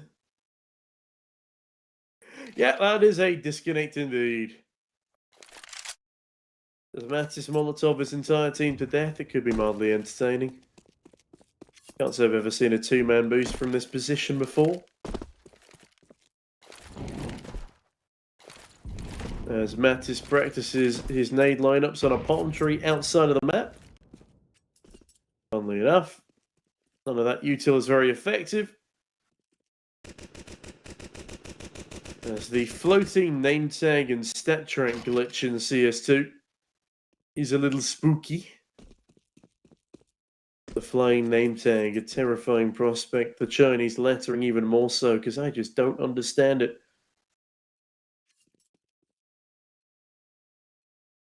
What's it trying to say?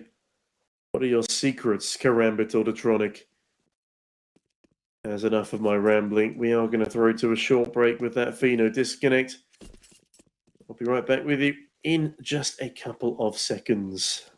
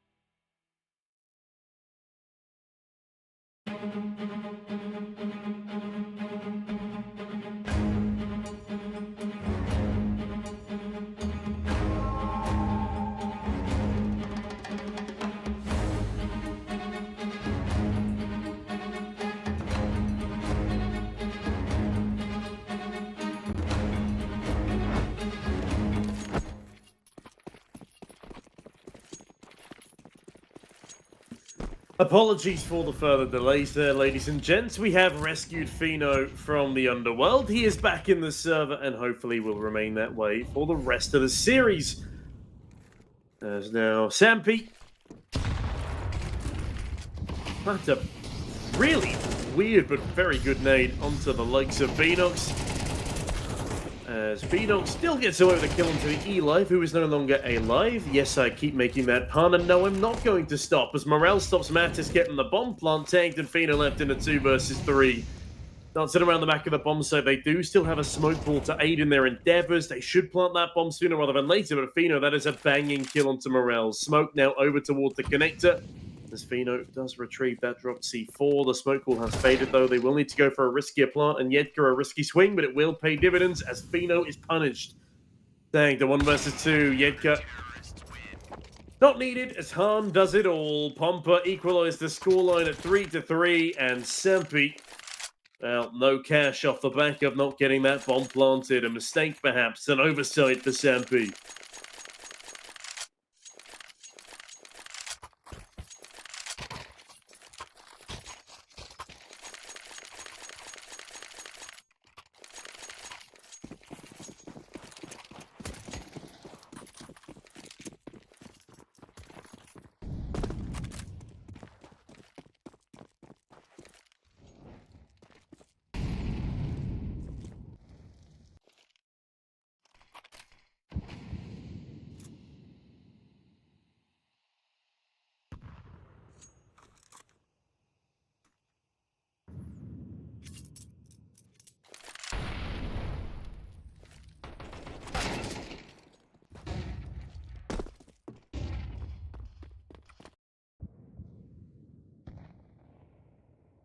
The E-Live, a dead man to start, but would you look at that from Mattis, creeping onto the A-bomb site with the rest of his compatriots as Han now peeking in from CT. He's down the wiser.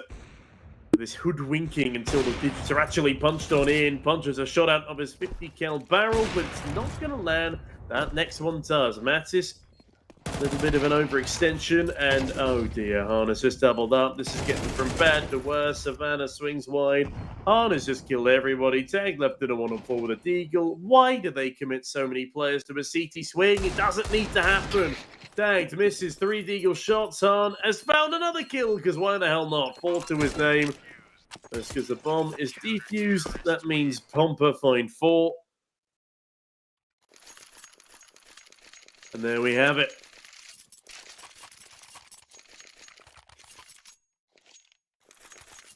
I'd be still in the doldrums, but at least get a bomb plant behind that previous.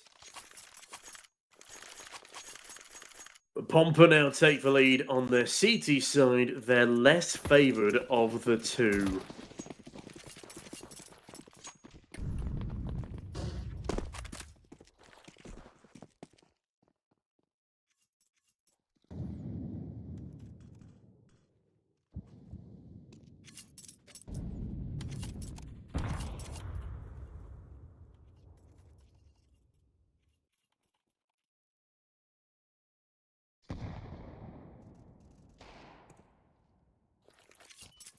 Okay, Emmy, Savannah pretty instantaneously found out. Beanox double pushes mid. I say double pushes. He single pushes mid and finds a double kill.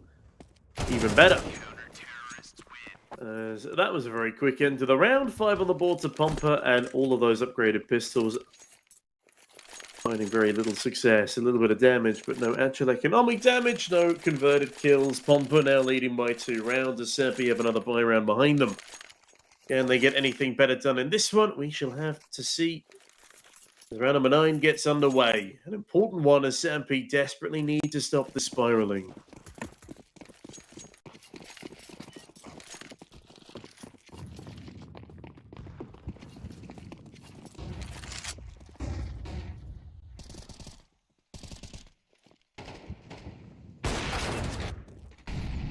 Okay, it's a rare AWP missing towards mid there.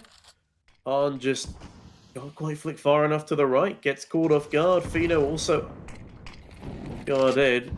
And removed from play means we're in a 4 versus 4. And Emmy looking to lob his utility out the window. Excuse me, I'm just forgetting consonants today. It's been a long couple of best of threes. I was meant to have Hyperia with me here today, but he's got MIA. That's alright, I hope you've been enjoying the show nonetheless. Mattis is going to be enjoying that frag onto Beanox as the E-Live will also catch Morels off guard. Hold on a minute, this is now a 1v4 for Yedka. The super stand-in needs to go, well, superhero, as the bomb has just been lost on A. Oh, Sampi. You never make it easy for yourselves, do you? Yedka now giving himself, an opportunity at potentially winning out a 1 versus 4 clutch. Util flies on over. It's incredibly unlikely, but he's been given the 1v1s, and Mattis doesn't care. He wins the fight. 3 players left alive for Sampi. A little bit of economic relief as the bomb also goes down. That's an extra $300 for the planter. And yes, I do mean $300 because it was planted after the round was already won. Pomper call attack timeout here as Sampi start nipping at their heels.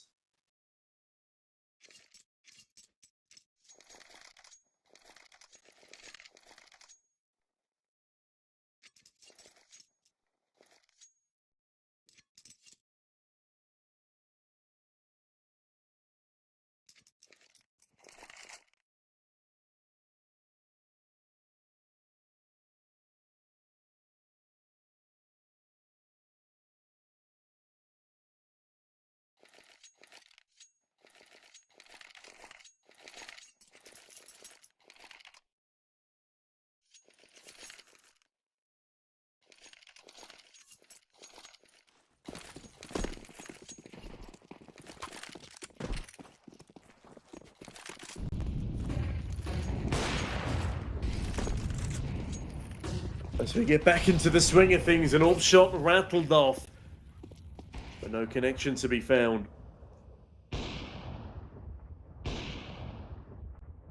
As Han lets off a couple more into the depths of the B apartments.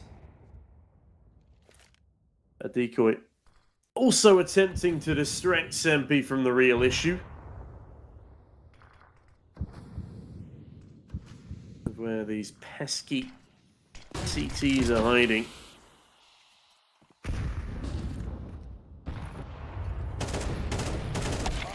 And Matty can't hide in that smoke anymore. Emmy dissipates it. And spams him on down. Fino does not check his corners properly. The E-Live, I don't know how he's able to get that kill as he swoops on down, but Han denies anything further. Tanked looking...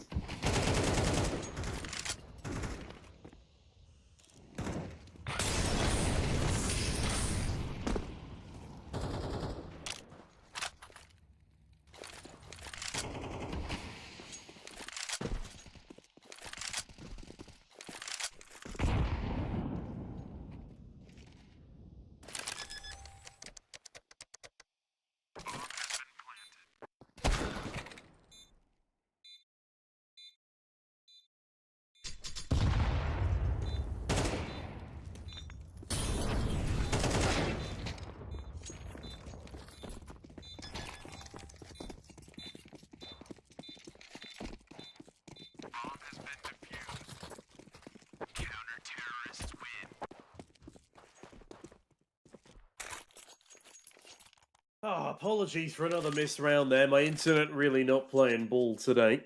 But apparently Pomper have come to play. They're now 6-4 up over Sampi. They do convert the round and they do it fairly convincingly. 4 players left alive, if I'm not mistaken. Sampi not suffering from the same success. Unfortunately, no DJ Khaled moment for them here. But in terms of rounds, we do have another one. And another one before the half ends.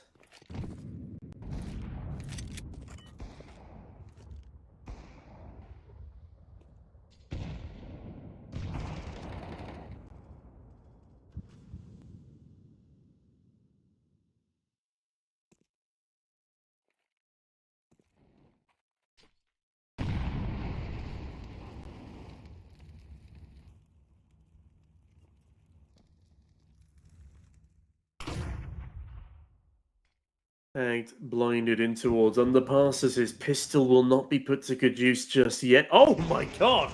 What is going on here? The Observer going all wild. I didn't know we were watching IEM Sydney still. It's alright, we're back in Europe. The gravitational pull has been corrected. As Emmy course corrects for Pomper as well. Fino dispatched off. Matisse has managed to weave his way into Ladderum. He is the hero rifler in this instance, but Morales doesn't need to be a hero. Sees the forward and will still lose the gunfight. My god, Matisse. There's a reason this kid is the star of Sampi. It's just a shame he doesn't have many supporting cast members that help him on a regular basis. He's like Boros back when Boros played for... what was it? The team before Endpoint. NASA, maybe? Either way, Yedka, 2 big frags, Beanox another. It's all falling apart for Sampi again. As Pomper on their less favoured side of Mirage put up 7 rounds. They don't just win up the half, but they're looking to extend it further. Yes, there's a buy here for Sampi. But if they can't pick up this T round, then they might just be bidding goodbye. It's a tumultuous set of circumstances. The Sampi have pretty much been on the back foot since the start of the first half of Inferno.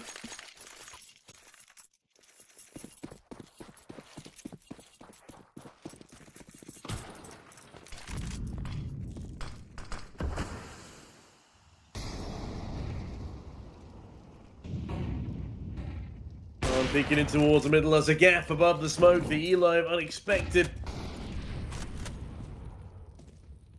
But a nice reward regardless. IGL now calling posthumously. As to get here, they beat Anonymous, lost to Mouse NXT in the 2-2 bracket, looking to correct themselves. Bear in mind, in the first series of East Europe, these guys came second, losing out only to the underdogs of Team Space.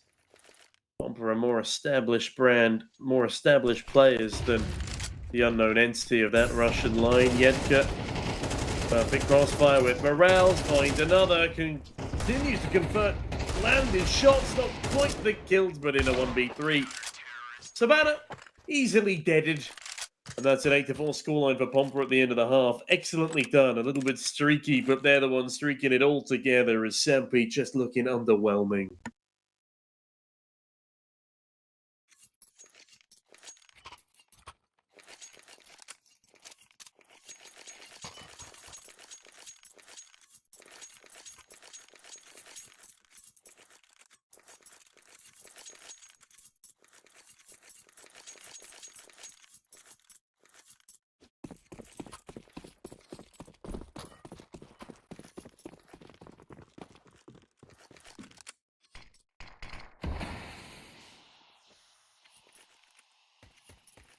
Now, Sampi have been very good at winning pistol rounds, and now they need that adage more than ever. Adage perhaps the wrong word, but they need this pistol round is what I'm trying to say to you. 5-man stack up for Pomper towards A, though, and there is only a single defender. The Eli might have 2 guns, and 2 guns might be better than 1, but more than a single defender would be preferable given the circumstances. Emmy, a great opener. Fino, a nice trade. They might be able to cling on to this one. They will be playing 4v4 retake. Bomb will be planted as Mattis slowly edges his way across. As oh my god, it's over. That is an impeccable retake there from Sampi. Tank doubling up. Mattis, another great kill. They call him king of the pistol round for a reason. I don't think I've seen a pistol round so far that Mattis hasn't multi-fragged in. There we go. Sampi on to 5. They're looking to keep this ship sailing. Pomper the iceberg swerved for now. But is there more ice lurking underneath the water?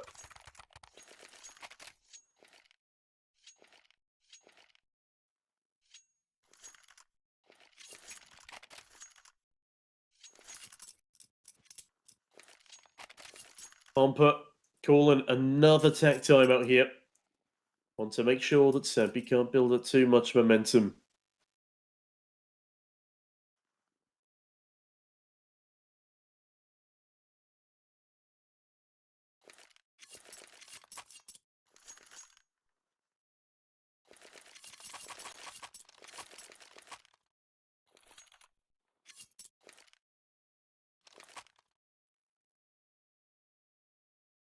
Connect timeout will run out. Sampi looking for a blowout. Shout out to the E-Life going for the UMP purchase. A fellow UMP wielder, always nice to see. I took it for another spin yesterday in some of my pugs, and I can happily say it went very well. 12-1 down on Anubis. No, 12-1 down on Ancient. And we won 16-12 in overtime. That is still one of my proudest CS achievements.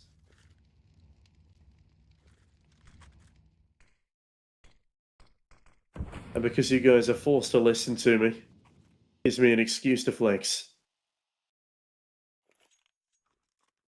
They give me way too much power here. I hope you've otherwise been enjoying the show as Pomper looking to show their faces towards this A bomb site again. Smokes go down to try and prevent a palace push, but unfortunately for Sampi, nobody in palace. It's all ramp, baby, and that's what they're going to be going for. I do tell a lie, though. Yetka has made his way around to the elevated angle. Sampi now holding on to the site.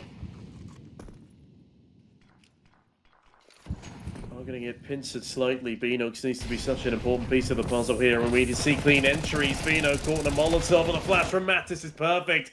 Emmy does trade, though. The Eli stuck in a smoke for now. As much as I like the UMP, it's probably not the gun for that kind of range, and behind the smoke, Emmy will catch out the opposition IGL. Mattis fires on back, but time is ticking. Time is running out here. Emmy looked like he tabbed out in the middle of the bomb site for a second there, but thankfully Harm picks up the C4, punches in the digits, and they do clear a decent set of post-plant positions. Emmy swung upon by Matty, but that was by design. Savannah gets the important trade, and that's exactly what they were looking for. Savannah dropping a smoke in towards Connector. They'll temporarily slice these two T's in two. Beanox, does he make noise towards the bench? No, a silent window jump. That's so perfectly orchestrated as Han still sits patiently towards T-Ramp. Do they anticipate this position? No, they do not. Savannah's elbow caught on the swing. Savannah tapping the bomb. Found out by Han. 9 on the board here for Pomper. A Sampi. Only on 5 measly rounds now. 4 less than their opposition. And their economy completely shattered. Double eco territory. They need to go for the force. And with that, Pomper likely to find 11. Goes from bad to worse here for the likes of Sampi.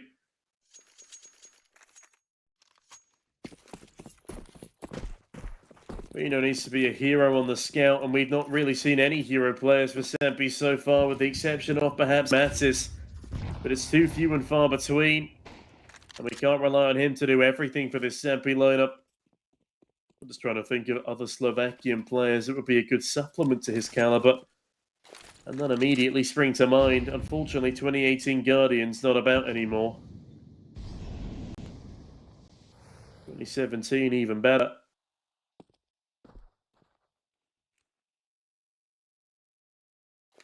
You know, not quite at that caliber.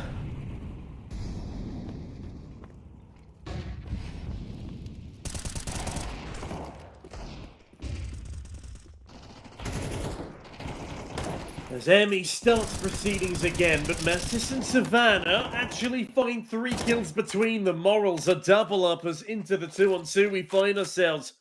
It's a bit of a finicky scenario, but it's one that so desperately needs to be converted by Sampi here. Molotov raining down towards Tank's position. It's a nice read of the situation for Pomper. Bino's still alive and kicking for now, but Tanks are likely all he'll be able to land. Can he tank up Yetka? Doesn't even spot the man as Yenka spots Tanked and converts the frag. It's a 2-on-1 now. Bino caught between a rock and a hard place. And both the rock and the hard place slam together simultaneously. That's double digits now for Pomper and double the round count of a limp and lifeless Sampi.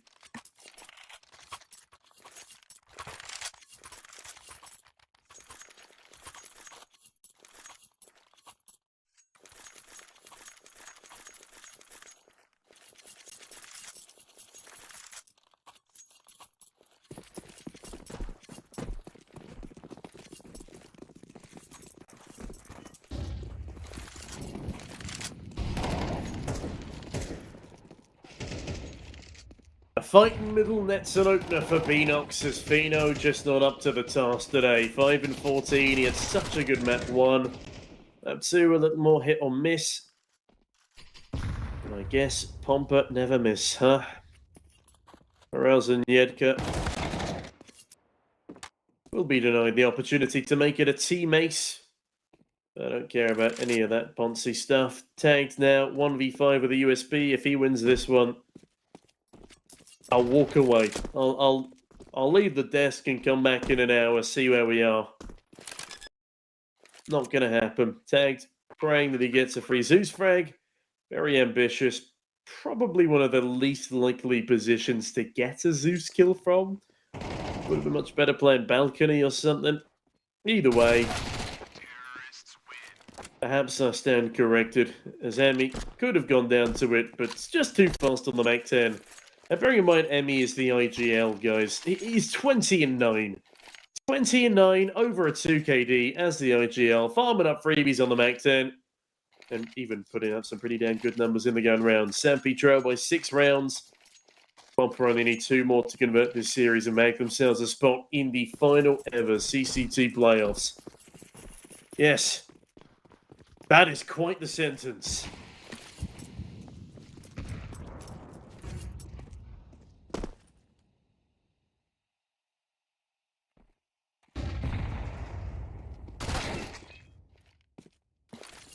Mattis hits a lovely shot onto Emmy there. Sampi to at least get the opening frag, but it's been more trouble than just finding opening kills for Sampi. It's converting the rounds after the fact that's really been the kicker.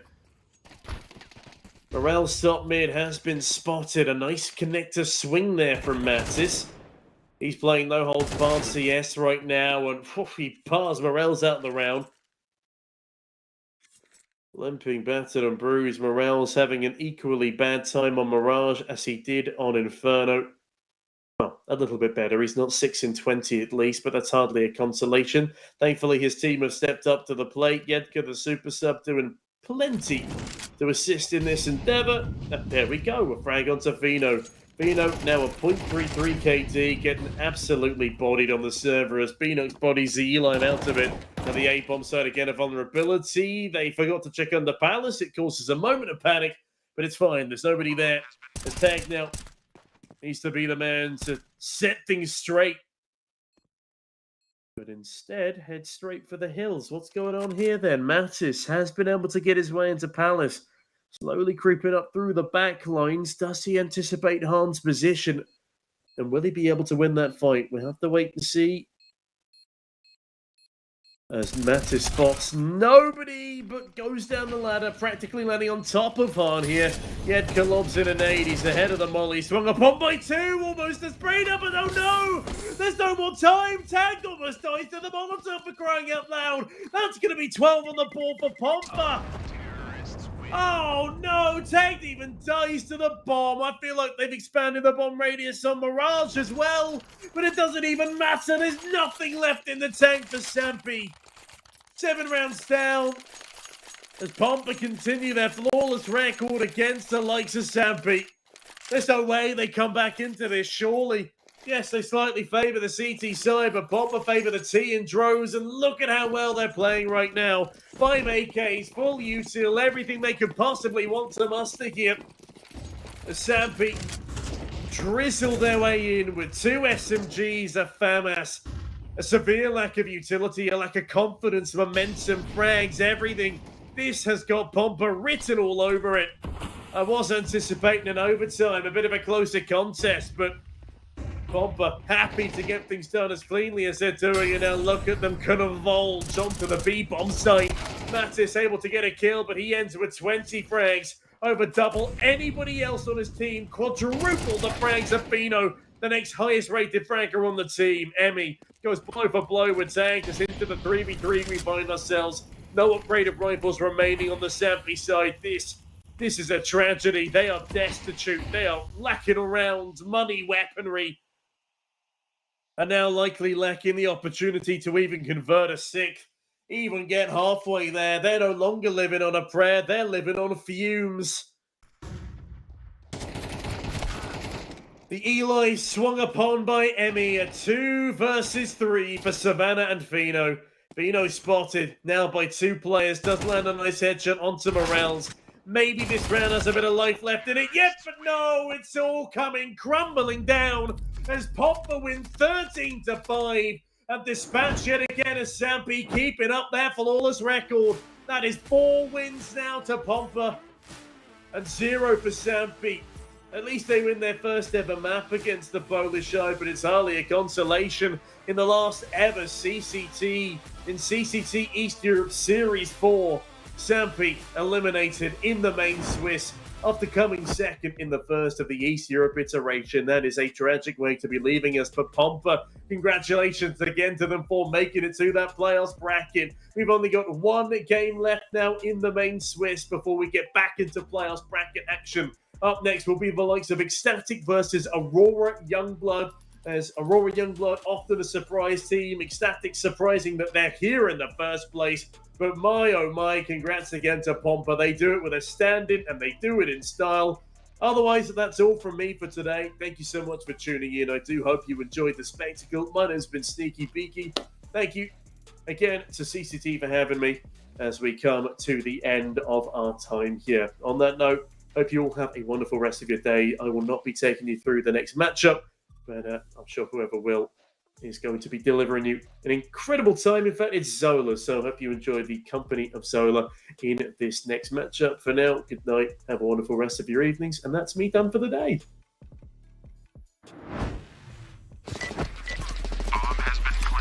I have very complicated job, but I love simple things so much.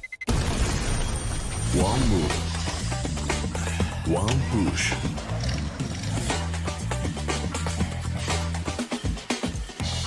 One touch.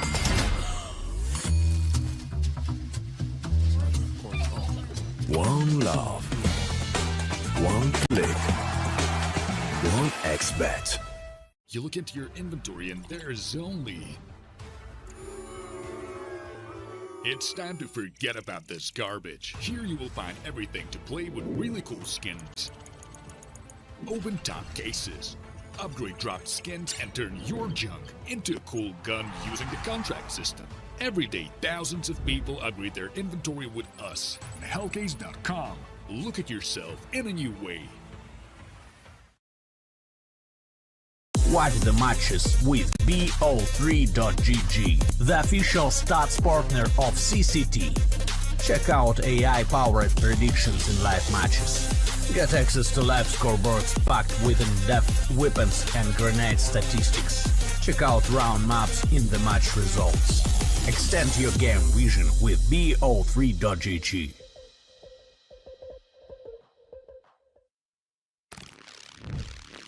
Yo, what are you doing? Exhibit. What do you think?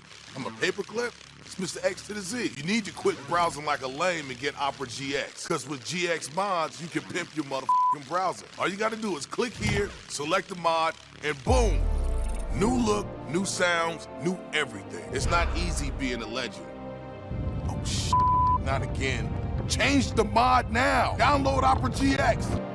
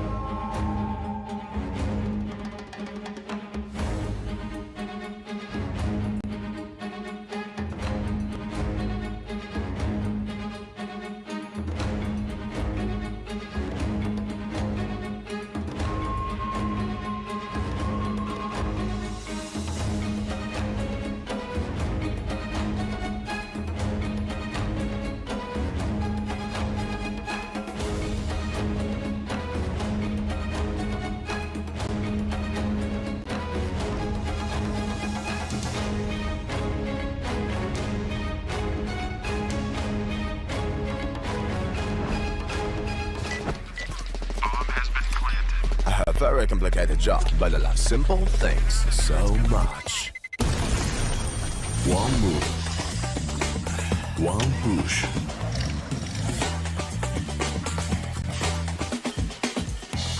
One touch.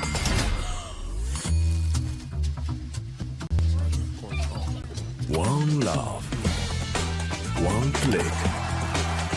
One XBet. Trying to get the skin of your dream for a long time but can't get it in any way? On our website you have a unique opportunity to get your favorite knife.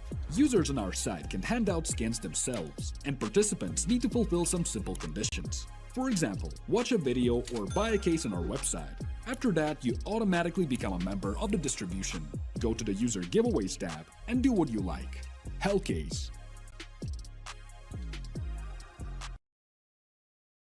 Watch the matches with bo3.gg, the official stats partner of CCT. Check out AI-powered predictions in live matches. Get access to live scoreboards packed with in-depth weapons and grenade statistics. Check out round maps in the match results. Extend your game vision with bo3.gg.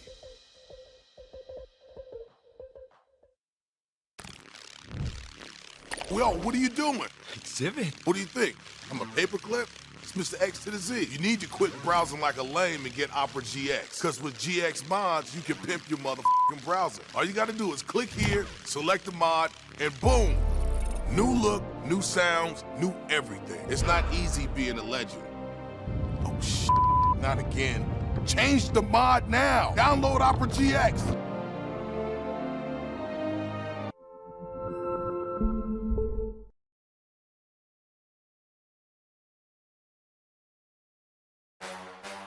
The champion of champions. Welcome back, ladies and gents, to another episode of the CCT podcast. We've got a ton to talk about, man. And there's just so much action. It feels like it's never ending. Hey guys, we have another interview for you today. Very special guest, Speedy. First, a funny thing, they also call me Grandpa in my team because I'm so old. And What are your general thoughts on what might come for the next couple of months of CS2?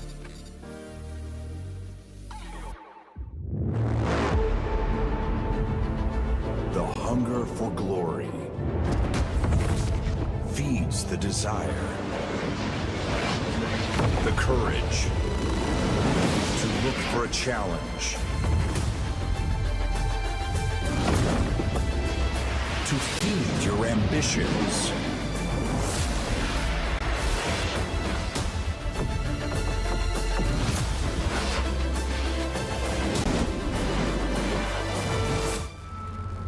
To reach for greatness. To become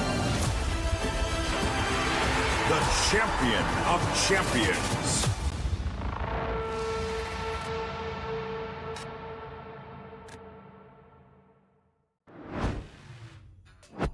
Good evening, everyone. I hope we are all doing well after that series. But we've got one more game here in the Swiss stage, the final decider about which final team will be able to progress to the next stage. And it's going to be a very exciting game as well. But why don't we have a look at the results and see the tables to see which teams currently have progressed. And then we can head a little bit more into this one.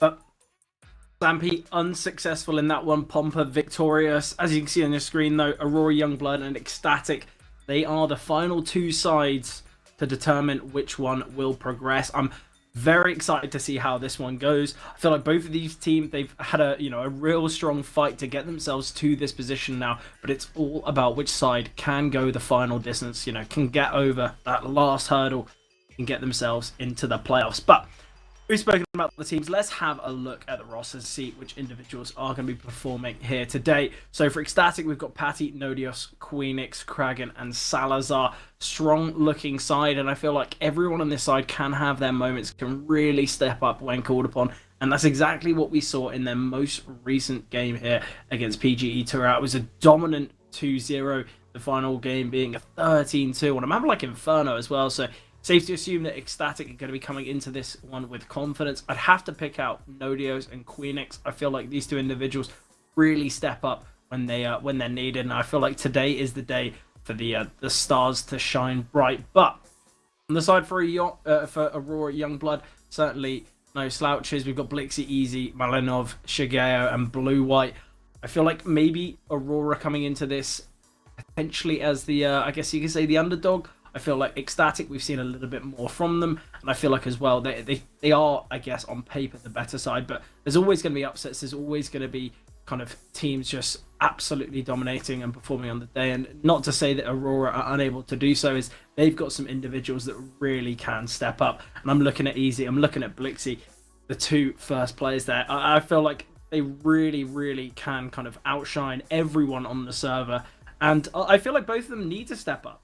You know, I feel like Aurora are playing against a tough opponent. Obviously, they kind of, in their most recent game, it was a very dominant 2-0 against Anonymo, and even more dominant than the Ecstatic PGE Tour game. So it's going to be an exciting one. I'm expecting for this one to go the distance, to go all 3 maps, and it kind of deserves to be, I guess, you know, the final showdown to see which team progresses. But I touched upon the maps. Let's see the vetoes. Let's see which maps we are going to be seeing here today.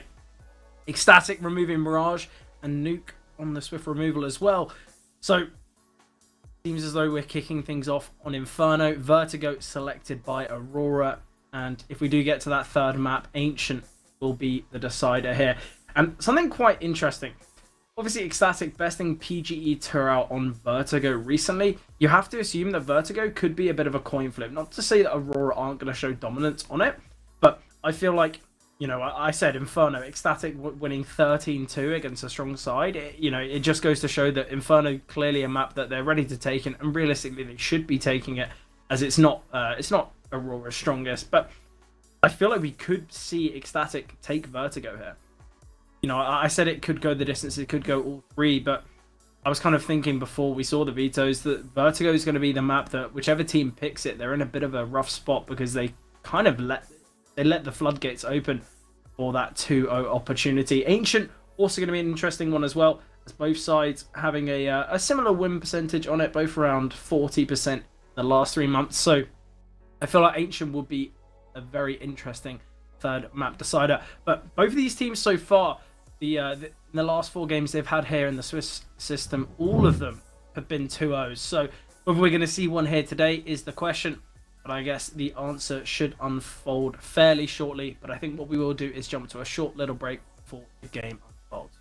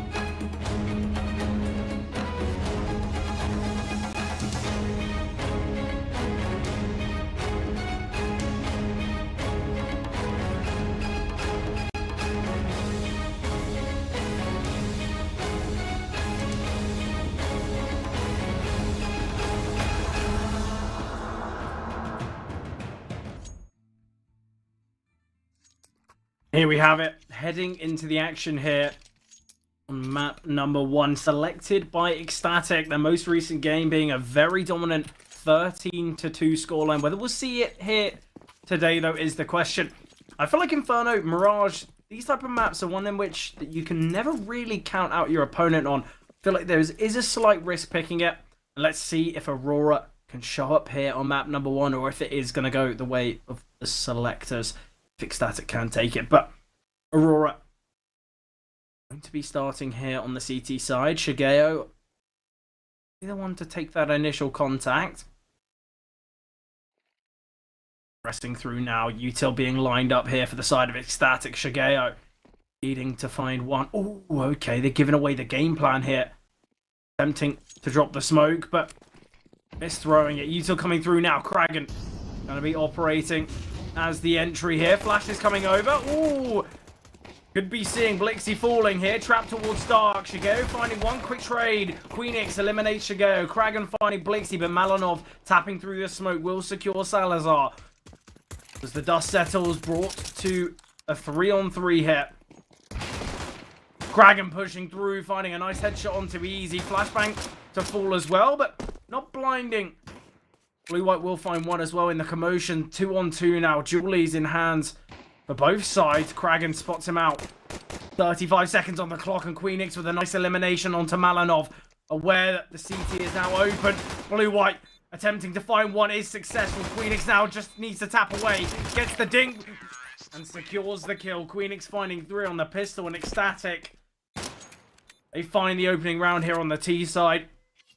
Be very happy with the result of that one. It seemed as though Aurora so close to finding success, but sadly not close enough. An expected eco for the CTs as well, so Ecstatic should go 2 rounds up here unless somehow the USPs can make things work.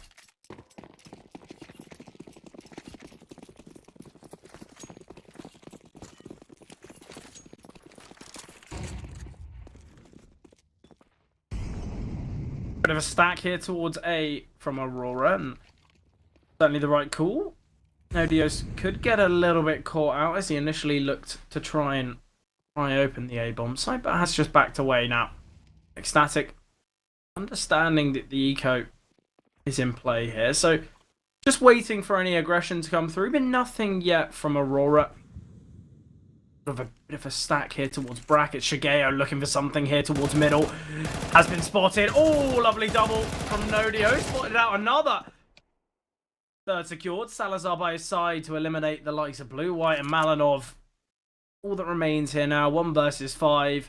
Does have a Zeus to play with, but it's going to find much. As the bomb makes its way towards the B-bomb site. Patty. Deep here. Oh, spotted out Malanov. The MAC-10 at range, although not the best of weapons. Decides to close the gap, and we've got the AK ready and waiting, and it is Queenix to find it there. So all 5 surviving here. Ecstatic, we're going to be very happy with that one, allowing them not only to keep the finances looking strong, but also to give nothing to the side of Aurora.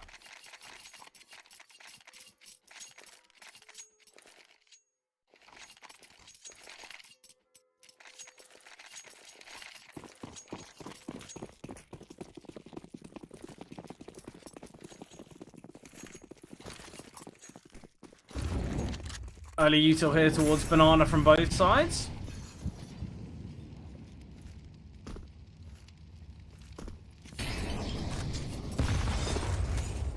Ooh, hefty nade there onto Blixie. Patty with a MAC-10 searching for something. Blixie somewhat caught off, but still finds one Shigeo by his side, eliminating Kragan. Puts him in a 5 versus 3 now.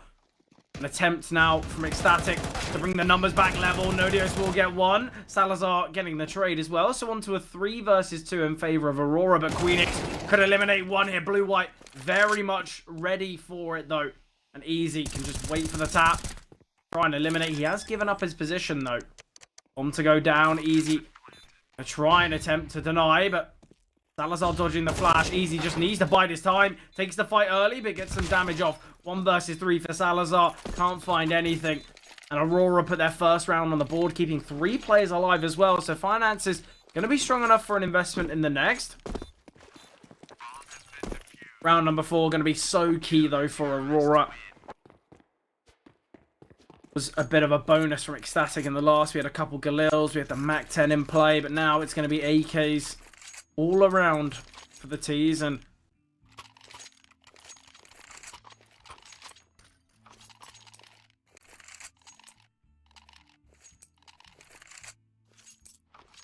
Warp in play for Salazar. Quite early on to bring out the big green, but with the importance of this series, definitely can't be leaving anything up to chance. Early smoke here towards long. Lexi hunting for something here in Banana.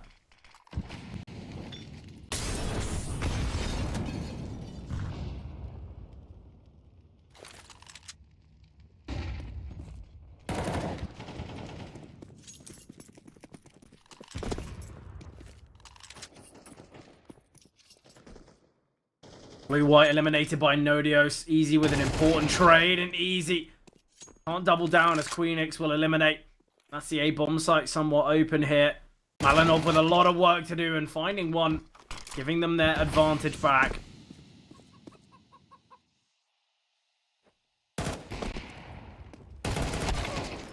Patty will find one, but Blixie still not cleared. Salazar's orb needing to connect. Ring on true. Switches to the AK in the clutch and believed to be the right decision.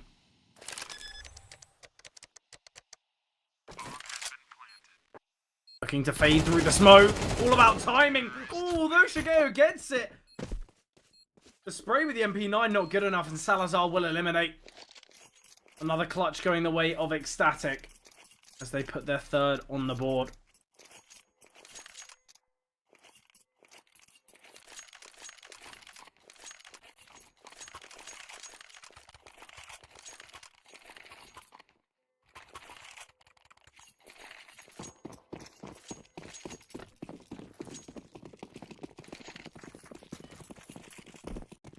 Investment from Aurora, but weaknesses throughout. Got the 5-7 on Shigeo, MP9 on Blue-White. Utility not perfect either.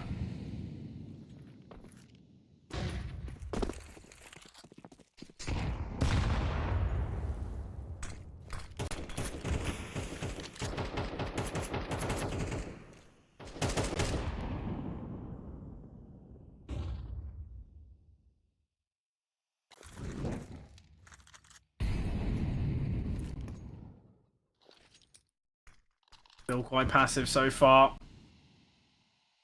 Aurora, though with weaknesses, certainly want to make things work here.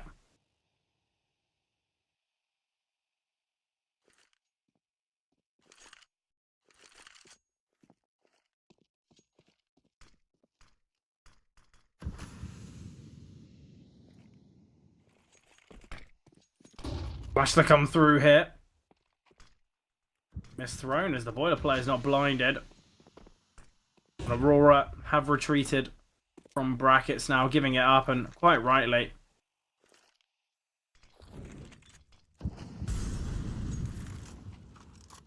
Odios searching for something here towards A, but Easy with a nice off angle. Catches him, and now man advantage, 20 seconds on the clock. Malinov goes for the swing, struggling to connect the bullets, but eventually does so. 4 versus 2, but Kragan eliminates Blue-White. Tucked here towards Coldzera, but Kragan again strikes. 2 versus 2 now. Utility depleted on the side of Aurora. Positioning is good. The steps will have been heard here towards short, and Kragan searching for a peek. Blixie waiting behind the smoke.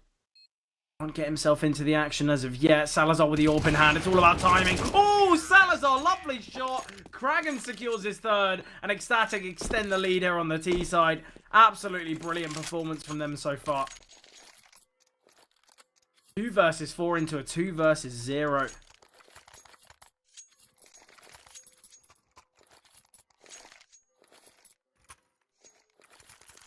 So far, though, 4 out of the 5 Ecstatic players chiming in when necessary, all having their important moments. And Patty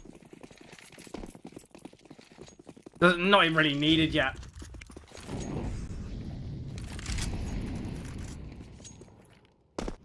Just a half buy from Aurora.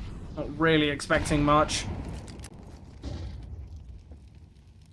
Clear to see why Ecstatic have chosen Inferno as their map selection. They're looking brilliant on it, and the two openers here in round number 6 continue their streak of success. Shigeo searching for something here. Trying to dodge the flash, spotted out by Patty, and the MAC-10 makes its mark here towards Banana. Malinov and Blue-White, all that remain, both currently towards the A-bomb site.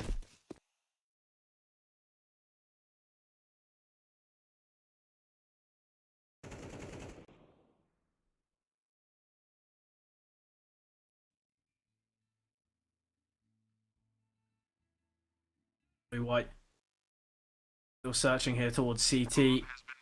Somewhat aware of the deep positions of Ecstatic. Going to be seeing them now as Patty sets to his merge on his voyage here. Trying to eliminate many with the Mac. Make some money in the process, but Blue-White has evaded him for now. Ooh, I think Blue-White's just stepped there. Patty doesn't seem aware of it. Attention taken from Malinov, and Patty executed by the likes of Blue-White.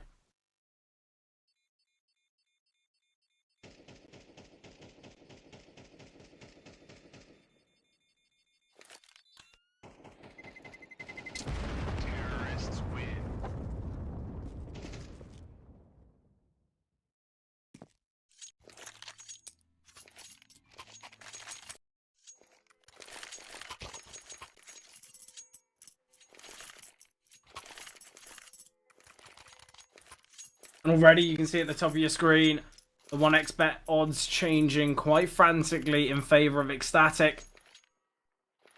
It's clear to see why. A dominant performance so far, winning 5 out of the 6 rounds.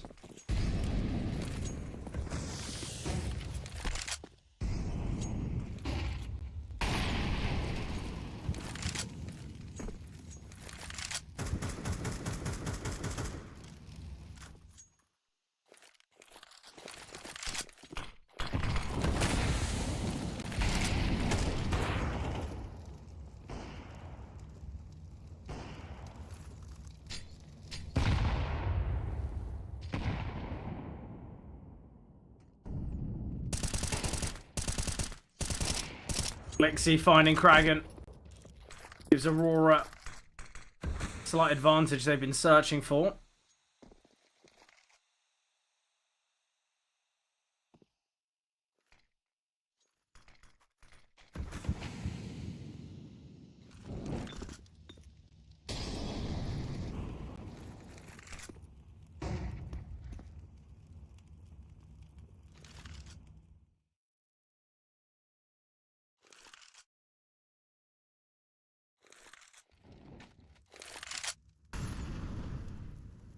"35 seconds on the clock here. Ecstatic running down the clock, and quite brightly. Oh, Blue-White finding Queenix is going to make things a little awkward. The A-take has been weakened. The AWP scope will have been heard. Patty needs to get his running shoes on. We could just see a save here from Ecstatic. 15 seconds left. A lot relied upon Nodios. Spotted one towards Pit, takes him down. And this is the charge here. 10 seconds on the clock with 2 players on the bomb site. Salazar not going to find much. And Ecstatic take a risk by playing slowly there and losing a player just before the site hit comes through. Devastating. But the probing works out nicely for Aurora. We could have seen it go the complete opposite way. Losing that pick towards brackets would have been devastating for the CTs, but finally they secure their second and look to continue it.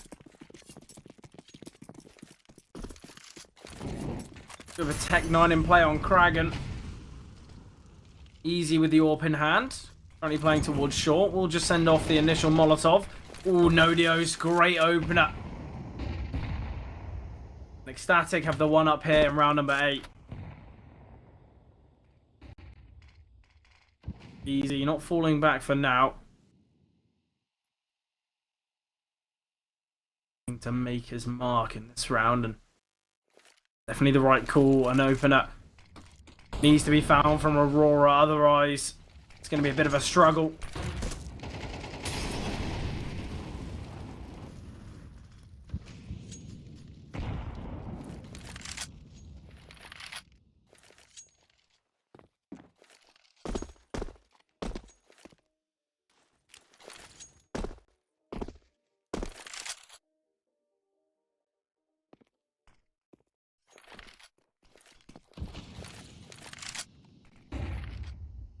Util sent here towards brackets.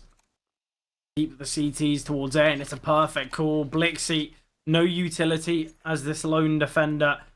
Going to be near impossible to hold off the attack. But with 29 seconds on the clock, if Blixie goes unchecked, could eliminate the bomb planter, and then Ecstatic could be in a world of hurt. But the gamble incorrect from Aurora. Ooh, Blixie close to finding 2. Unable to do so, though. Bomb needing to go down now. 4 versus 3. Odio's just holding the smoke. Just to be a save here from Aurora.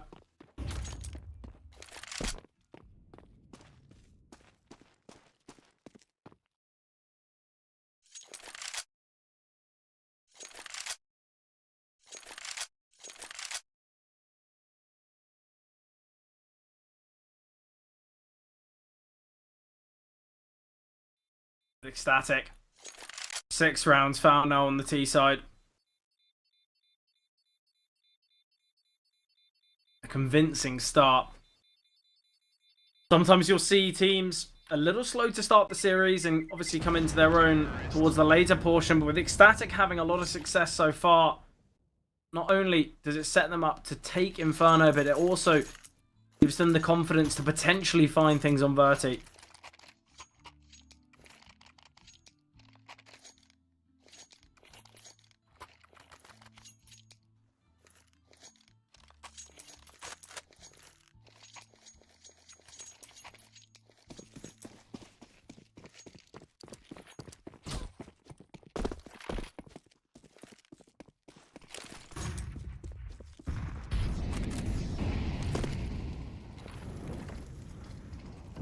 Another investment from Aurora.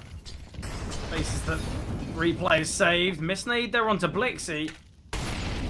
Molly to come through here towards Banana, forcing Patty back. He's taking a lot of damage in the process. Got an HE grenade primed here. Util being sent from either side. Yet no frag has been secured yet.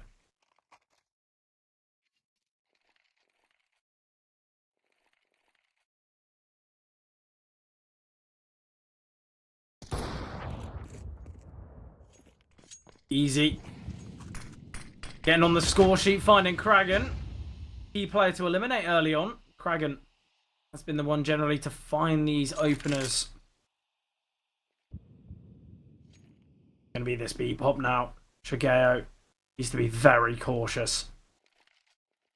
When the smoke fades, Shigeo will be trapped. Bit of a one and done position, but see if he can fight some more. Swings out. Gets the one, but certainly is done. Man advantage still here for Aurora.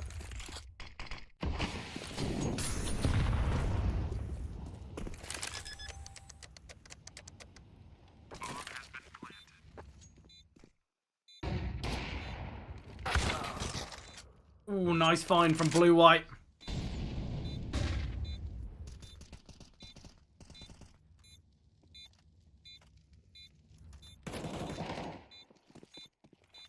Nodios needing to find a pick soon. Molotov to come through. And easy. Nice shot there. And Aurora will find their third.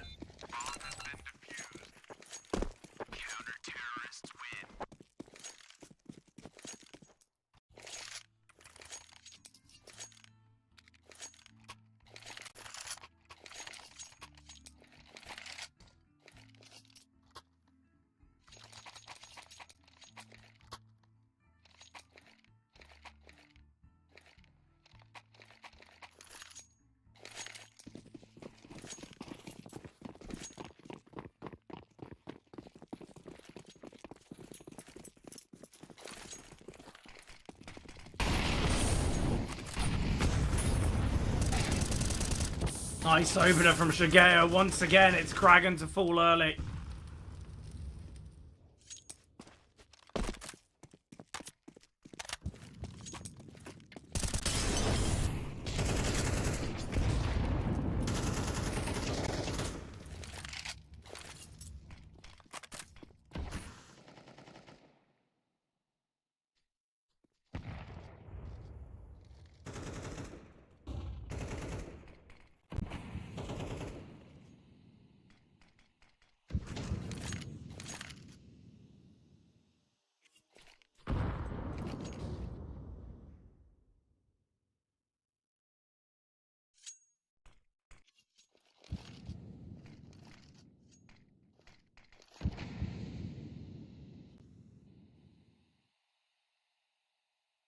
Once again, Ecstatic operating for a much slower approach here. Blue White sends the nade into the smoke to check it, but nothing sighted. It's going to draw a rotation away, but this is going to be perfectly timed for Ecstatic. We're going to be seeing a 4 versus 2 on the bomb site. Certainly one in which Ecstatic can take. We need to see the Deeg hitting these early shots, though. Ooh, speaking of shots, Easy misses one. Queenix will take one down, though, but it's a 4 versus 1. Nodios dropping into mini pit. Time is ticking, and Malinov secures another. 3rd in the round found. 4th taken here on the CT side. And Aurora doing a good job here so far.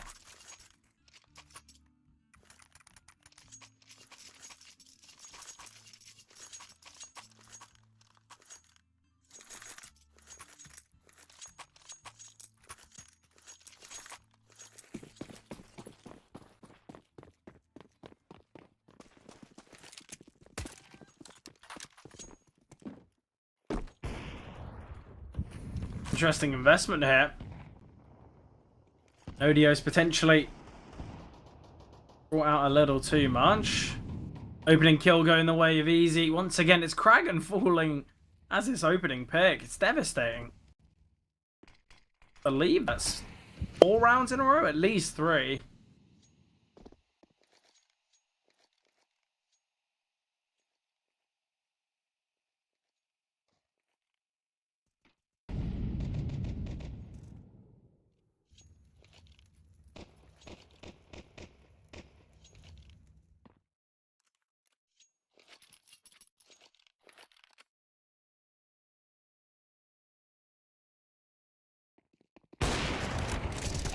Easy. Missed shot here, but Blue-White securing many. Easy on the 5-7. Will get his 2nd of the round.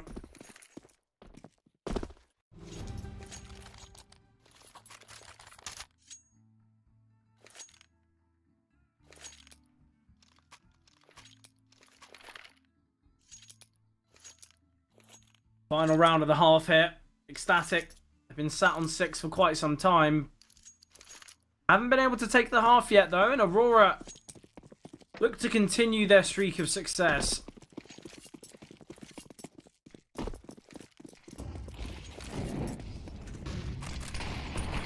Early swing from Blixie looks to take this initial control. Perfectly timed peek as he finds Patty.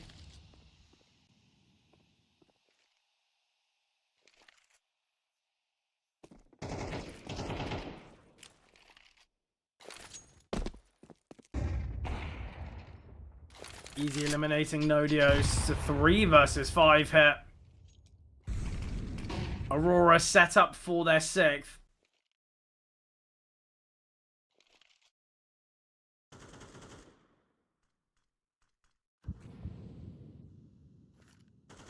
Gonna be tough to crack either bomb site now.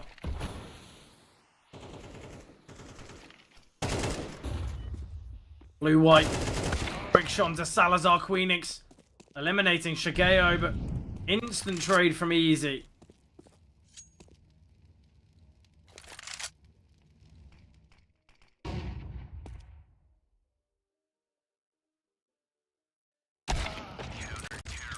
There it is. Aurora level things up 6-6. Very nice comeback there.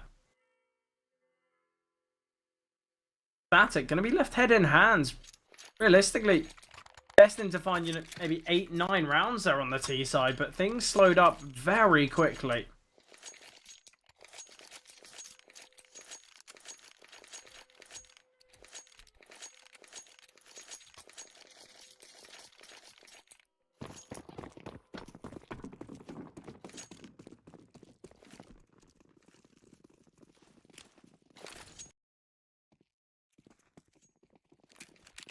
Steps have been heard here.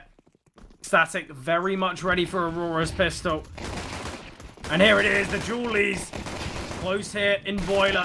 Still a 3-on-3, and Dragon brings it to a 2-on-2. Shigeo breaking into the bomb site. Kragan pushing through the smoke and finding a nice kill there, all on Shigeo.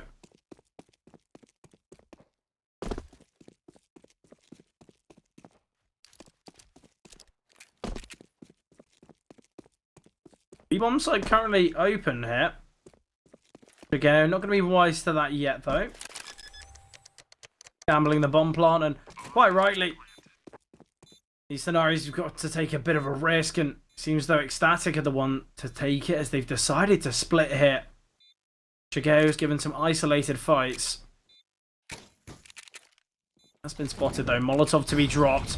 Patty extending the smoke, and Shigeo trying to get through, but Patty taps away quite calmly. Ecstatic take the pistol. And once again take the lead here on the CT side.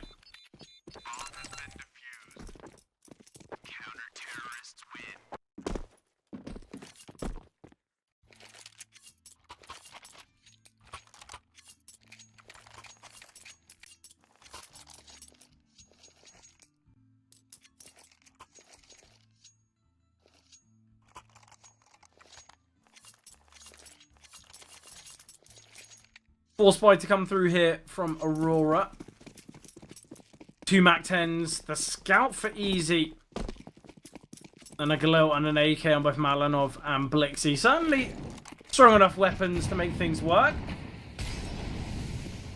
Utility not been made much of a priority here for Ecstatic.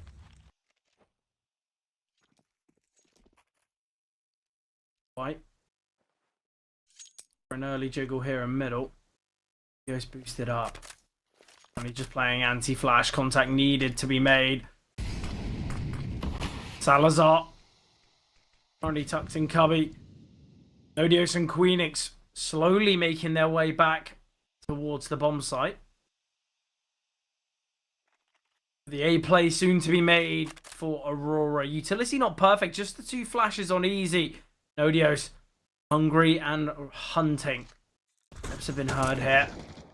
Ooh, Salazar finding Blixie. Queenix as well, eliminating blue-white Nodios on the back of the bomb site. Although finding one quick trade from Shigeo, still a lot of damage to Salazar. The low HP of Easy could be a bit of a problem. Dragon finding Easy. A lot of work for Shigeo to do. Does get one, can't secure the second. And Ecstatic extend their lead here. Searching for the weaponry. Well, they've still got time to work with here.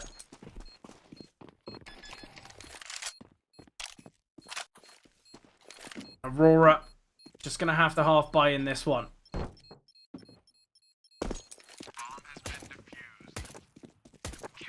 Static 5 rounds away from taking things here now on Inferno.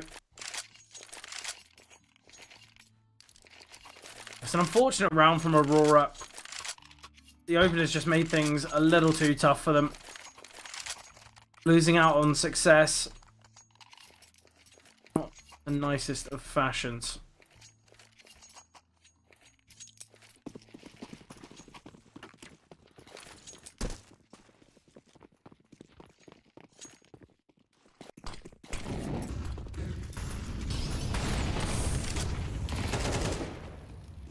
Great opener from Blixie, searching for a second, but Kragan eliminates. It is still just a half buy here.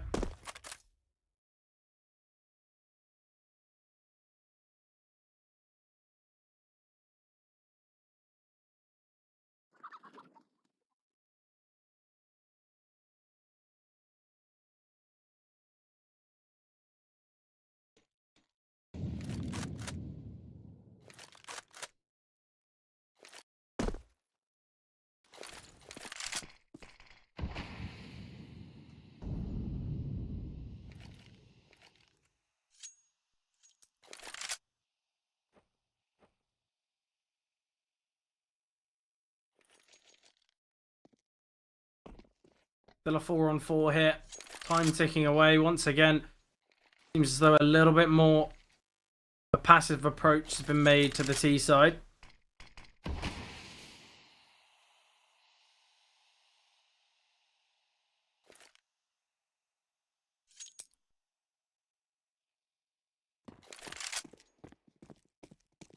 The A-bomb site seems the intended goal.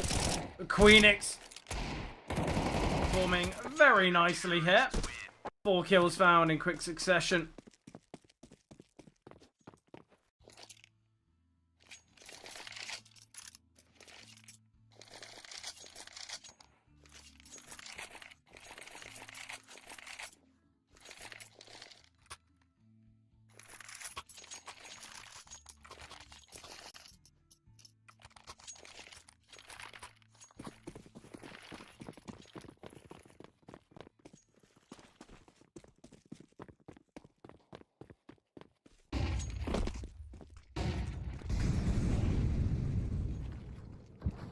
Investment is out for Aurora.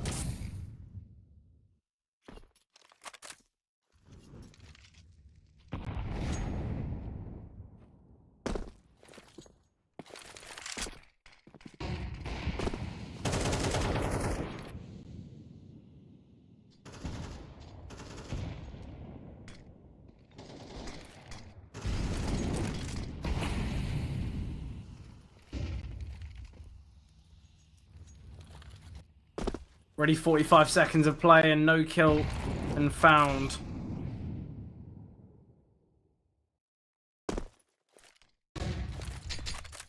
Ooh, missed nade from Queenix. Somewhat unfortunate.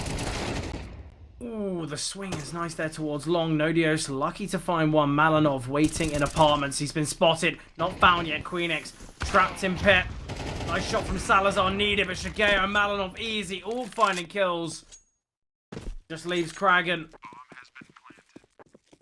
Safe to say, Kragan surely just going to be saving here. Not going to be given the time of day in this round. Aurora will secure their first here on the T side.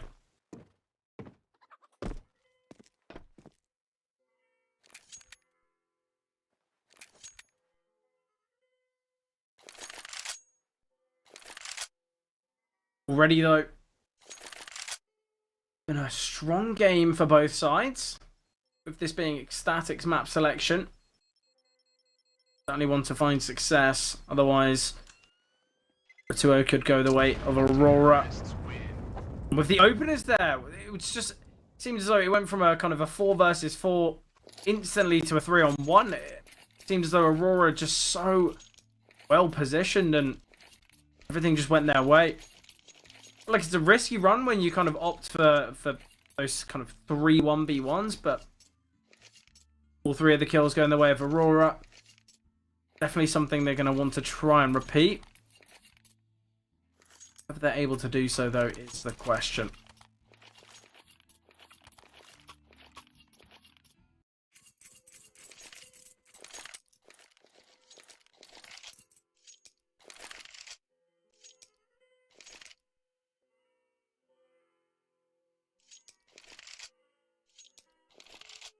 Tactical pause called here from Ecstatic, wanting to talk things through, and understandably, I brought up the necessity for success from them.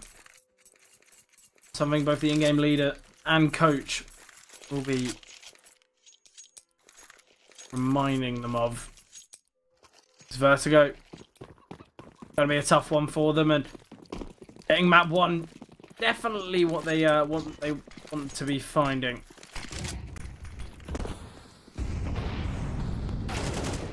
Early aggression from Blue-White and finds that opener, taking down Salazar.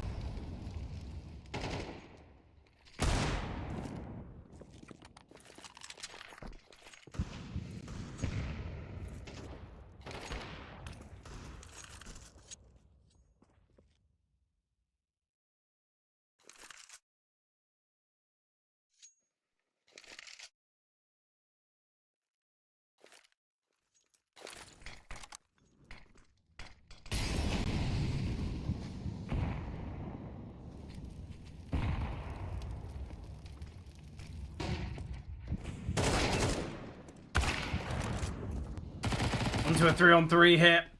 Nice trade there from Easy onto Kragan.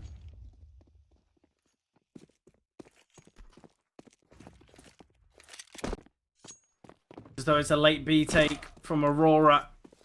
Timed to perfection.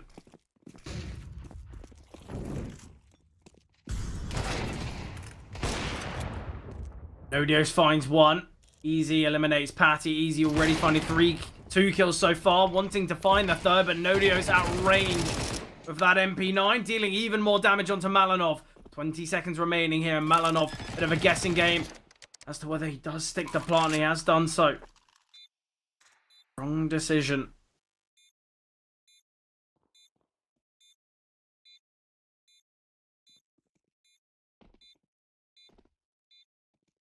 Time is ticking. Her players on the bomb site now. But it's just a tap. Malinov information has been gathered. It's again the tap on the bomb. Going to be swinging, but eliminated by Queenix's FAMAS.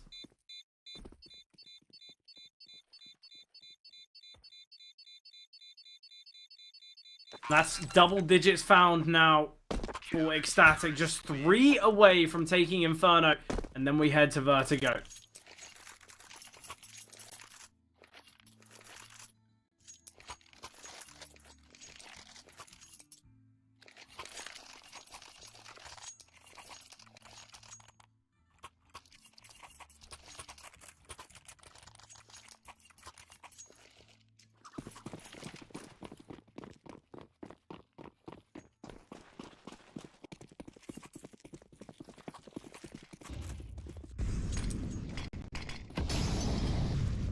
Aurora gone for the full investment. Once again, it's blue-white to search for the opener.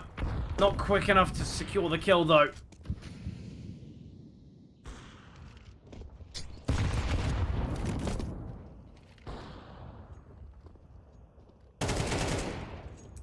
It's Blixie to find that opener, though, as Salazar drops to the depths.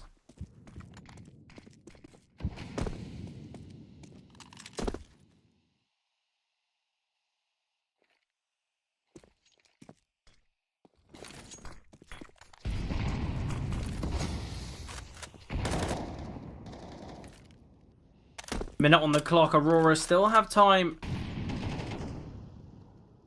to slow things down. No need to kind of force the issue, but Malinov deep towards apartments. You assume going to be operating as the fake, as the lurk, and see if you can find anything here. A lot of work for Kragan to do.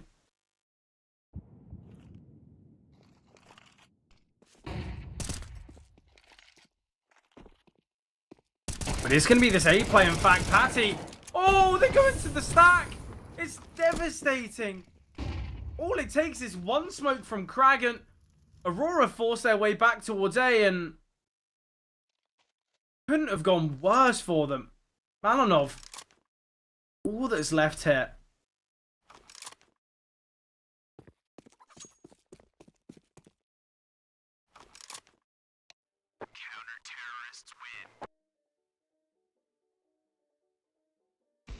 Just a save for Malinov.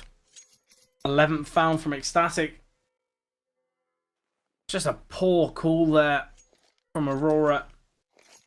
They give up so much initial control towards A to kind of send their way back on the B play, but one smoke, that's all it took. Sadly for Aurora, not only was the call wrong, but the individuals just all getting caught out.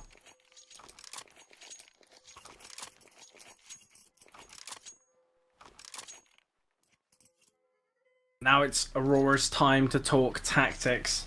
Trailing by 4, needing 6 in a row here. They want to close out Inferno and Regulation. 5 out of the next 6 to take things to overtime.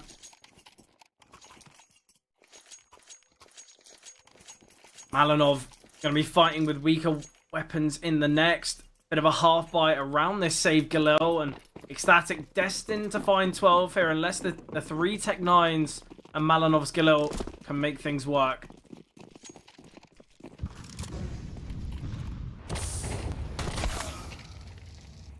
Shigeo falling to his own Molotov there. Patty's nade, very key there. Bit of an apps pop, but Queenix surely going to delay it with the smoke. Queenix to back away here.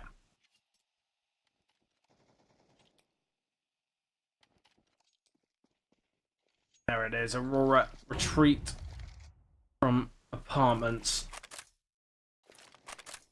Queenix just jiggling. I'm gonna find a bit of a timing here. 4 defenders towards the A-bomb site currently. Certainly the right call to make, and once again it is just Kragan as this lone jump spotter. Minute has gone by, only 1 kill found, and bit of a suicide as it was the Molotov thrown from Shigeo. Patty, nice double though, 3rd secured, could make it a 4th, and easy, very low. Patty does find it. 4K there from Patty. Don't want to go all technical there, but technically the ace from Patty on the basis that it was his nade that dropped Shigeo so low to fall to the Molotov. So although it's not, you know, a true ace, I'm calling it one.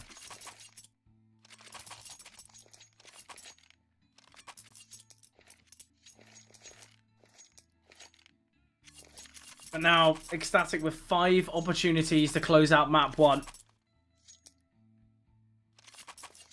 Ecstatic looked very dominant initially. It seems as though they look to close things how they begun. In a very dominant fashion.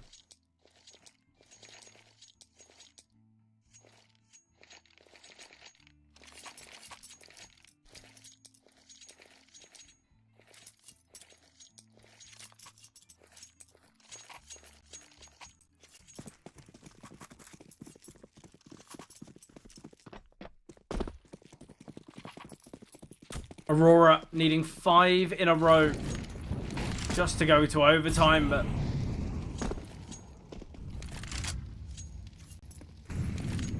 don't want to be a disbeliever, but I don't think it's going to be possible, and Salazar could start things off nicely here in round number 20. Holding here. Nodios finds 1. Salazar spots 1 in Boiler. Nodios now tucked behind the smoke. Salazar repositioning. Hefty bit of util damage onto blue-white. Once again, Banana taken from Ecstatic. Allows 4 defenders. I say that as Patty has rotated back.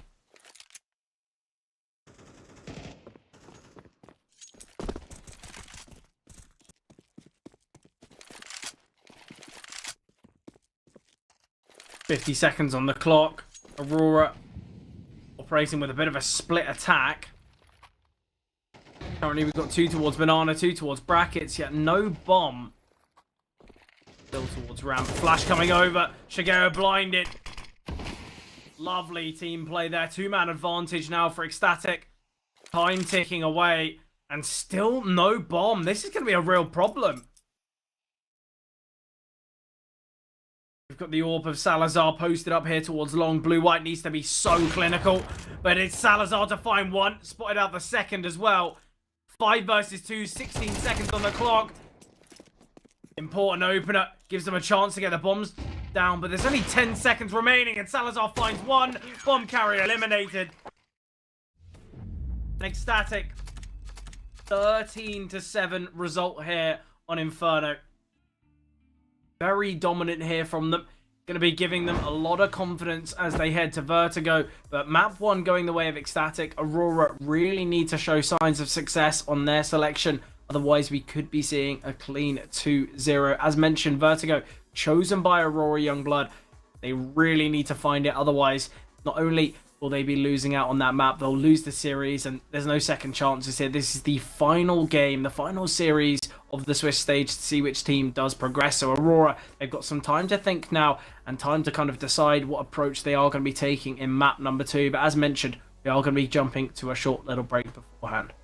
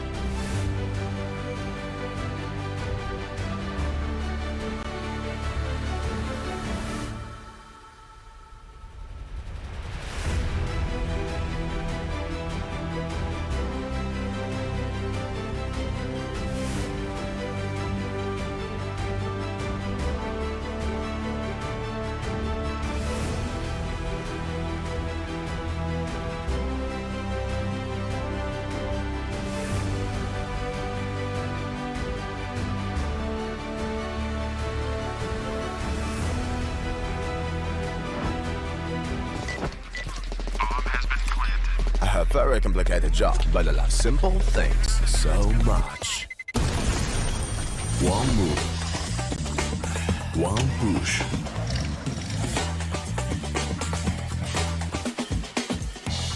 One touch.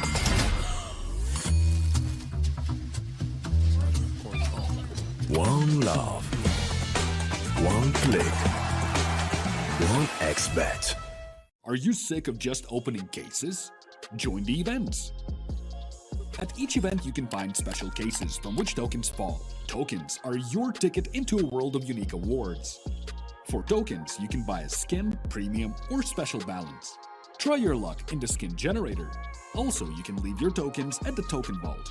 And the more tokens you keep, the better skin you'll get.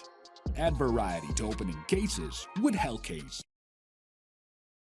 Watch the matches with bo3.gg, the official stats partner of CCT. Check out AI-powered predictions in live matches. Get access to live scoreboards packed with in-depth weapons and grenade statistics. Check out round maps in the match results. Extend your game vision with bo3.gg.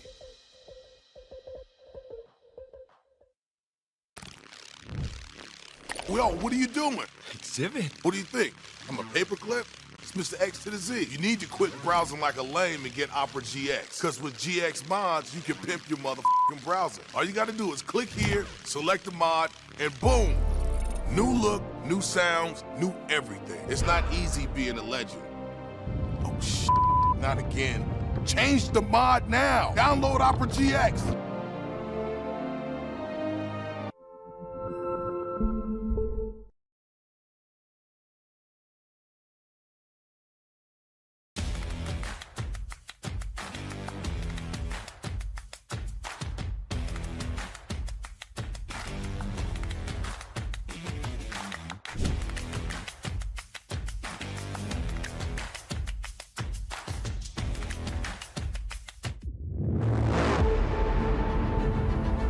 The hunger for glory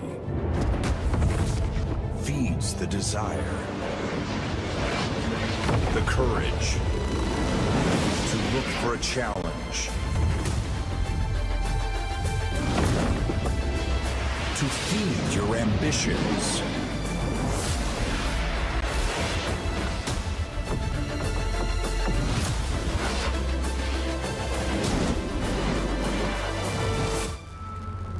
To reach for greatness. To become the champion of champions.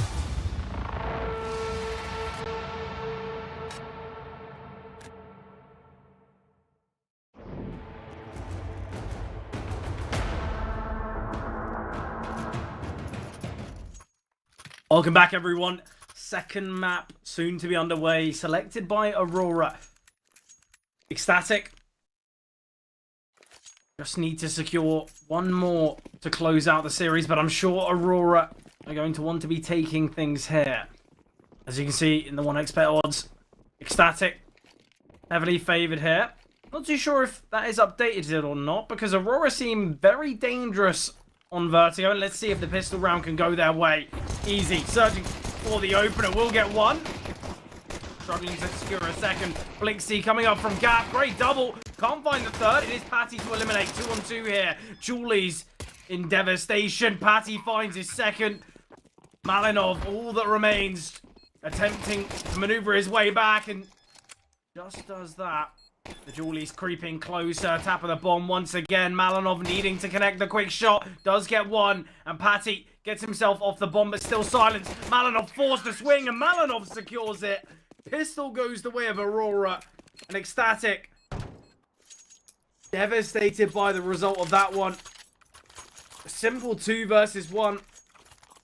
Should have been a tap of the bomb and a double swing, but the split allow Aurora to find it, giving 2 1 versus 1s away, and the quick shots there from Malinov.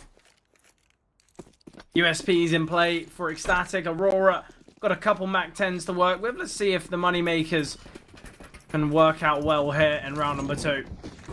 Chigeo searching for the opener. Molotov has forced them back. Need to land towards sandbags. Information gathered.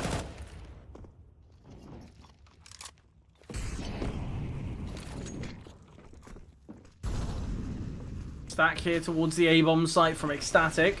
Aurora, Youngblood don't look as though they're going to be changing their tune.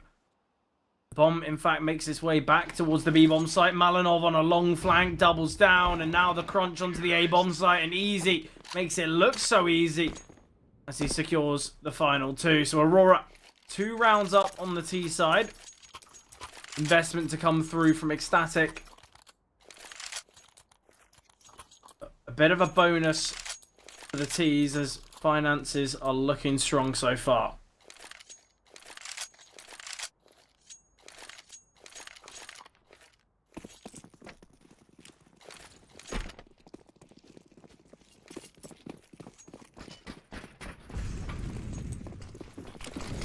Once again, it's a bit of a fast approach here from Aurora. Blixie getting in front of the nade. Shigeo finding one. Kragan eliminating Blixie. Nodio's finding Shigeo as well. And Nodio's still hungry as he goes for a second quick peek. Nade onto the smoke, but nothing spotted behind it. Man advantage for Ecstatic. It is going to be this B play now. Queenix with a lot of work to do. Util coming his way. We need to see a bit of a response, but no. Queenix doubling down. Aurora struggling to find success here in the third. And Easy left in this 1 versus 4. See if he can find much, but the aggressive nature and the close positioning leads me to believe that best case scenario, Easy can only find one, but he spotted one out. Lucky to be alive here, but Util coming over. Nade sent out by Kragan, but yet to be spotted. Oh, brilliant from Easy. Finds one and creeps on closer, but Kragan, nice shot there with the A1S. Ecstatic. First round on the board and done with dominance.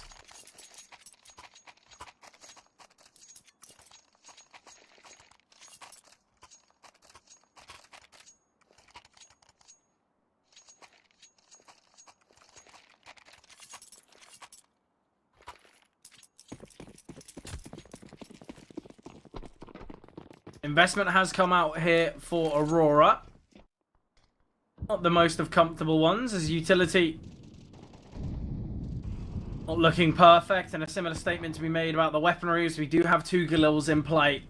Queenix sitting below here. Queenix baited in by his teammate Nodios.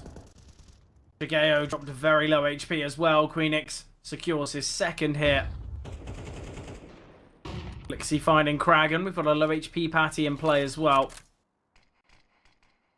No damaging utility for Aurora to work with, though. Nade quite heavily chipping away at the likes of Easy. An advantage for Ecstatic, and I think we're going to be seeing a bit more of a passive approach from them. No need to be giving up kills. Just the 1 smoke remaining on Blixie. Question as to where they decide to send it. It's an A play with just the 1 smoke. Not going to be easy. Smoke has come through now. It's given away the game plan.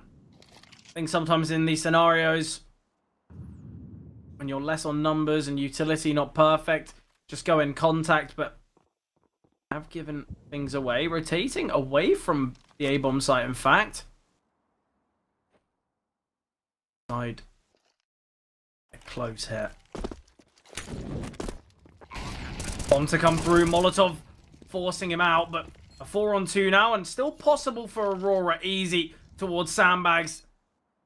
They're putting a lot of work. Blixie as well towards the mini ramp. Aware of the positions. Lovely tap there from Easy. Brings it to a 2 versus 3 now. 7 HP on Patty still. Not going to be easy. Tap of the bomb. Easy getting 1, but Patty. Nice trade, and second found for Ecstatic. Third to follow. It should just be the half buy from the T's.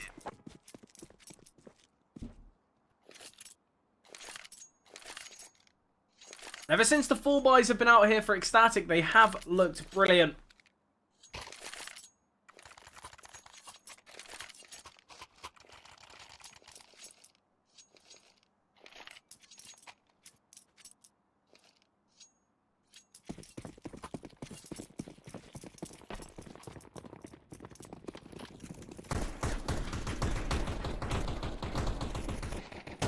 Tech9's attempt to make their way here.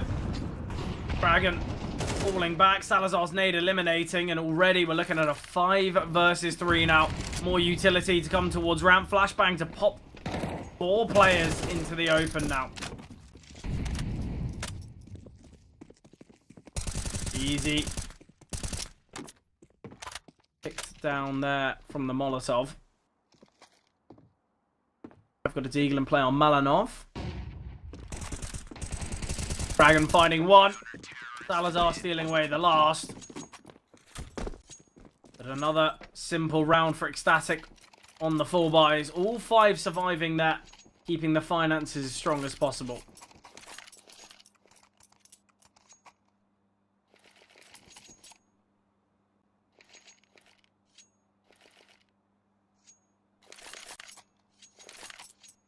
First AWP to be seen here in round number 6 is Easy bringing it out on the T side.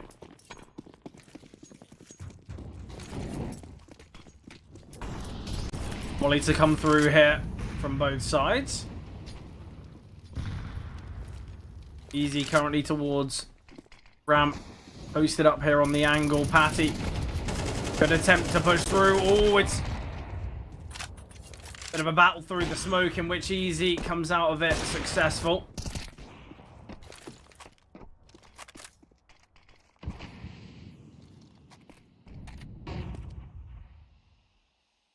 So both Salazar and Kragan attempt to take some control back now. Smoke soon to fade, and Blixie looks to progress. Blixie could catch one out rotating. Oh, but it is Blixie, in fact, to get caught on his lonesome. Queenix defending here towards B, currently towards quad. Utility once again a problematic factor. A bit of a gap here as Malanov making his way through towards Guardian. And Malanov finds one. Nodio's holding.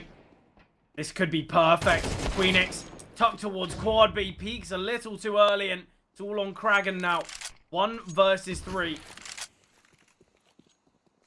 And Aurora set to take their 3rd now.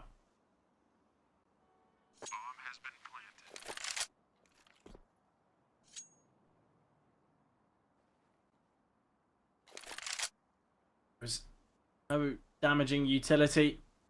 Queenix really didn't need to peek there, but a bit hungry.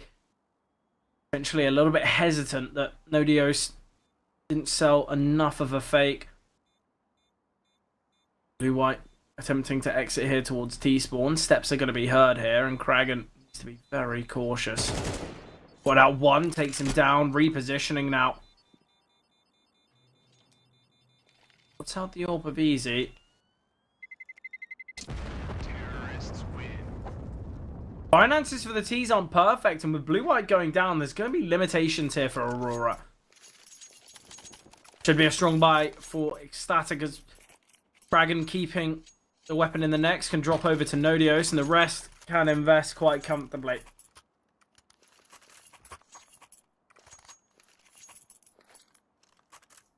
Once again, we had a quick peek at the 1xBet odds in the last. Still very favoured towards Ecstatic. Dragon looking to get aggressive here.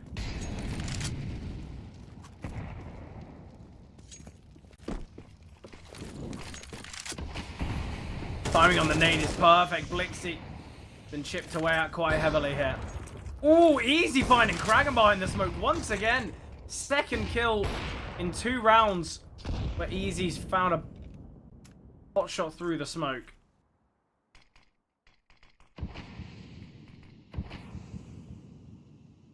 Aggressive setup from Ecstatic in middle. With Nodios and Patty. The great up-down setup. Flash has come through.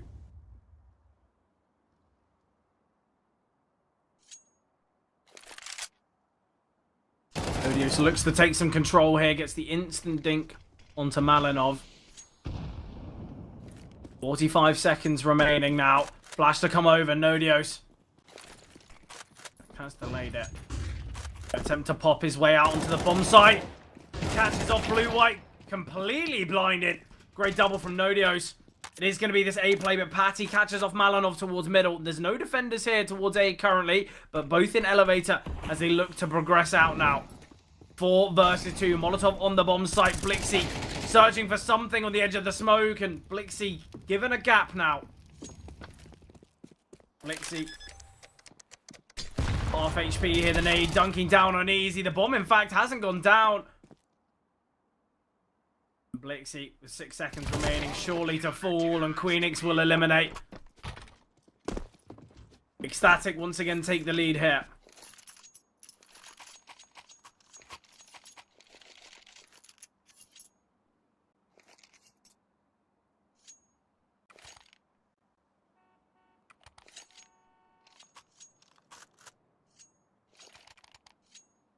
Just going to be the Glocks in play for Aurora. Ecstatic certainly look to find themselves their 5th.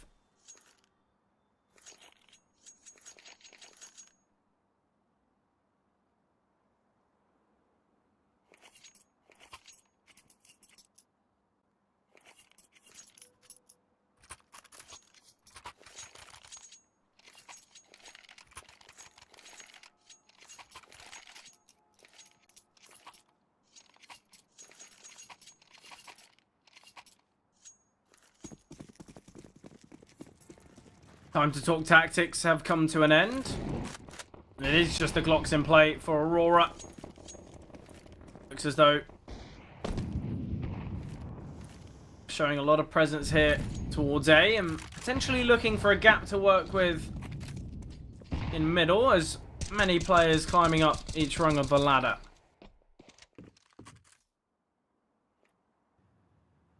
Patty, a lot of work to do here.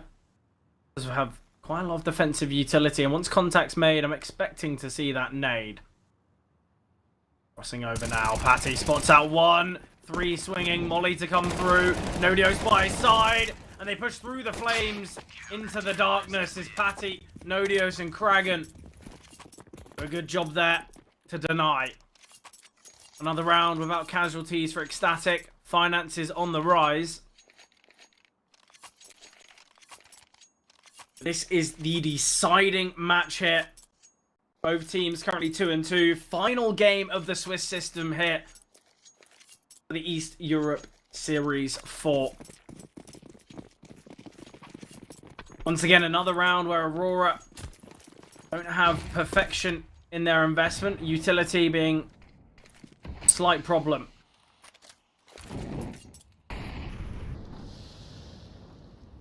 Dragon boosted up here, holding the aggression through gap. Molotov to come through from Queenix. Going to delay any aggression. Aurora set to show here towards the B-bomb side. But Blue White and Shigeo be aggressing now. Queenix holding for the boost towards danger. Ooh, nice nade there onto Queenix. Not only is it information gathered, but also a lot of damage dealt.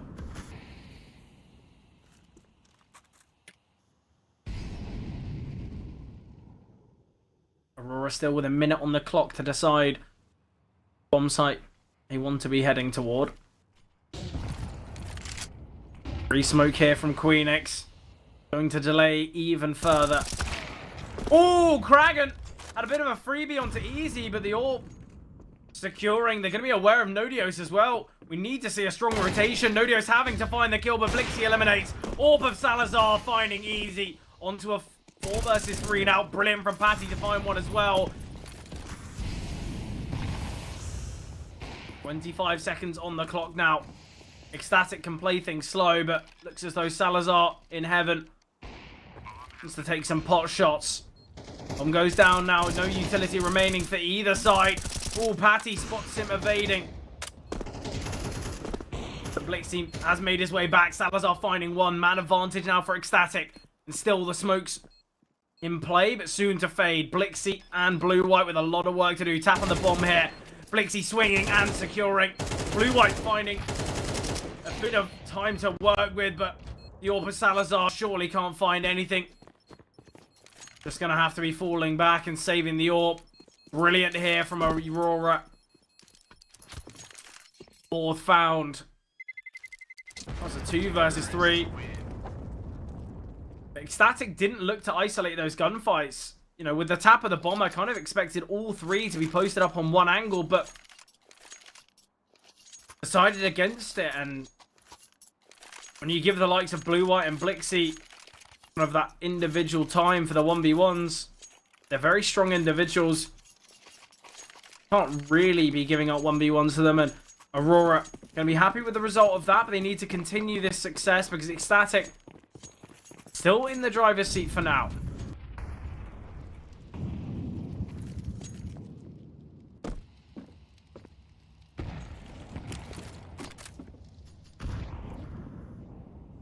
Dragon not timing his nade nicely.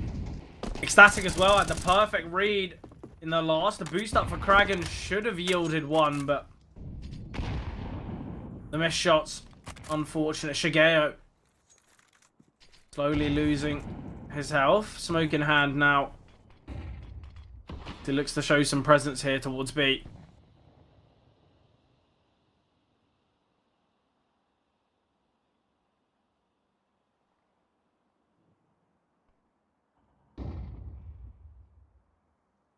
Salazar. The AWP in hand, repositioning. Looks to be this A play here. Salazar towards Gap could get caught off massively. Dragon lining up the smoke here, just jiggling.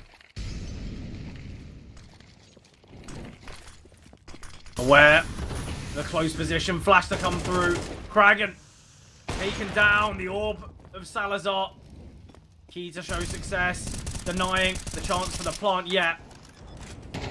Reposition Salazar though, too deep behind enemy lines. We have got a double flank going through. Patty needing to keep the attention away, but Nodios in the back lines needing to clear sandbags.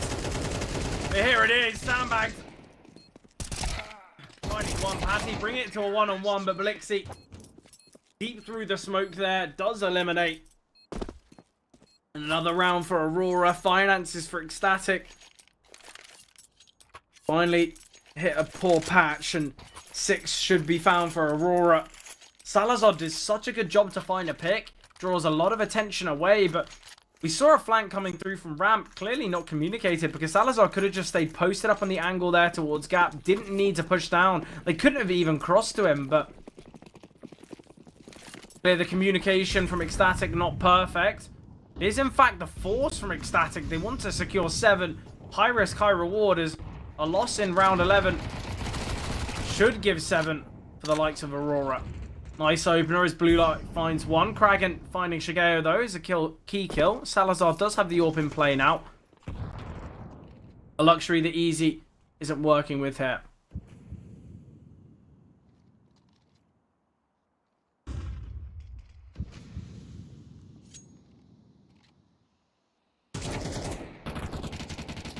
Easy finds 1. Patty catches him out. Blixie still close to the smoke.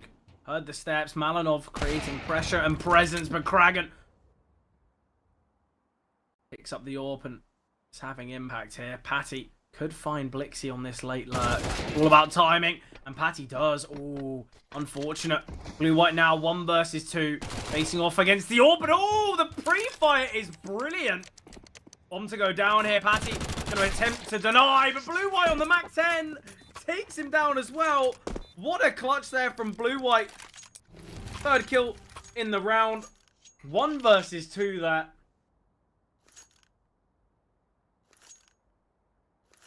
Unfortunate scenario for Ecstatic. Once the smoke comes down there, potentially we should have just seen the AWP of Kragan falling back, but understandably just posted up on the angle, expecting for the shot to connect. But Blue-white, the pre-fire on the Mac 10, there's not really much you can do about it.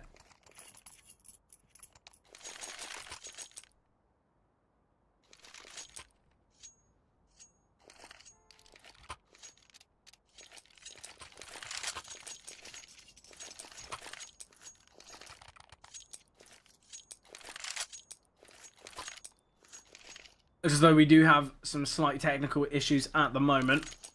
Hopefully everything will be resolved shortly, but Gives time for the players to take just a little bit of a breather because the second map has been pretty tense so far.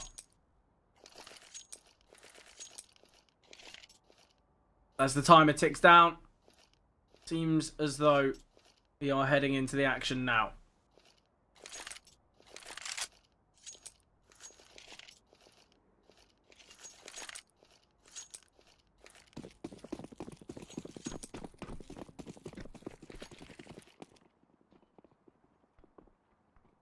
Final round here. Aurora got the potential to take the half.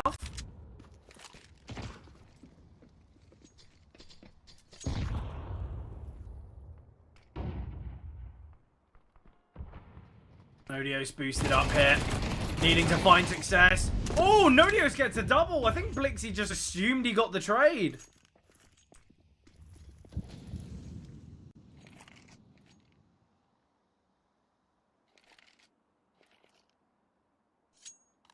Dragon deep here towards ramp. We'll just be backing away, and Aurora forced to use a fair bit of utility to take this portion. Dragon has spotted one towards ramp.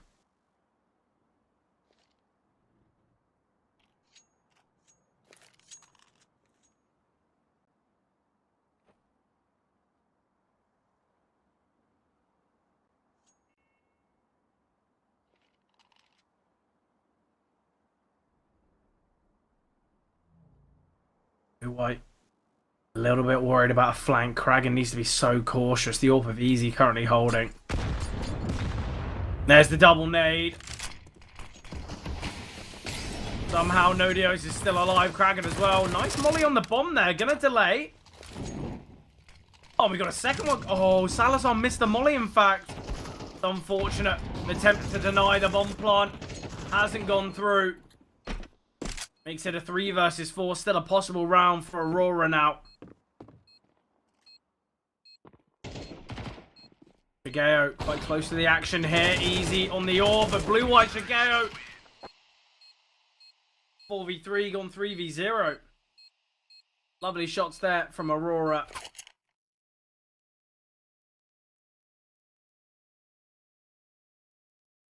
And Aurora in the half very nicely, and seemed as though it was going to be a tough one, as the success shown from Ecstatic initially on the CT side was absolutely brilliant, but things quietened down quite a lot for Ecstatic, and now it's their turn on the T side to show if they've got the goods to close out the series here and now.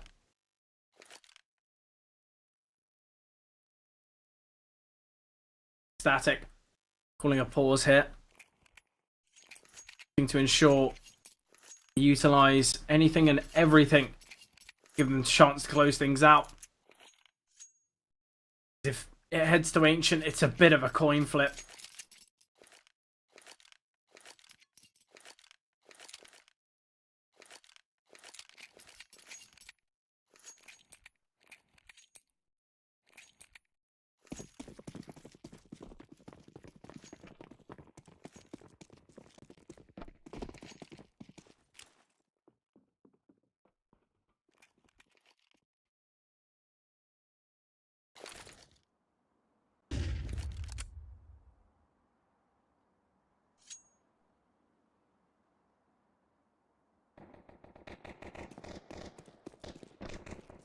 Nice opener from Queenix. Nodios chiming in as well.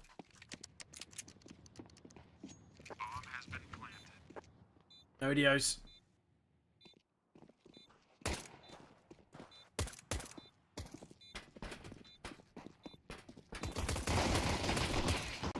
Ooh, it seemed as though CT's had a bit of a chance, with Salazar with the Julies in hand puts things to bed here.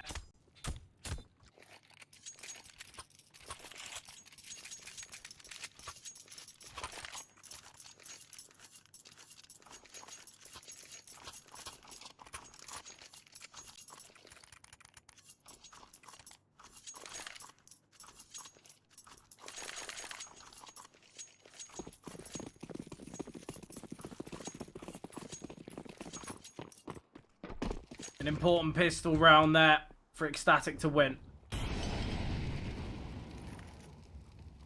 keeps them in the conversation on Vertigo.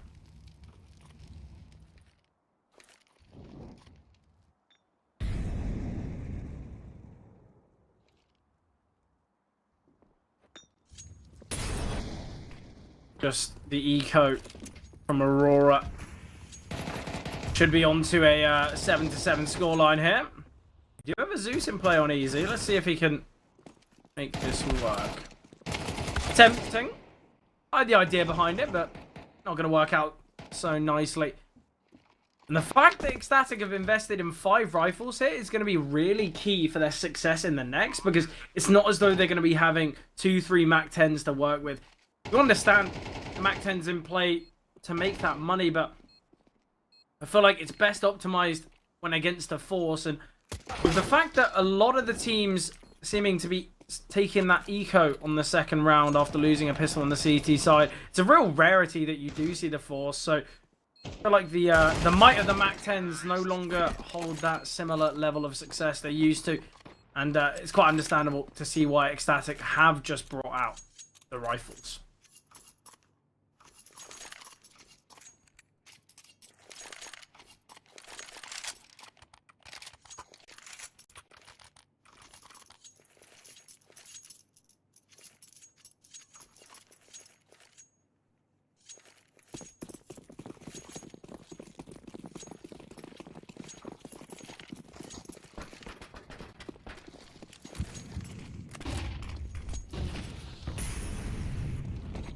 First full buy in play for Aurora here on the CT side.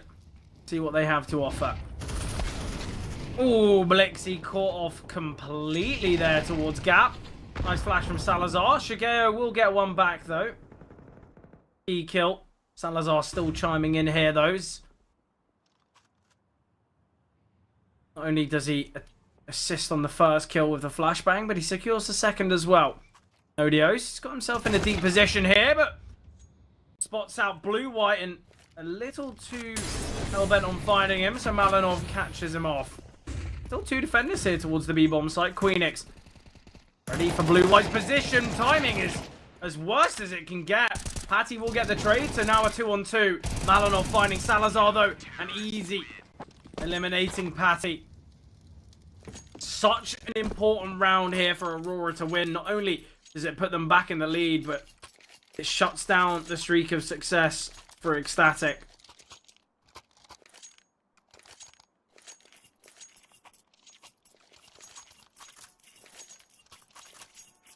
But I can really sense the third map coming here. Aurora potentially just a little slow to start on their T side. They are looking really good so far.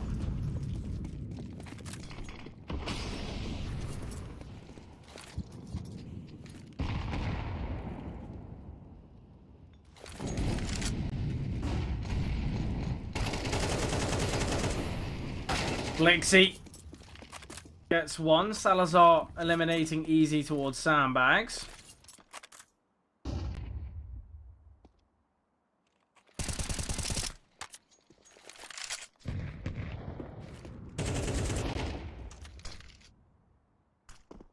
Blixie and Shigeo looking to aggress here towards Gap.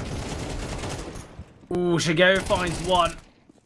Malinov though, quick to find him, and they're just not ready for Blixie. It was a real risk taken from Aurora to not only send that kind of aggression here towards A, but leaving a big gap open, whether it's towards the B-bomb site or middle. So high risk, high reward.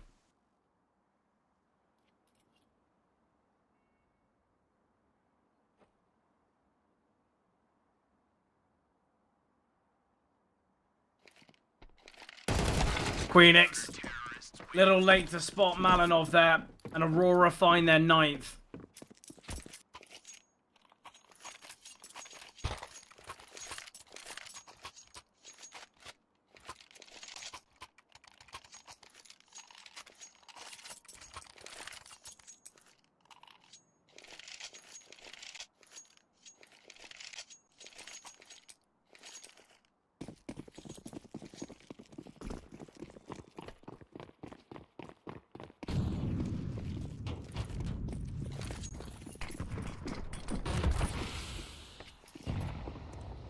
the Glocks and the Deagle in play here for Ecstatic. 10th destined to be found for Aurora. Phoenix will get Shigeo.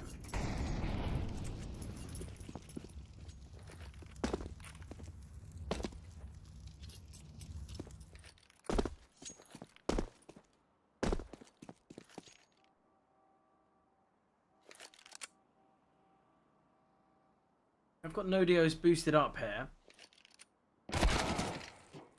Blue white. Getting one here.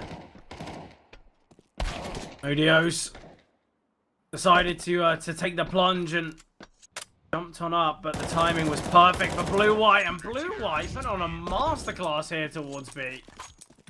Takes down 4.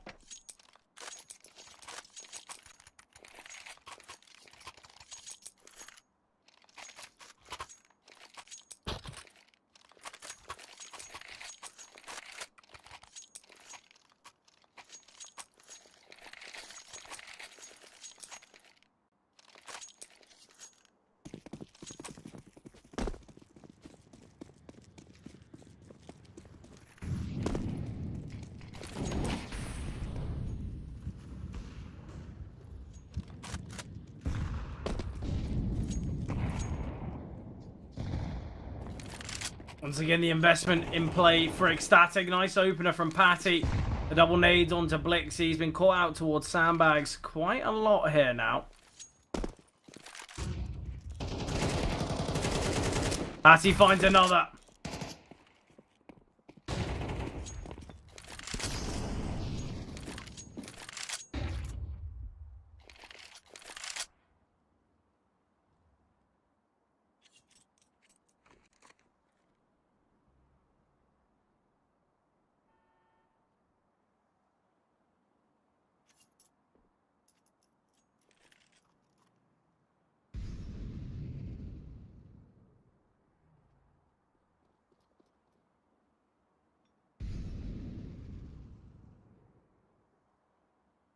Back to a passive approach here from Ecstatic. They slowly take control to the B-bomb site. They don't really want to give up anything yet. And Kragan has such a deep lurk, can catch off these players saving, but it's all about timing. Kragan can just wait. We need to aggress here. Oh, unfortunate there for Kragan.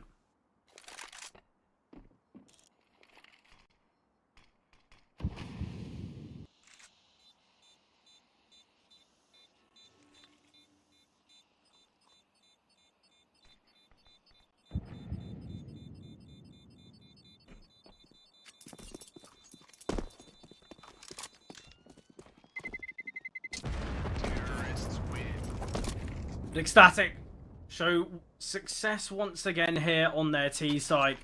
And about time too. Aurora looking somewhat dominant here.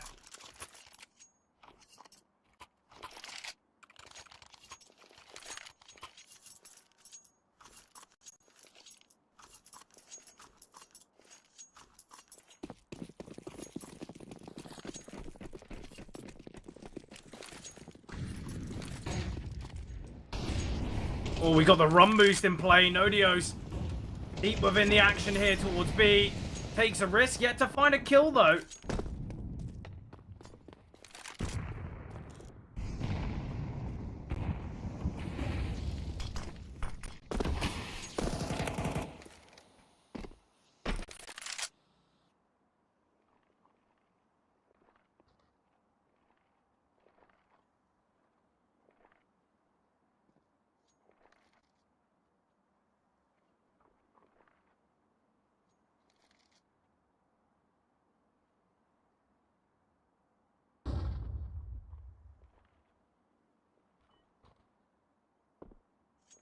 Still quite passive from Ecstatic. They take that early aggression towards B.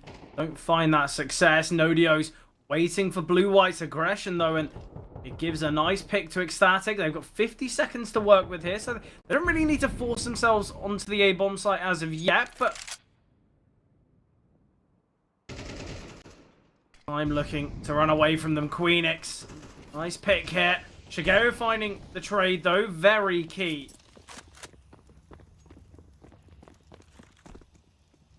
Looks as though it is going to be this A play here. Easy getting one. Kragan finding Blixie. Man advantage the way here of the T's. Salazar finding another. Yorp of Easy eliminated. Shigeo just going to be saving. Certainly the right decision to make. 30 HP, no utility, and no way into the bomb site. Not really going to be doing that much in this one.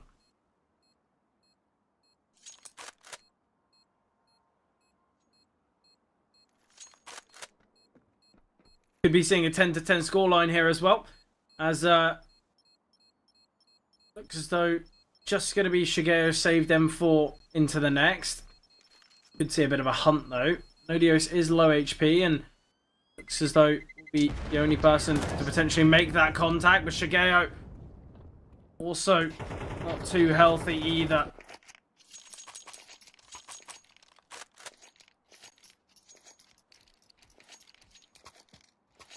As you can see, the 1x bet odds are still pretty favoured towards Ecstatic.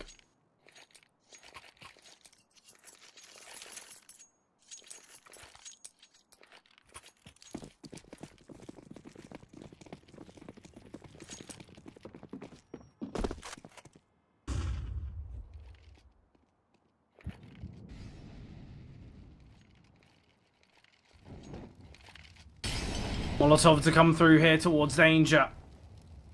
Shigeo's M4 has been boosted up. Patty spotted.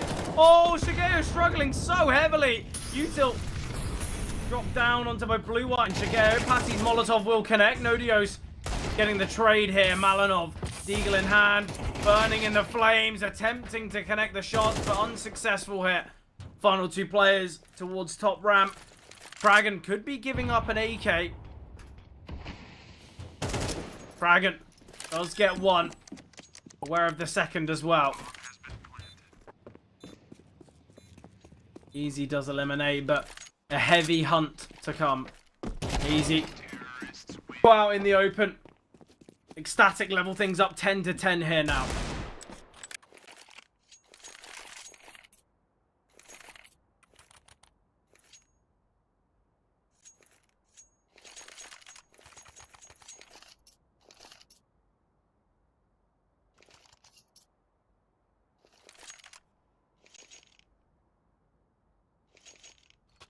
Static once again pulling one of their pauses, wanting to make sure they don't fumble things here.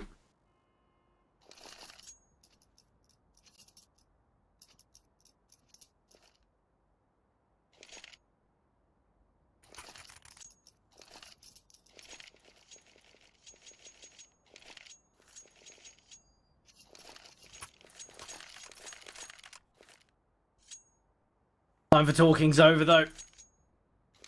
It's now time for action. Aurora opted for the investment here. Easy, just the one smoke. Blue White in a similar position. No defuse kits in play. 10 pieces of util in total. I'm expecting an aggressive play here from Aurora. They need to find picks. They need to find some sort of an advantage, and that nade from Malinov could be the difference maker. Both Nodios and Patty drop down to half HP. Malinov biding his time here towards Guardian. He has spotted one. Steps have been made though. Many nades thrown here towards Guardian. Molotov to make its way as well. Easy force through it. Looks as though it's still going to be this A play though.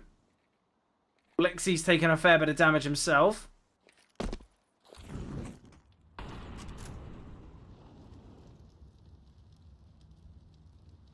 We need to see the likes of Queenix making his mark here. A lot of flashes thrown towards Gap. Yeah, none of the T's aggressing that. 45 seconds still to work with. Queenix. Ooh, Patty. Not able to jump though. I think Kragan landed on his head. Stop the jump. Oh, that is devastating. Just the one smoke on Kragan now. 30 seconds remaining. I think a bit of an attempt here from Ecstatic to sell a fake towards A, but in fact it is just the A plate. Kragan attempting to find the opener. Flashbang to come through. The rotated players here towards Electric. They assume it is this fake here towards A, but that is the end goal. Kragan deep hit. Oh, Shigeo, such an important kill to find. You have got the orb of Salazar holding. 4 on 4 now. 2 smokes remaining on both Blue, White, and Malinov. Something I mentioned earlier, though. No kit in play is going to make things tough. We've got to rush this retake, and certainly something you don't want to be doing in such an important round. Orb of Salazar smoked off now. Hattie currently hiding towards sandbags. Malinov boosted up here. Stick of the bomb hasn't come through, though. Oh, nice breakthrough, good smoke from Patty, but yet they still don't know the answer to whether someone's defusing. Tap of the bomb once again. There's no time. I don't believe they've got it. Even though Malinov has had a bit of a masterclass here finding 2. Doesn't matter. Ecstatic still win the round. They've got the finances to take it as well. Absolutely brilliant. Ecstatic. Seems as though everything went wrong for them there. But still, somehow can make things work. And that's the real problem with the lack of a defuse kit.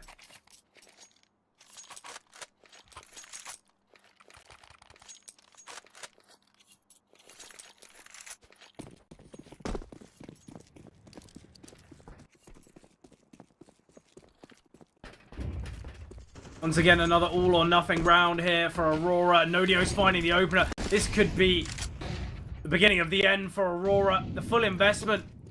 They lose another so soon. We're surely just going to have to be seeing a save. Shigeo finding one, though. Nodios elevated up. We'll find him. But Malinov bringing things back level. Queenix towards Guardian. Catching off one. Oh! Queenix gets the double. Easy now. Needing to connect the AWP shot. Brings it to a 1 versus 2. Not going to be an easy clutch, but easy. Can make things work. Salazar holding the smoke. All about timing, and Salazar eliminates. Finances. Very weak for Aurora. Ecstatic just need one more here. They've secured a spot in overtime, but they want to close things out here and now. And Aurora contemplating the weaponry here.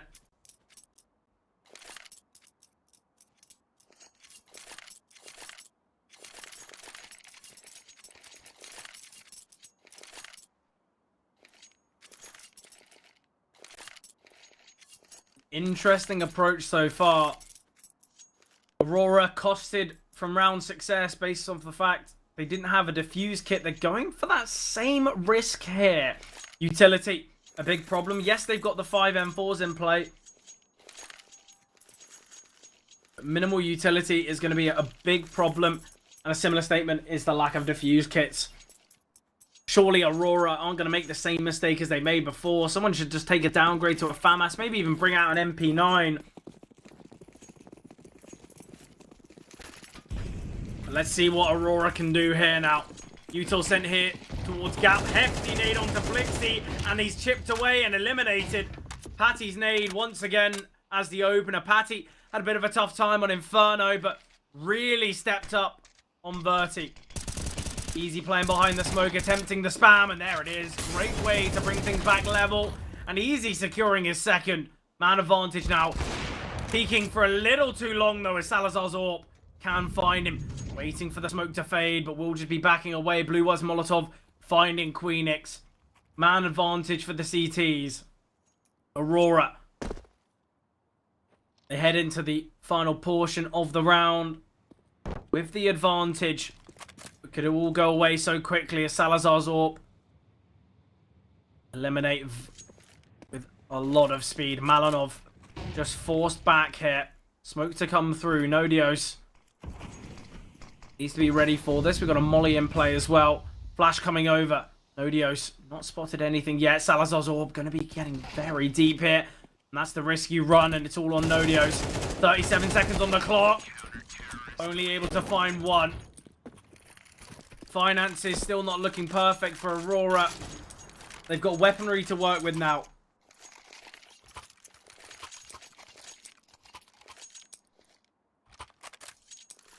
Seemed as though the Orb of Salazar shouldn't have been the one to look for the opener after the Utah was thrown, but if it was Salazar to get that early information, creep up the stairs first, could have potentially taken Malinov down, brought it to a 2-on-2.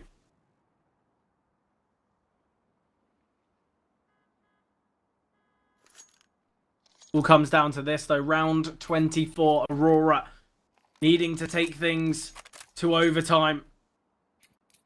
Once again, may I remind you, this is for the playoffs. The winner of this series gets themselves a spot amongst the greats. The loser left with nothing. Static. He can end everything here. Looked as though Aurora were the dominant factor on their CT side. Ecstatic, such a great comeback to find 12, but Aurora still showing that they can perform in the toughest of rounds. Nice nade there onto Kragan and Patty. It looks as though they want to pop through this ramp smoke.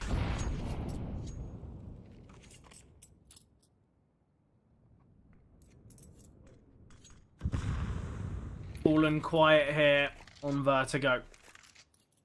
Heavy stack towards A. Aurora potentially wanting to take some control here towards ramp. Blue-White with just a smoke in hand, needing to find success. That's contact been made. Blue-White could be caught off, forced to back away towards Generator. The bomb can go down now. Oh, Blue-White taken down by Kragan through the smoke. Util sent over here. Malinov needs to be cautious. Shigeo looks as though he wants to push through. Tap on the bomb, and this could be the push they've been wanting. Queenix finds one. Malinov getting two.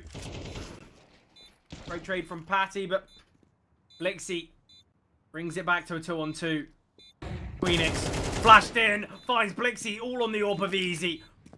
Not going to be a nice round for him, but best of luck. Finds the first and the second, and Easy clutches it out. Time remaining. Aurora take it to overtime. Absolutely ridiculous there. There was no need for the swing, but just goes for it, and potentially Salazar losing his team the chance for success. It was minimal time remaining, but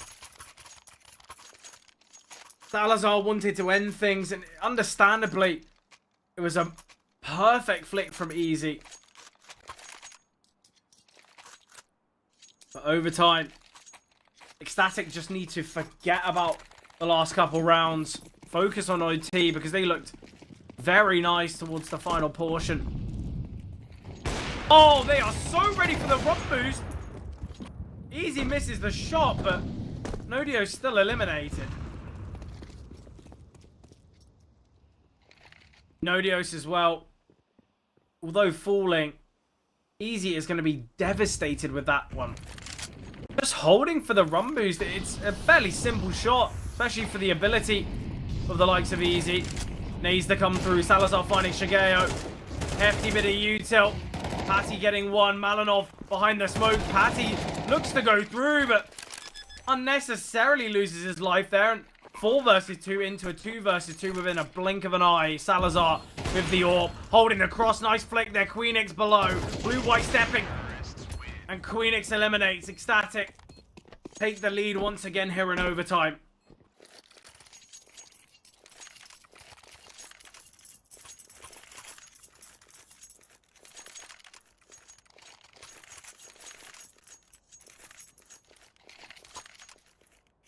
Once again, the AWP in play on Easy. Currently the top performer here for Aurora. Patty just ahead on the side of Ecstatic with 25. Salazar now on the AWP. Posted up for the early swing.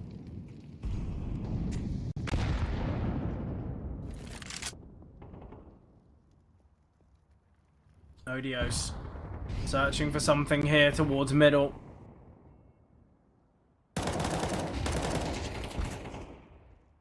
Blixie spraying through the smoke. Hoping nothing's come his way yet. Easy posted up with the AWP. I don't think we've seen Easy holding towards gap before, and certainly could catch off individuals, but the Molotov forces him off. This gives some control for both Kragan and Patty to take. Still a minute on the clock here for Ecstatic to work with. It looks as though they are going to make their way towards the A-bomb site.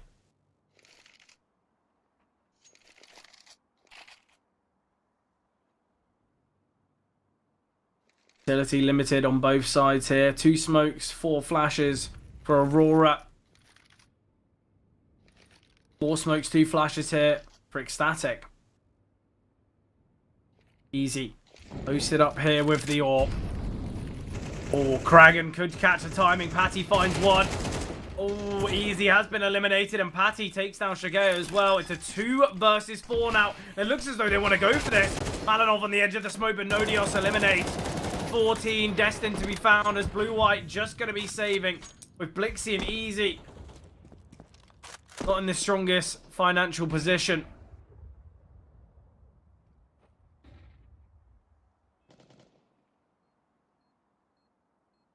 And Ecstatic put themselves in such a strong position now. Queenix low HP. Operating as a bit of an info player.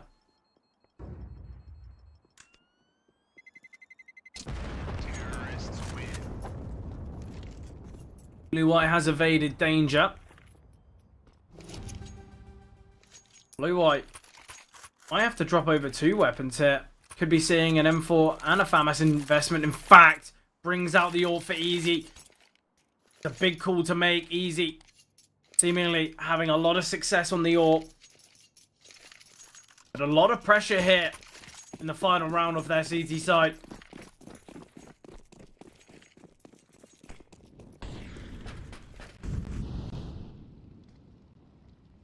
Looks as though we're going to be seeing a bit of an early B-pop here from Ecstatic. Kragan trapped in the corner here. Flashbang to come through, but Easy now aware of Kragan's position. Kragan finds Blixie though. Gonna draw rotation away from middle. Leaves the B-bomb site. Poorly defended. Easy though finding Kragan. Brings it to a 4-on-4. Util coming over towards B. Nodios as this lurk towards middle. Salazar finding Easy though. And Ecstatic still got a minute to work with. No need to force anything here. Yet Aurora, limited utility. Less on numbers. They're going to have to take a risk. And I think that's what we're seeing from both Blue-White and Malinov as they progress through middle. Shigeo as well defending from gap. They take this control now and will operate as a fast flank.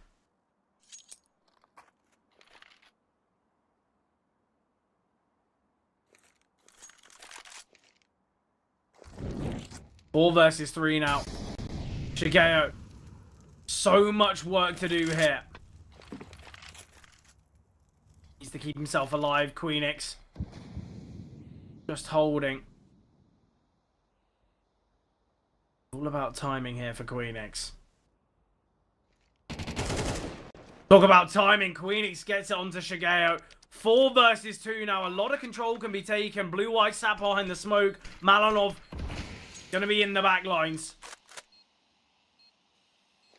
Gonna be really tough here for Aurora now. Patty. Blue-White seems aware of him.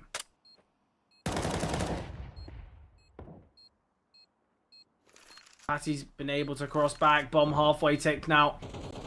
Malinov. Soon to give away his position. Blue-White goes down. Malinov.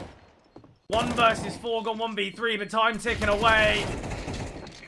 And Patty eliminates 15 to 12. Now Ecstatic needing 1 round on their CT side to close out the series and get themselves a spot in the playoffs.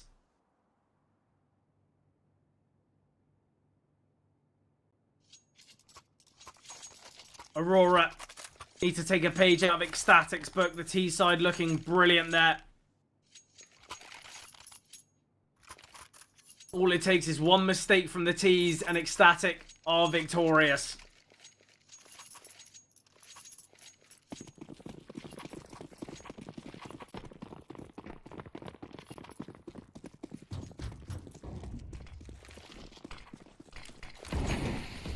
Bit of a default from Aurora, as they lead a little bit more of a passive play style initially.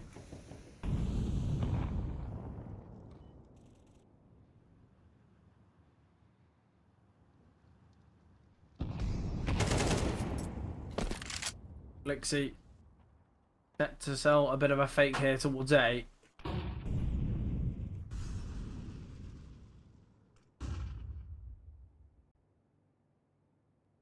They make their way out middle. Patty with a lot of work to do here. Kragan hungry for the kills, dealing a lot of damage here to Blixie.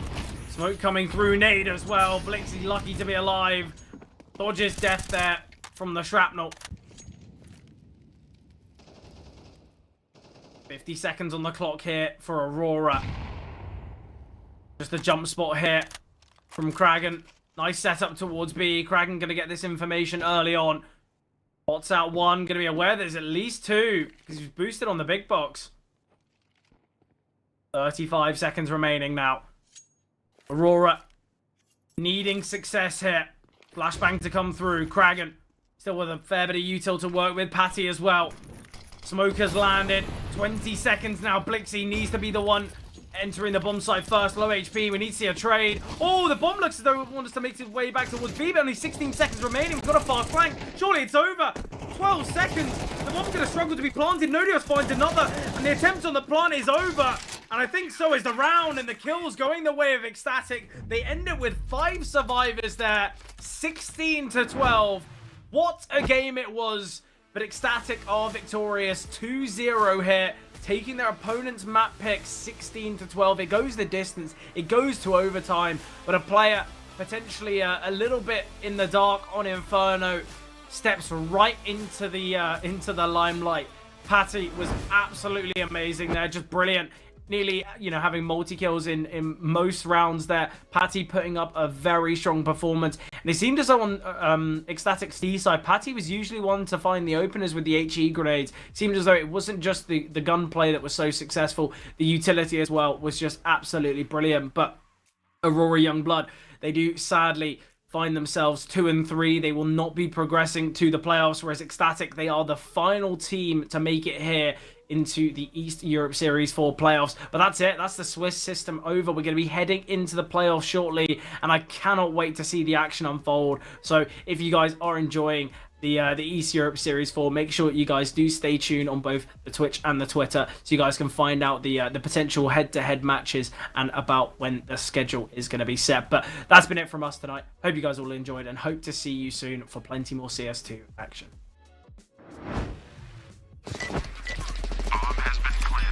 A very complicated job, but I love simple things so much.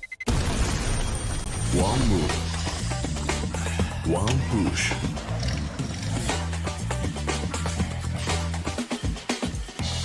One touch.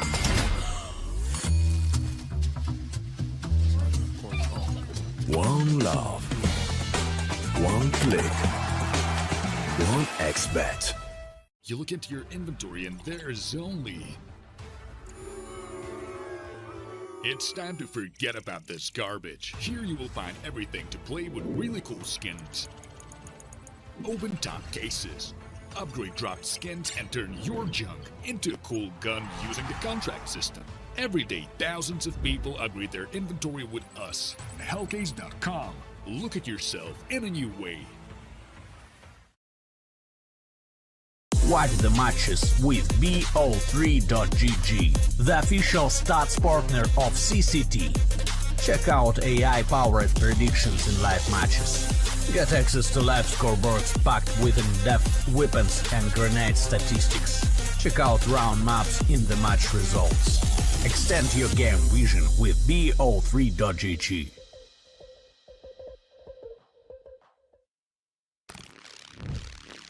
Yo, what are you doing? Exhibit. What do you think? I'm a paperclip? It's Mr. X to the Z. You need to quit browsing like a lame and get Opera GX. Because with GX mods, you can pimp your motherfucking browser. All you gotta do is click here, select the mod, and boom! New look, new sounds, new everything. It's not easy being a legend. Oh, not again. Change the mod now. Download Opera GX.